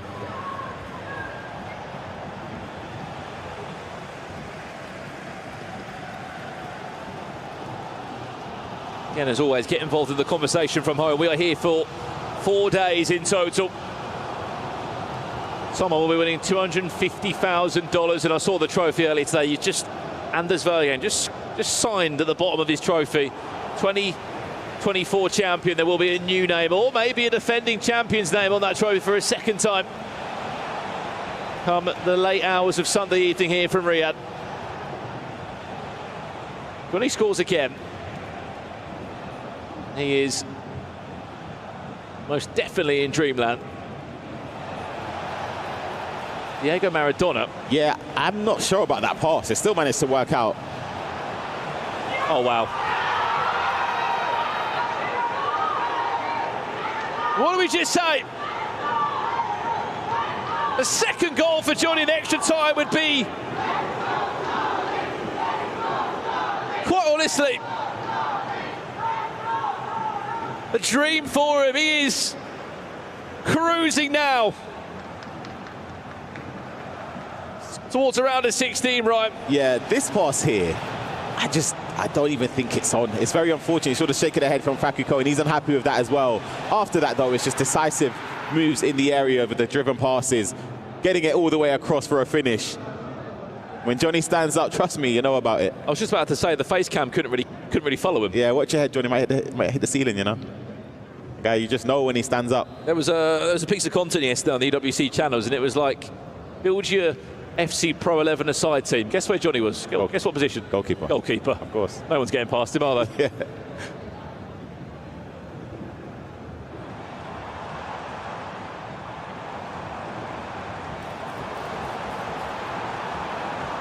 Just won't be much added time. That's the thing. Even if Facu Cohen got a goal now, Ryan. Yeah, I believe it will be a consolation. I'm with you. Unless something drastic happens, but it would more so be a capitulation from Johnny, more so than anything. He'd have to keep giving him the ball.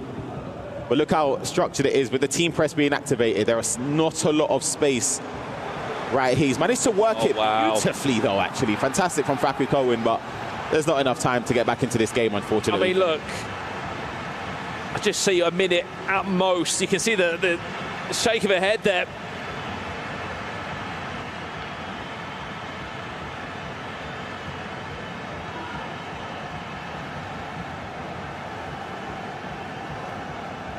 He knows it's too little too late, unfortunately, for Facu Cohen. He will drop down to the lower bracket in his group.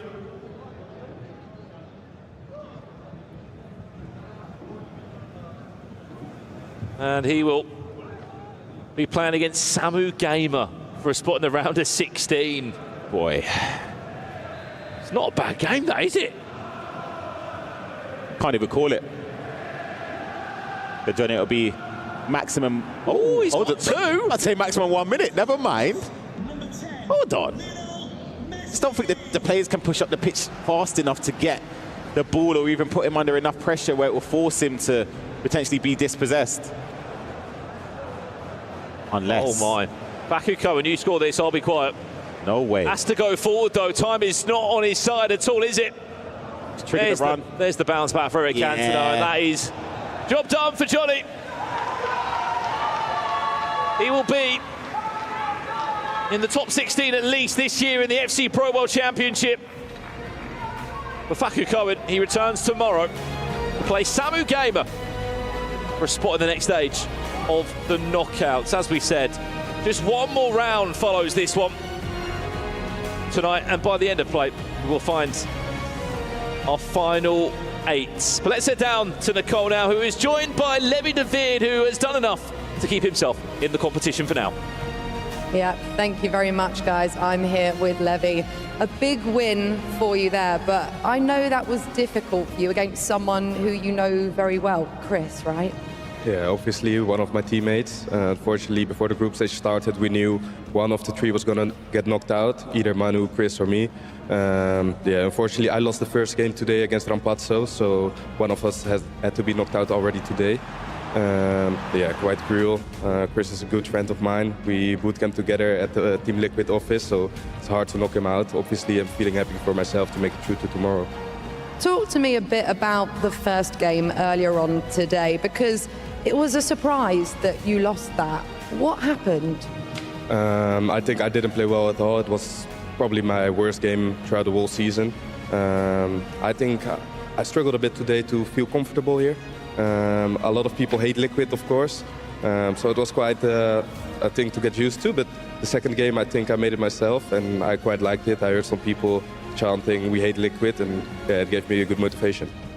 You're used to playing on the big stage, though, in big tournaments, but does it take you a little while to settle into the tournament sometimes? Yeah, this format's also cruel. You just know if you lose one game, every game from then on is going to be elimination. So to lose in your first game is not something you wish for.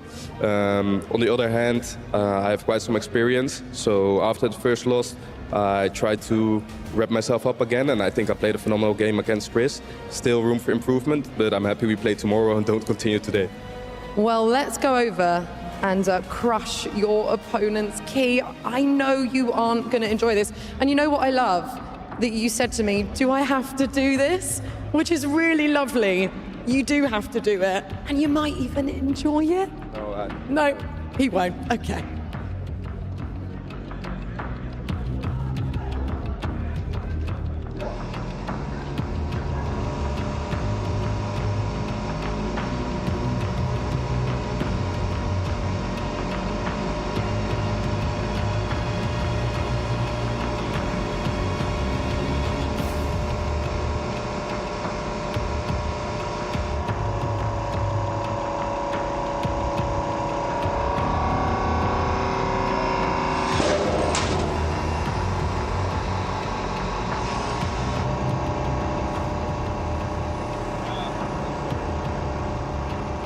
And there you have it, ladies and gentlemen. One more key just got crushed, and we have one more key crushing to do with Samu Gamer after winning against Fonseca. Thank you so much for joining me for this interview, and congratulations on the win. First, I do want to ask you, you have been playing as a professional player for just over a year, and you're already at the World Championship. So how does it feel stepping into this stage with so many big names against you? Quello che ti ha chiesto è, hai giocato per un anno come pro, come ti senti di giocare con tutti questi giocatori, con il suo nome così grande, come ti senti oggi? Honestly, I feel amazing. This is the big tournament. I just played the Serie A and the Champions League, but this tournament always feels different, and I'm happy to stay here. Well, absolutely. I mean, you had a first match at the start of the day against Johnny and you lost that one, but then you went against Fonseca and you won. So how do you reset your mental between matches?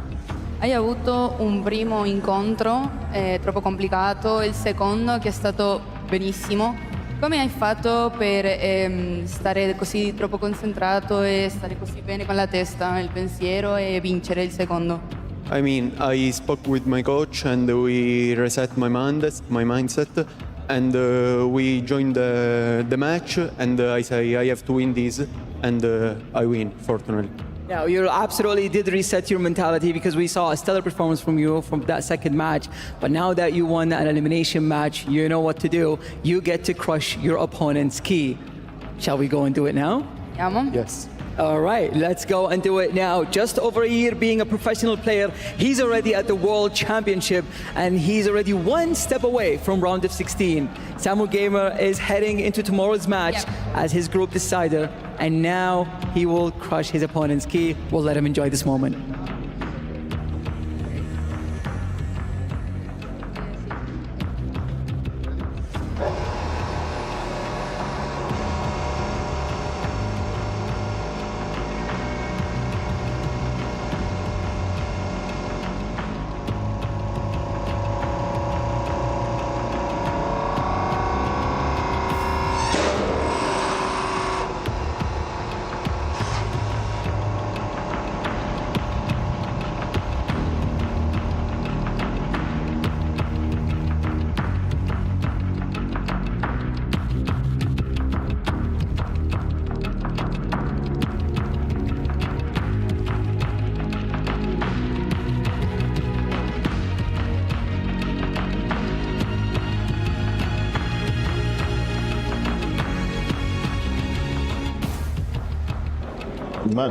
Whoever is listening to the mic, please do not consider anything said before this moment.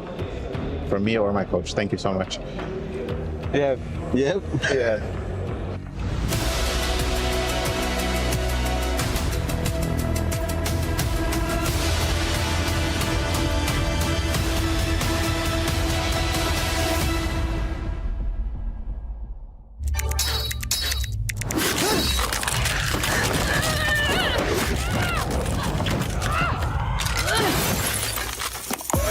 Reach your impossible. Lenovo Legion.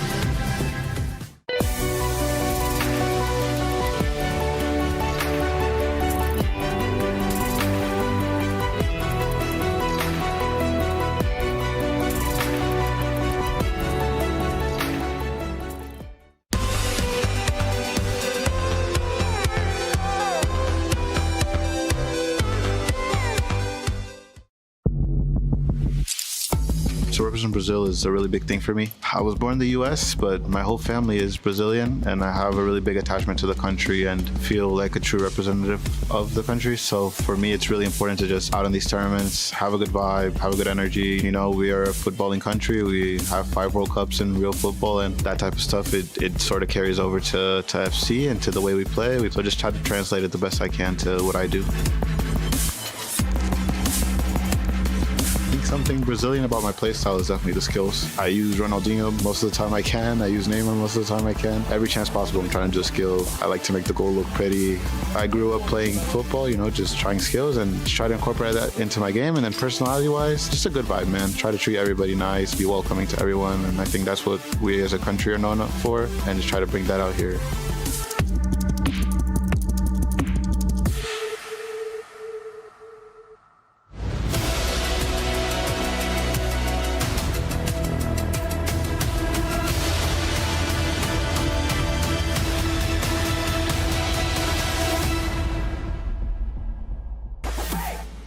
Hello and welcome back to the FC Pro World Championship. You are seeing Levi David, the first key crush here at the Esports World Cup, which hurt. He had to crush the key of his teammate, his good friend, Chris de Boer, and these are the scenes whilst he was doing it. An iconic moment, if you ask me, Richard Buckley. A moment that he actually genuinely looked upset about, but one thing's for certain, he's still in the competition and he'll be happy about that. He is. He'll be coming back tomorrow to play his qualifying matchup down in the lower bracket for his teammate Chris de Boer. Unfortunately, not only key crushed, but your chances of an FC Pro World Championship are over. There are all the results from the last round. Huge win for Manu Bachore. A huge win indeed. 10 goals for Manu Bachore. A win for Johnny and a win for Samu Gamer as well. Yes, Manu Bachore looks like a world champion. I can expect him to be like top 2, top 4 in this tournament. Also, Johnny, we said before the group, he's the only one who's safe, I think. He was the favorite in the group and he showed why. It was still, in the end, a close game, but I think he did won deservedly. He was leading the whole game. Manu Bachore, by the way, a couple of weeks ago wasn't even in this competition. He had to go through the play-ins, he had to go through the last chance qualifier, and boy, has he taken his opportunities so far. Now, Mr. Richard Buckley, you've got the tablet ready, you've got it in hand. What are you about to show us? Yeah, I want to show you Levi David's third goal, and it's all about the baiting on inside the box and waiting, playing mind games, and then executing in the final third. So I'm going to roll this clip on right here. We're going to start by, very simply, a run that is made right there. He's L1 triggered it from Nuno Mendes. We're then going to play this clip on. You can see Harry Kane in the team. Shell's continuously talking about Harry Kane's passing ability. You can see here in the bottom right corner, if I just zoom in there, the passing playstyles, incisive, perfect really for Harry Kane. Let's roll this clip into really where it makes the most effect. Right there. Coming out the back of that ball roll, you've got Nuno Mendes, who's left-footed. There's a Trivela angle potentially on, and he's already starting to play the mind games. He's already starting to offer up the defensive sort of opportunities, really, more than anything, for Chris de Boer. You've got to remember these two are teammates. He will know exactly the tendencies of Levi. And defensively, Chris de Boer doesn't really know where he is, because that right there is where he's actually controlling. That's the player that he's chasing back with. You can see in that scenario as well, he's got the next option that he could switch to is that defender, but he's not really applying a lot of pressure on the ball. We're just going to roll this clip on very, very slowly, because the work inside the box here from Levi, again, it's through that constant baiting of the Trivela and from the extra pass, in which let me find the correct tool here for you. That is a very, very simple pass. It's an extra pass inside the box from Nuno Mendes, his left back. Remember, he started the move with him, triggering the run into Messi. Perfect opportunity right there. How many goals has Messi scored today? And when the opportunity comes into Levi David, he's got two options. He can either go into the near post or fire it across the goalkeeper into the far post. Constantly playing the mind games, constantly playing the tricks. And really, it was never in doubt for Levi David. As soon as he went 1-2, 3-0 up, he was always cruising through. He was cruising indeed against his former teammate, his current teammate, who is no longer in the competition. Here is the Group F bracket as it stands. You've seen the results. Levi David, Manu Bachore. Mo, you just said you expect him to be in the top 2 or the top 4. I mean, that is the type of player Manu Bachore is, and in this form, he's unstoppable sometimes. Yeah, he comes here in the tournament with a real big, confident winning as a play-ins. We saw last year also Jafonso winning the last chance, winning here. So it's easier for him to connect his game to this tournament. We see in the next round, Johnny advanced to the playoffs. Loves a 4-3, doesn't he, Johnny? I mean, Johnny absolutely loves games with goals in. He just 4-3, 4-3. He'll take it. He's through. He's another man who's got that winning mentality. He's done it before. I don't necessarily think he looks super convincing, but he's through.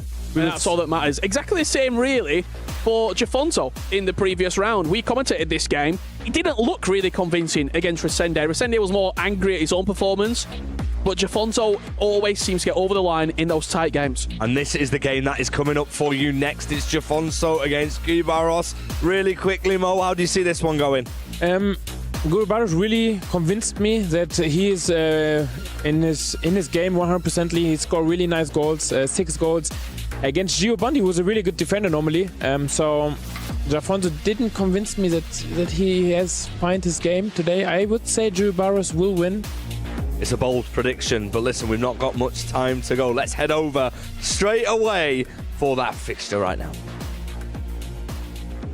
We're ready for the last round of the day, and it's a big one because we're seeing the current EWC champ playing against Guibarros, who is one of my favorites player to watch from New York Red Bull. So, I mean, that's the main match on Stream A, but Shells, talk to me. That's Stream B game. That's a big one as well. You know, I love my country matchups. We got Fuma versus Bryce. Winner stays in the competition, loser goes home, and I mean, that's going to be a tough matchup. You got Fuma, who loves to attack, and then Bryce, that's known for his possession style of play, so I think it's a great clash. And we've got 2 other matchups below, with Sende and Gio Bundy and Paolo Ness against Danny Pitbull. It's a good last round grab. It is a good one. It is. I mean, I really rate Paolo Neto as one of the best players in the world. He's incredible, yeah. Yeah, and also Resende, I mean, being against the ropes against Gio Bundy, he has to win.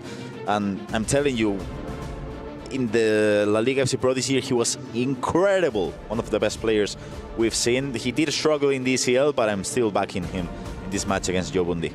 Yeah, I mean, Resende's been around for many, many years, and I agree with you. ECL is quite disappointing, but that doesn't mean the talent isn't there, and he'll be looking to try and keep himself alive in this competition. And Jafonso nearly started off 1-1, 2 minutes on.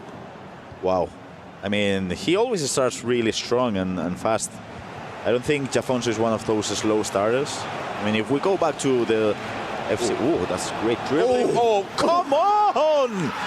That has to be one of the most creative goals we've seen today from Guibarros. Oh, come on! That was like Messi and IRL, kind of shifting the momentum of the dribble back onto his strong foot, and then another double tap cross that finds Harry Kane to put Guibarros 1-0 up straight away. Wow, what a start. I mean, it's the player lock. As we're seeing Neto running by the wing. Look at the technical dribbling. Left stick. Oh, come on, that's incredible. I'm telling you, probably the most creative goal we've seen today. I mean, it's a good start in the final round. You can see him trying to get the crowd involved. He's trying to get their emotion going, and that's the type of things you need. It's not just about the on-pitch skills. You sometimes need to win the mental side of the game to try and take down a giant like Jafonso. I mean, that's 1-0 now to Guibarros. That's the way you gotta start the game, really. Nice defense. We talk about intercept as a centre-back and as a midfielder, but what do you think about fullbacks? Because I do think it's compulsory for them. Yeah, it could be about composure, but as you can see, Danny Pitbull straight away 1-0 against Paolo Neto to give him a strong start. But it's kind of hard to say. I think kind of want to have goal intercept anywhere. Oh, hold on, Bryce finds himself 1-0 up against Fuma. 3 early goals on every game. What's going on? I mean, it's late here in Saudi, but the players are tired? No, it doesn't seem like it. It seems like they're at their best at the moment. I mean, if you're playing at this kind of time of the day, you probably get up at what, 12 probably. I mean, I used to never be able to sleep, so I was up from 5 a.m. Grav. I don't know about you. I used to like my siestas, to be honest. I could sleep, but I didn't have any problem. You can see now Ronaldinho with the technical dribbling. We've seen another goal on game B. But this is game C, as we're seeing now Paolo Neto attacking, passing it to Graham Hansen. That's a lucky rebound, really. Samuel Eto'o passes it to... Oh, that first touch is filthy. Ooh. He hits the technical as well, and Paulo Neto scores. Brilliant goal. Danny Pitbull might be a bit annoyed there. A bit unfortunate not to win the ball back from winning a tackle, but good piece of skill there from Paulo Neto to equalise. Definitely. As we're seeing Jafonso now attacking on the sides, especially when you're playing against this high of depth. That's really the only way you can go. Because if you go in the middle, you'll get auto trap, really. Yeah, you got to kind of use the wings to push the opponent back, and Fuma equalises straight away against Bryce. I think it's going to be a long, long round. There's going to be goals everywhere. We're going to be flowing over every game possible. But Jafonso looking to try and equalise. Yaya Toure.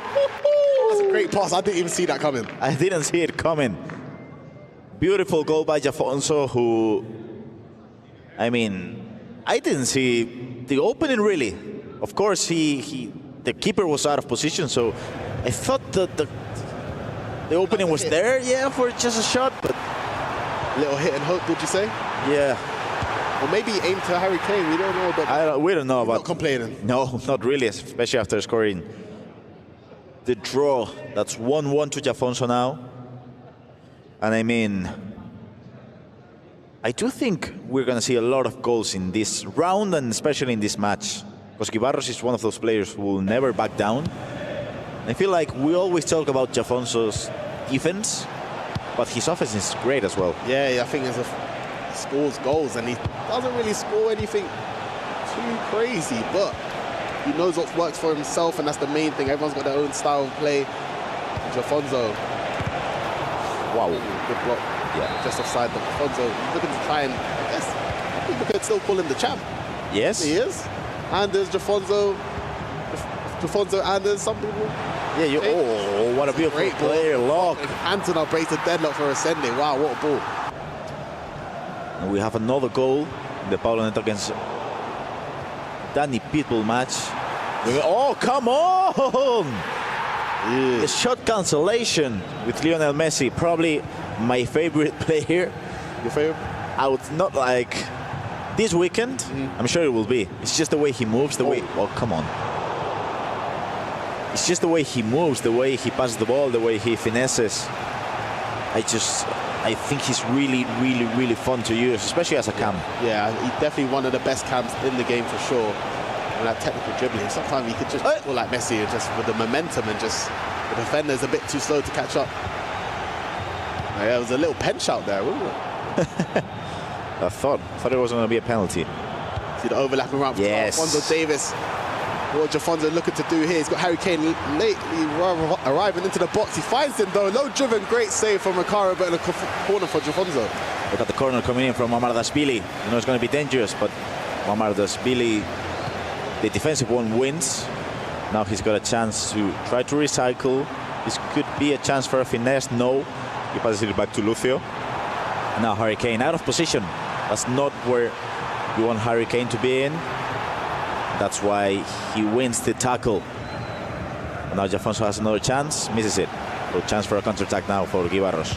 Yeah, a bit of a forced throw in there from Jafonso. I thought he'd done well with Harry Kane to use the play lock to give him an option out wide, but going to this game, Resende looking to try and make it 2-0 with an L1 triangle over the top, laid it off to Harry Kane.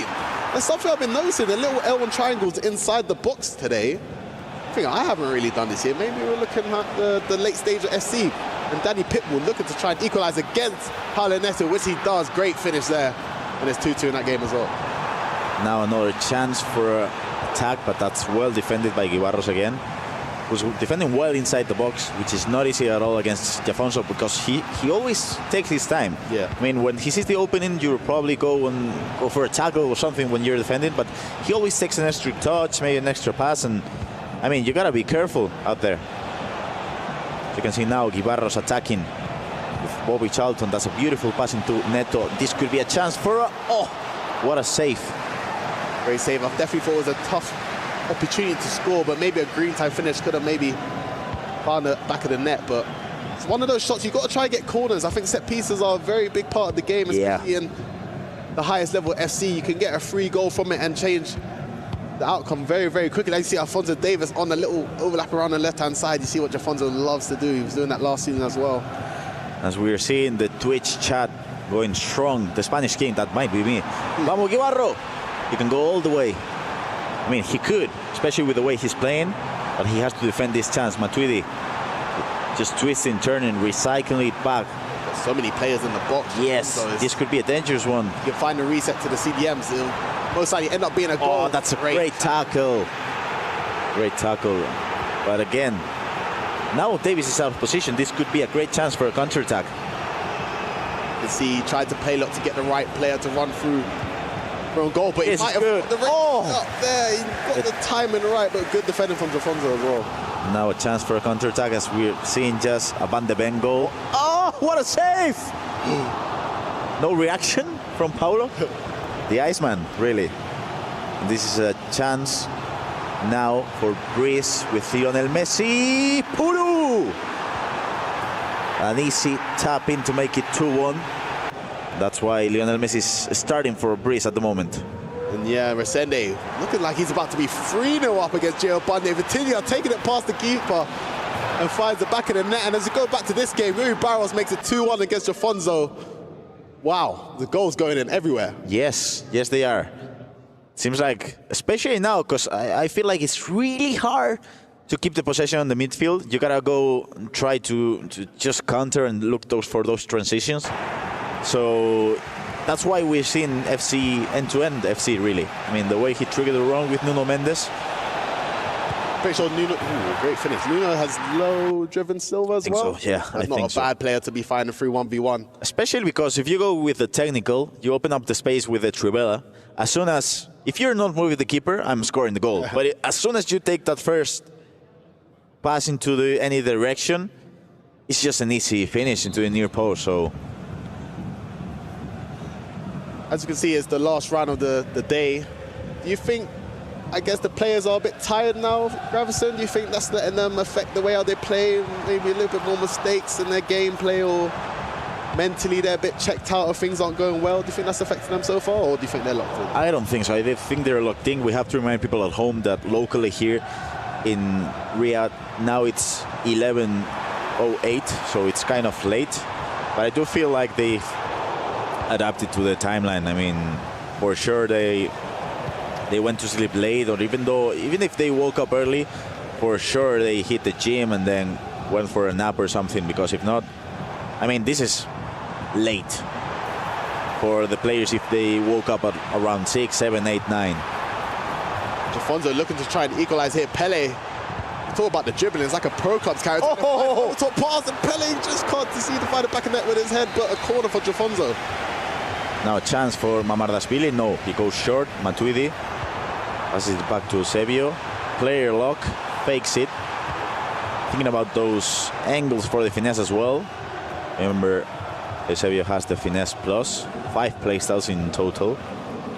But he's not rushing because he has 30 seconds left, but he has to rush now. That's a chance for a cheeky chip into Kane to make it 2-2. No, saved. But another chance, no. Wasted, and that's it for the first half. Gibarros leads 2-1. I think it's been a really, really close game. I think Jafonso's been lurking around the edge, maybe having the ball a bit more than Rui Barros, but he's been defending well against Jafonso. I think Jafonso, I don't think either opponent would be complaining so far. No, especially if you're alive in this match. 2-1, halftime, still a lot of time to go, but Puma has to be a little bit more tense at the moment, because we have to remind people at home that this is an elimination match, so whoever loses is out of the competition. Their key will get crushed.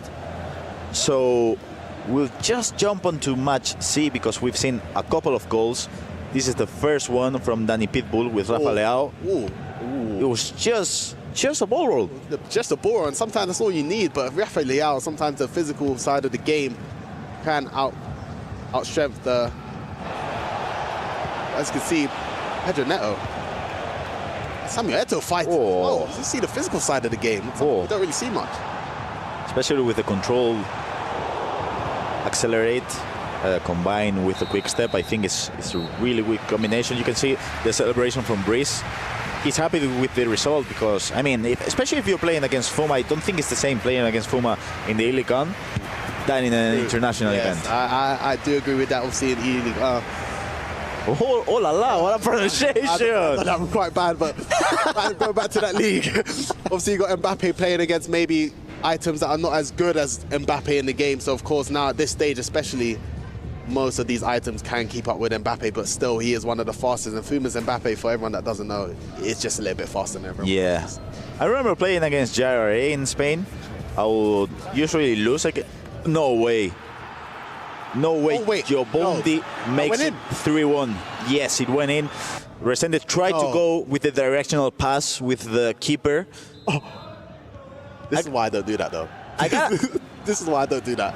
I gotta tell you, I do feel like when you're with the keeper and it's a directional pass, you gotta control it. Hold on, let me see this. You gotta control it, I think.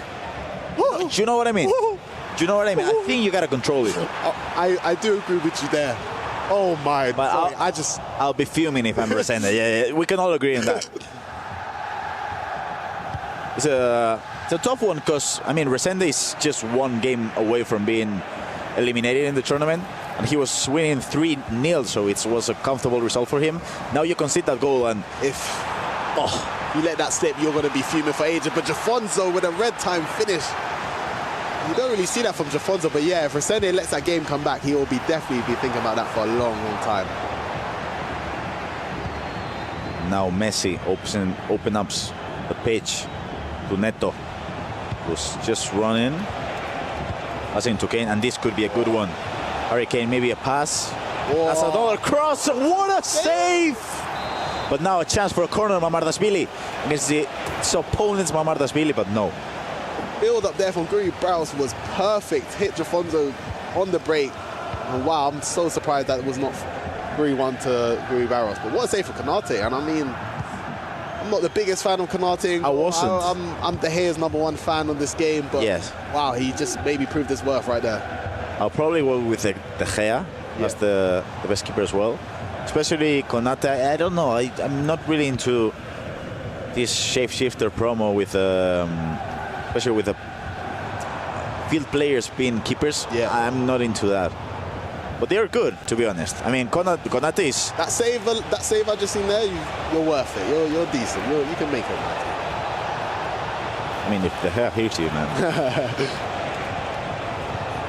No, surely not. You know what? Surely not. He knows. Just puts it wide. I mean, the defender was on it, and maybe increased the chance of it going wide. But Guri Barros looking strong going forward and trying to create a 2-goal lead. As we're seeing now the build-up with Lucio. That's a weird one.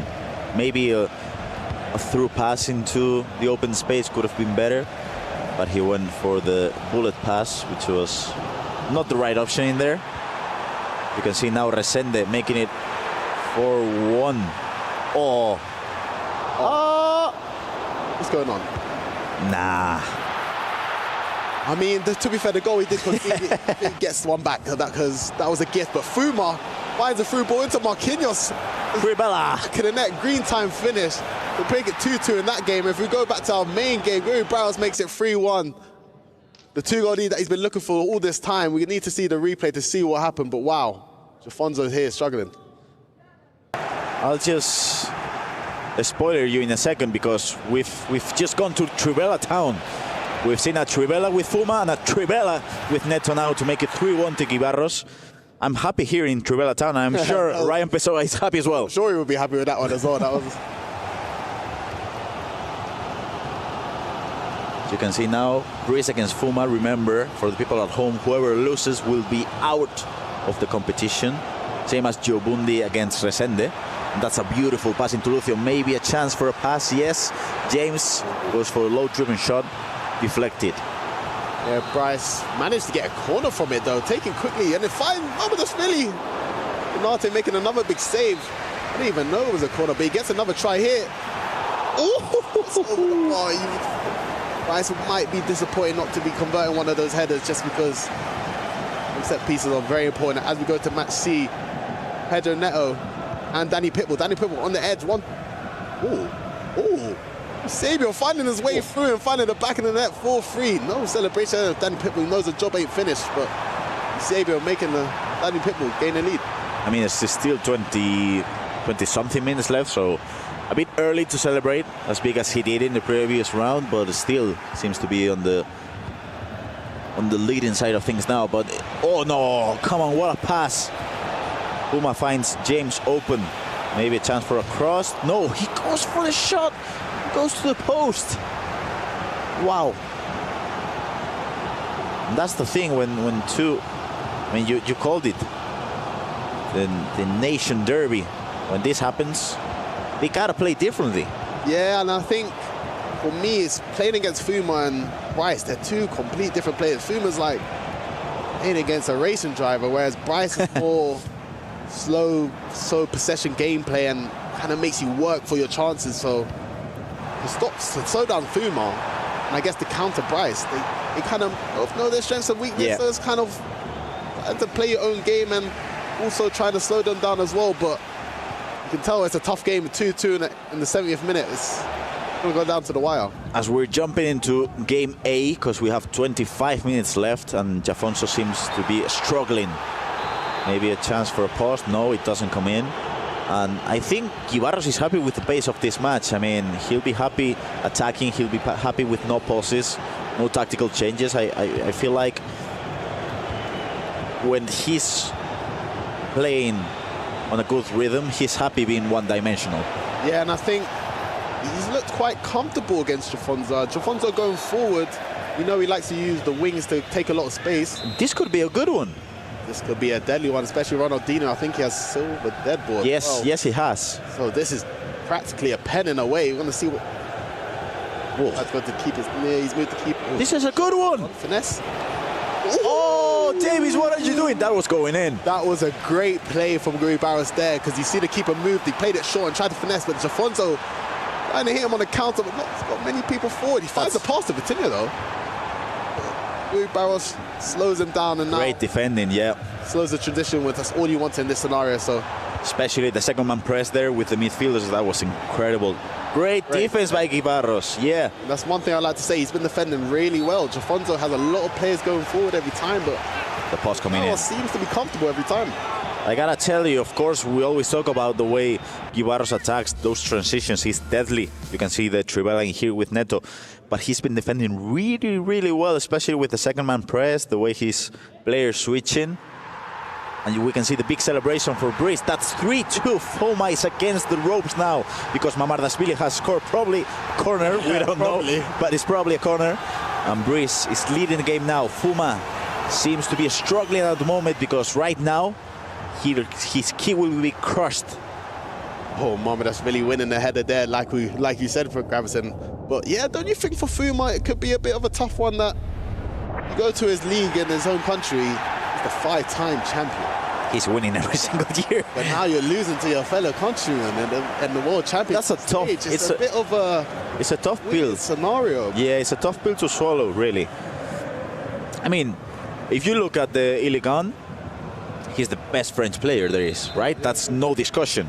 But then if you're playing the World Championship and you're losing against a French player, it seems like you shouldn't be losing those matches. Yeah. But still, anything can happen in FC, and it could be that this wasn't your day, your opponent was better. Oh, maybe. He's not losing this game at all. Fuma equalizing straight away, shutting me and Gravison up straight away off the kickoff, which is a big, big goal, because as you can see, we're getting to the late stage of the game where everything matters, and the loser will be going home. As we're just seeing that camera angle, the main man, Manica. You played against him back in the days? Back in 17, I played against him a few times. I don't want to embarrass him on the scorelines, but a great player, and seen him coaching for many years. And Mino behind another one, Mino as well. Love to see that. Haven't seen him for many years. Many years, especially those years, 2018, 19. He was incredible. Yes, even in 20. So it's nice to see old faces back in the scene supporting the young boys. Now we're jumping back to game A because Jafonso doesn't have that much time, really. He has to score. But I mean, great defending again. The defending is beautiful. I guess the way his players switching into a centre back, he's not letting Jafonso turn, really. Yeah, he seems like he's very aggressive on his touch straight away, forcing him to try and make a rash decision. But Jafonso Great little composure in between, trying to find the back of the net, but I think he's been struggling and he's desperate to try and find a way to break down Gui Barros. As we go back to game 3, Bryce has taken on Fuma. You can see the play style is different. Bryce a lot more slow on the ball. Yeah. Calculated, and Fuma wants to get going when he wins it back. I feel like Fuma can play many different play styles. Like he could play possession and do like 60, 65, 70%, but he can go in transitions as well. He can go with the first time loft through passes. He can go. He can do it all. Yeah. Whereas I feel like Greece, even though he's a great player, he's more comfortable in the possession side of things. I played against him one time, and I do believe I was 2-0 down before I even touched the ball. I mean, make it make sense after. But he is a lot more slower, a lot more comfortable when he can control the game and be in maybe a 1-goal game. But Fuma, a man of his caliber, he can do it all. And as you can see, Paulo Neto, the finesse has blocked that, found Canton on the edge. And a little pass to Harry Kane that equalizes there as well.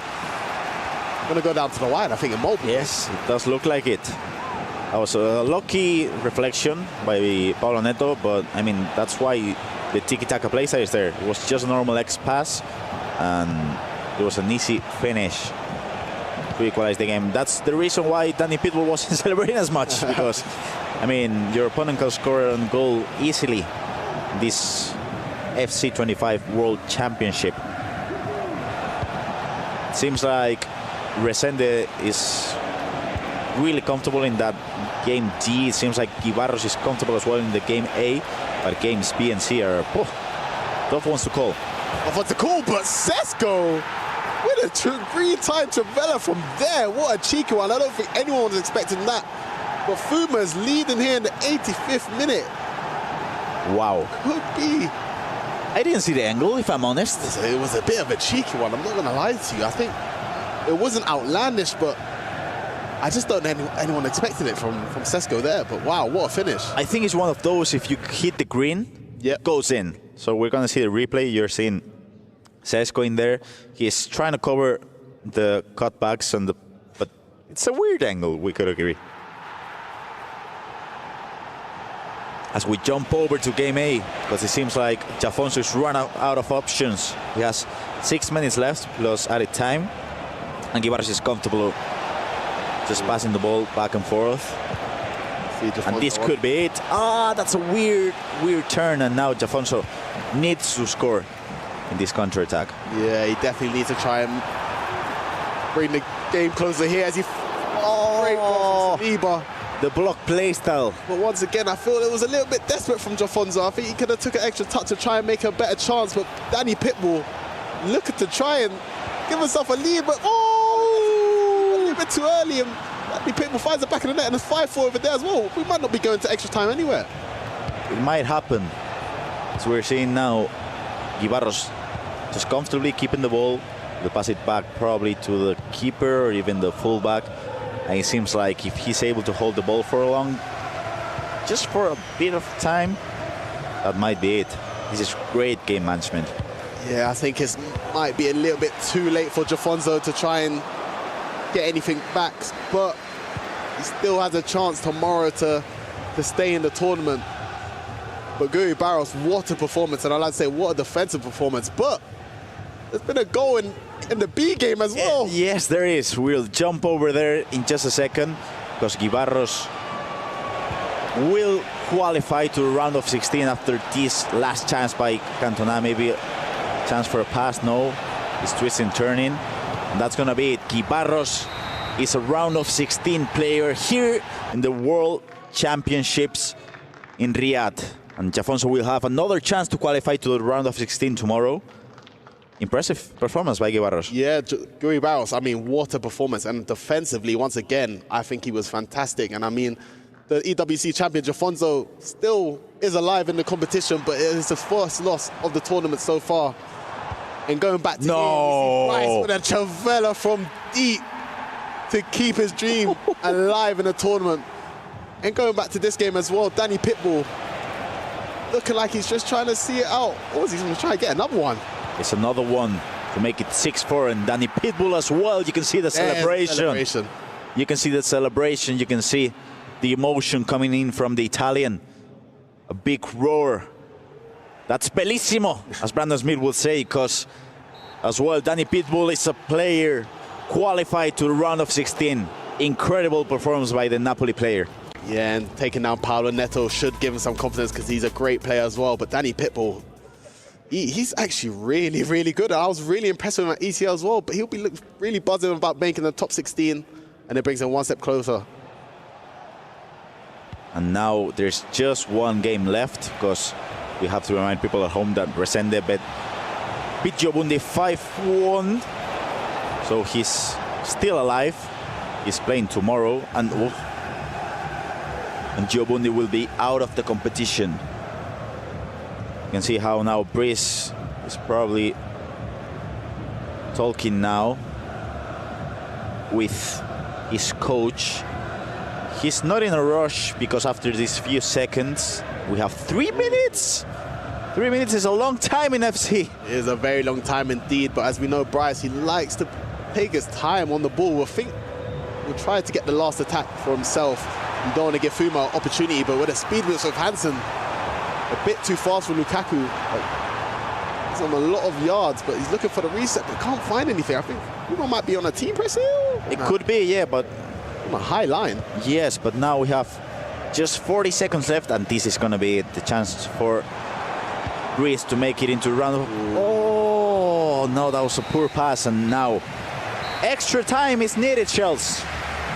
The two countrymen, I did say I was most excited for this matchup because they know each other well, they're friends off the pitch, I think.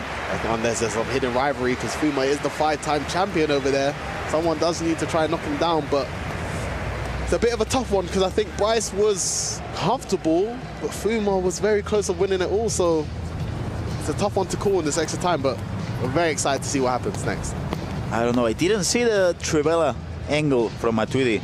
He came out of nowhere, really. It's weird because it's usually Fuma the one that works those angles with the finesses, with the Trivelas. But now it's 4-4, 30 minutes left.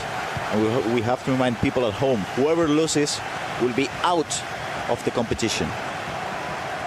Any early predictions? Oh, the first time through ball. Hold on, wait a minute. Oh, Konate! Konate showing his centre back, his real position. His real position there. But wow, what a start from Bryce. He's looking to try and give himself an advantage. I thought the ball roll might have just got him a shot off. But wow, what a tackle from Konate. What do you think about a cheeky chip with Messi? Yeah, I think a cheeky chip would have worked. I'm not really good at chips this year. I'm all full as well. That's probably why we're commentating here. But a chip would probably have worked, but wow, nah, that was a great challenge. As you can see now, Brice is abusing the second man press with the center backs. He has to be careful, because if he abuses that, the center backs are going to be out of position. So you're looking... He's just doing well. Yeah, he's dribbling with the technical. Now Carpenter looks for the dribbling as well. That's a free kick, no. Oh, that was so good.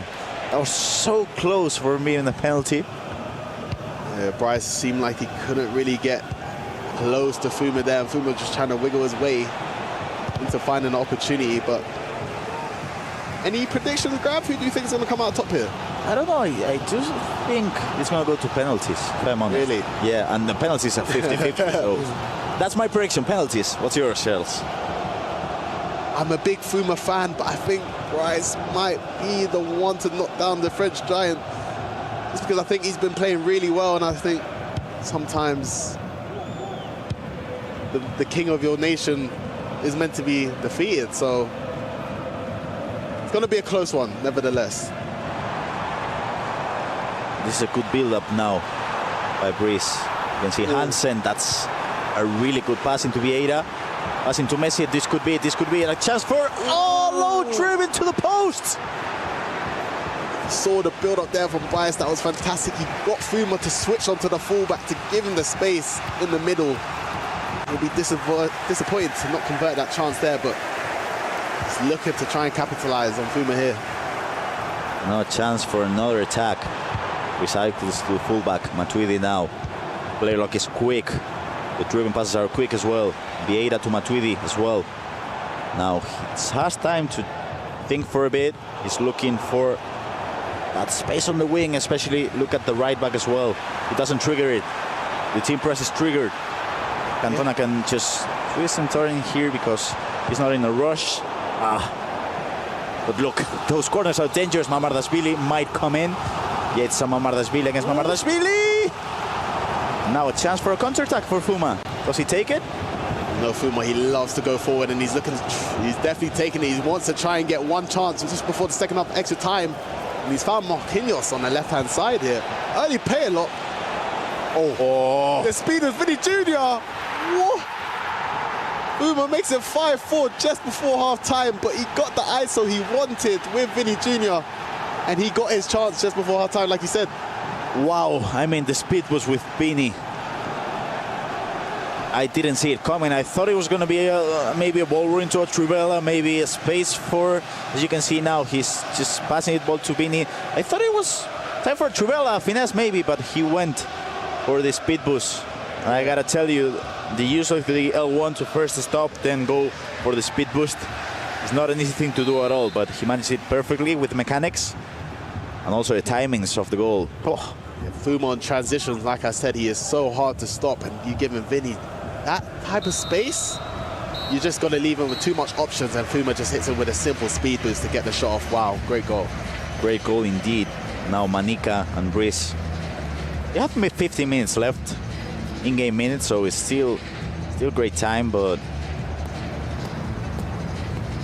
I don't think they need to change anything. Maybe the speed of the attacks, because they're building them slow. It's weird, because Brice did hold the ball for 3 or 4 minutes on that last attack, and then he rushed it when there was just a few seconds left with Marquinhos, which he didn't need to probably.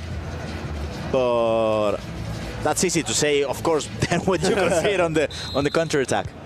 Yeah, I think Brice, he looked well, and in that attack he was playing good build-up, but he did force the pass, which made him lost the ball, and it did end up with a last attack from Fuma, which was a bad, in hindsight, choice. But I think you're right. It doesn't have to change much. He's been playing well. I think he looks comfortable. Just maybe has to up the tempo a little bit. But still, a little bit of time left to work with. And it has to be all with Hansen. That's the main danger with the way he's looking. Come on, she's too quick. Speed boost is too quick, but great defense. Great defending for Fuma once again. But you know, Fuma in transition as Brice is getting Fuma in transition. He's the hardest player to stop. Vinny J. Wonderful goal. Has to do it alone there, which maybe Fuma needs to start slowing his attacks down in the final third. Yeah, definitely. He doesn't give it away sloppy, but now a chance for Hansen. Maybe a Trivela? No. Recycles back to Sesko. But he's happy in this space, and this could be good. This could be good. Pass into Messi into Vieira. Oh! That's the goal intercept, maybe, that you were talking about. How important it could be. It is huge. Because I thought Brice worked the perfect chance, working the ball across, but look at that defense. Maybe a chance for a cross into Messi. Back post? Yes, it is Messi. Oh, what a goal! Come on, that's incredible. The composure to just go for a knockdown. I mean, it's Messi, so obviously you don't expect a great header, but the composure to see Matuidi into the position, the knockdown, and the goal to equalize it. Brice, come on, take a bow. Let's talk about Saliba charging through, winning the ball back, and then the play lock bait, which frees up Messi at the back post. And I'm not going to lie, I thought Matuidi just put it wide, but Brice has equalized once again, and it could be going out to penalties, but there's still a lot of time left. Not a lot of time, but anything could happen. I'm telling you, I was just going back to the Champions League 2009, Messi against Van der Sar. You know that I thought it was going to be the same one, but then he knocked it down. What a great goal. I mean, the 5-time French League champ Fuma, he's found himself in a level situation here, and Brice isn't going down without a fight. No, he's not. Mentally, who do you think's struggling more, would you say, or maybe feels the pressure a bit more? I think it's I don't know, it's a momentum kind of thing. I think sometimes during the game, especially, I don't know if you agree with me on this, but they seem to suffer more when they're leading the game by one goal. Because they can see that a goal might come in at any second. Oh, that's a big mistake from Brice. I gotta tell you one thing. whoever loses this match has to go with his chin up. I mean, that's a great match. They're playing great FC. I don't think they're making many mistakes. I agree. Yeah, I agree. I think it's going to be tough to walk out with your head held high, but both of these players are top caliber players, and I think they've practiced a lot against each other this year, so it'll be tough to go out against one another after practicing so much. But to keep their dreams alive of winning the World Championship, you have to send one of them home. But Bryce, I think he'll be working for the last attack here. Yeah, probably. I mean, oh, so sorry. Oh no, this is a penalty. So sorry. This is a penalty. This has to go in. Penalty. This is as good as a pen, I'll be honest. This is August. We've been playing FC 25 throughout the whole year. We're telling you guys, this is a penalty. Has he got Deadpool? No. Woo! No! It goes to the post. How did he miss that? Now it's 1 more minute left. This could be it. Carpenter goes for a player lock. Eusebio. Eusebio with that much space with the he's through. Step over. That's great defending. That's great defending. How did he miss that free kick? And we're going to PK shells. Wow. I'm commentating a player that we kick out, and I don't know what's going to go on, Gav. This is going to be terrifying. Eusebio steps up for Bryce, puts it bottom right. First pen to open up the scoreline of Fuma. Can he equalize straight away? We'll find out. I don't know where he's going to go. Top right saved. And now a chance for Brice to make it 2-0, which could be huge for the scoreboard. Saved! And a chance for Fuma to equalize the result. James goes in. Oh, I thought that was saved. I thought that was saved. And Canate, the third one on the pen. I would not be expecting this. For Bryce, where's he going to go? Bottom left. They're going the right way, Gravison, but wrong decision once again. Canate steps up for Fuma this time.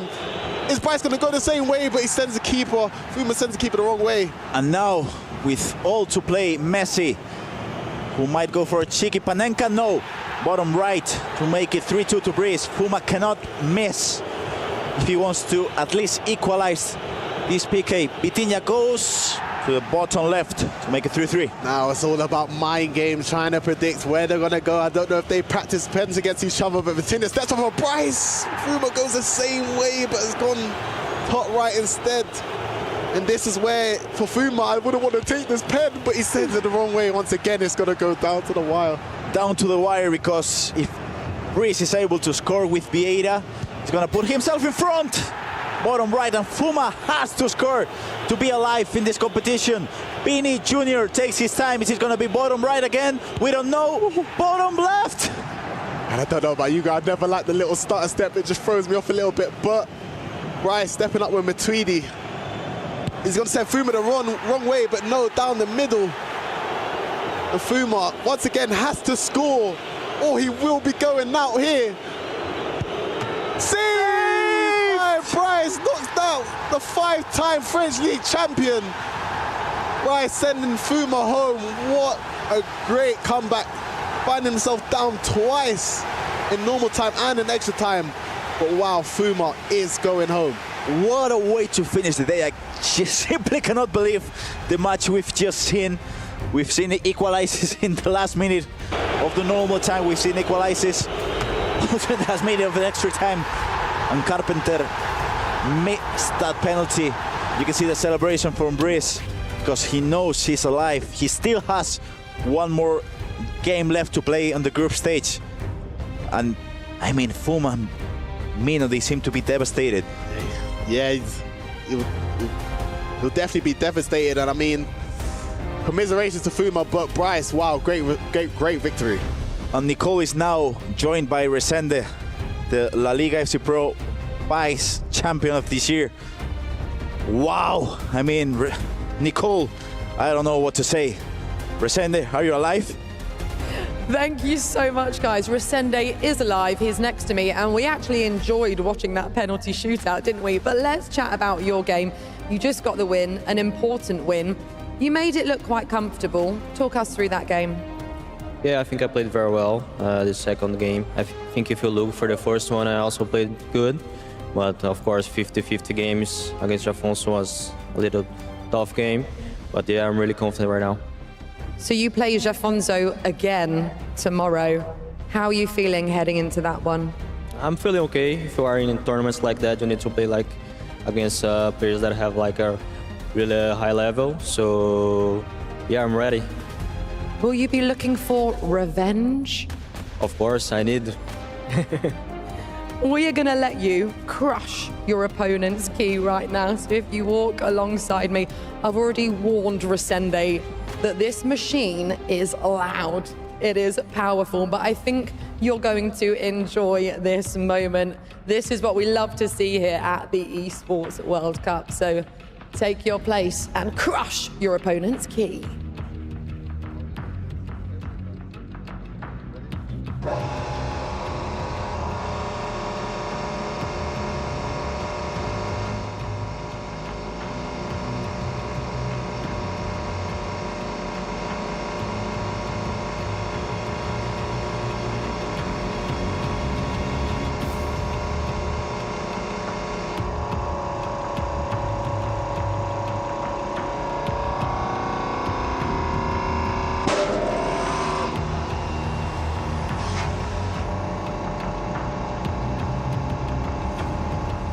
There you have it. So many keys are being crushed across the stage, and one more will get crushed in a few minutes. But before that happens, I have Bryce with me after a win against Foma. So my first question to you, Bryce, you were able to beat Foma in a very, let's say, close match. But before that happened, in the E-League final, you were able to face the opponent again. So how did that game influence your preparation for this match? I think against Fuma it was a hard game, but of course at the end I win it. Today I played bad, so really bad, but I am still in life. Then I will give everything for tomorrow. I play Polo Neto. He beat me today, like with a lot of goal. Yeah. And yeah, I will give everything against him. Yeah, absolutely. It was an A3 in favor of Polonito, but when you face him again tomorrow, how do you think you'll prepare for that match? I will change a lot of things, of course, because I don't want the same. But yeah, it will be a great game. And yeah, I think I will be, of course, better because I was not at my level today. Absolutely, yeah. I mean, you still have a shot to get to the playoffs. You still have one more match to play tomorrow. But before that happens, you get to crush your opponent's key now that you won another elimination match. Would you like to go and do that right now? I don't know. All right, please join me to the key crusher as we crush Foma's key. As you already know, this is what EWC is all about. Crushing keys the second you win an elimination match. And this is a big moment for Bryce as it's his first key that's able to be crushed in this tournament. We'll let him enjoy this moment.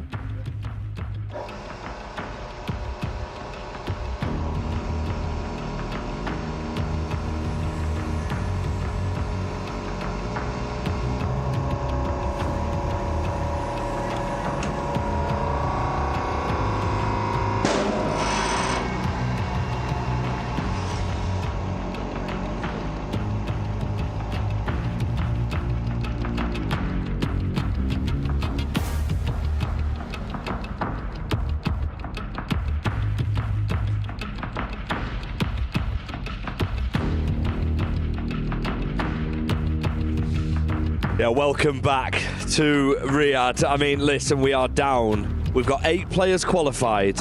We've got another 16 in action tomorrow to decide our final 16. Some keys are being crushed. There's going to be more key crushing tomorrow.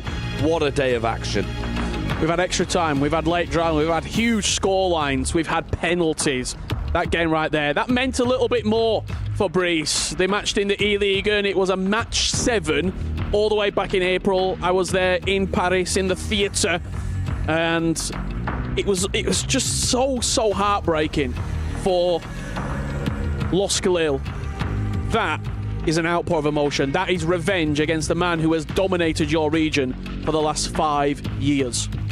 Yeah, domination, but no domination. His tournament comes to an end. Mo, we're looking at Jafonso as well in the last game. We're looking at players who have, well, for example, Anders Vergang has still not booked his place in the last 16. That's a huge shock. I mean, what surprised me a lot is that no favorite is out. Normally, like, one great player go out at the first day. I think nothing surprised me a lot, to be honest, because Anders can lose against Obrun. They are like top 2, top 3 best players in the world. Also, Jafonso against Drew Barrows. We thought Drew Barrows plays really good in the first game, and Jafonso had problems. PH didn't going out. Yeah, but that was a group of death, so that was a potential favourite coming into this tournament.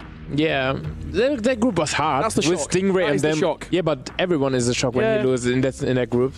PH Zin, by the way, who didn't actually qualify until a few days ago. Yeah.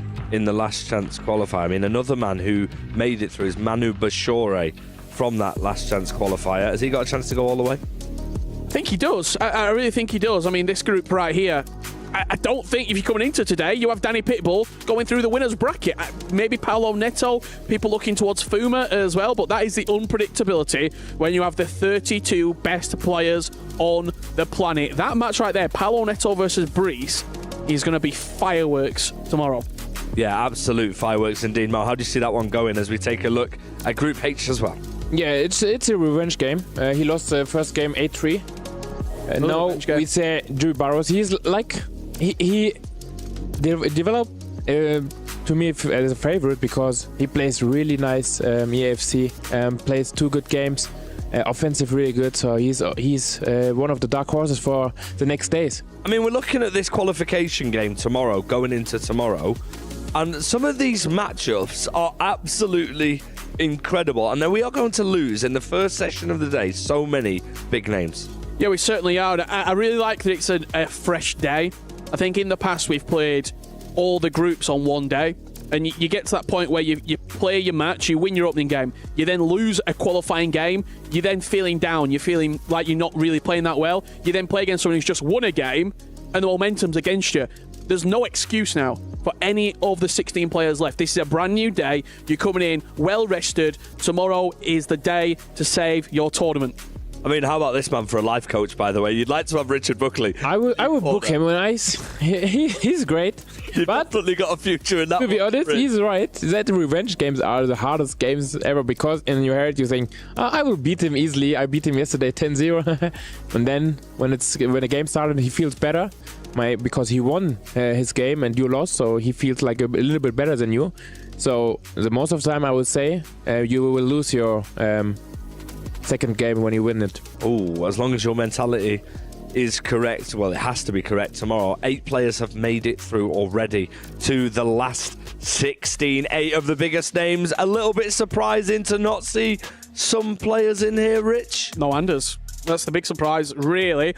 I think when you look at those 8 names who are through, who won their brackets, the only one that I wouldn't have put in there, personally speaking, is probably Danny Pitbull. I think the others, Manu, you can see it happening. Johnny, you can see it happening. Abu Maka, all those players there deserve. They've had unbelievable seasons. Danny Pitbull has been a bit up and down this year. He was subpar in the Champions League. He went into the East Serie A, finished second, and he started to pick up his season. But I mean, this is heartbreaking for the 8 players who are going to see this on social media later today. Yeah, it's heartbreaking for the 8 players. I mean, it's ruthless as well. We saw Levi David crushing the key of his current teammate, Chris de Boer. We're going to see a lot more heartbreak. We might even see a lot more smiles and a bit more emotion. We saw it already from Abu Maka in the game against Stingray. Is that a potential rivalry we might see later on, providing Stingray makes it through? Yeah, that's a game to watch when it comes to in a bracket because trash talk like that,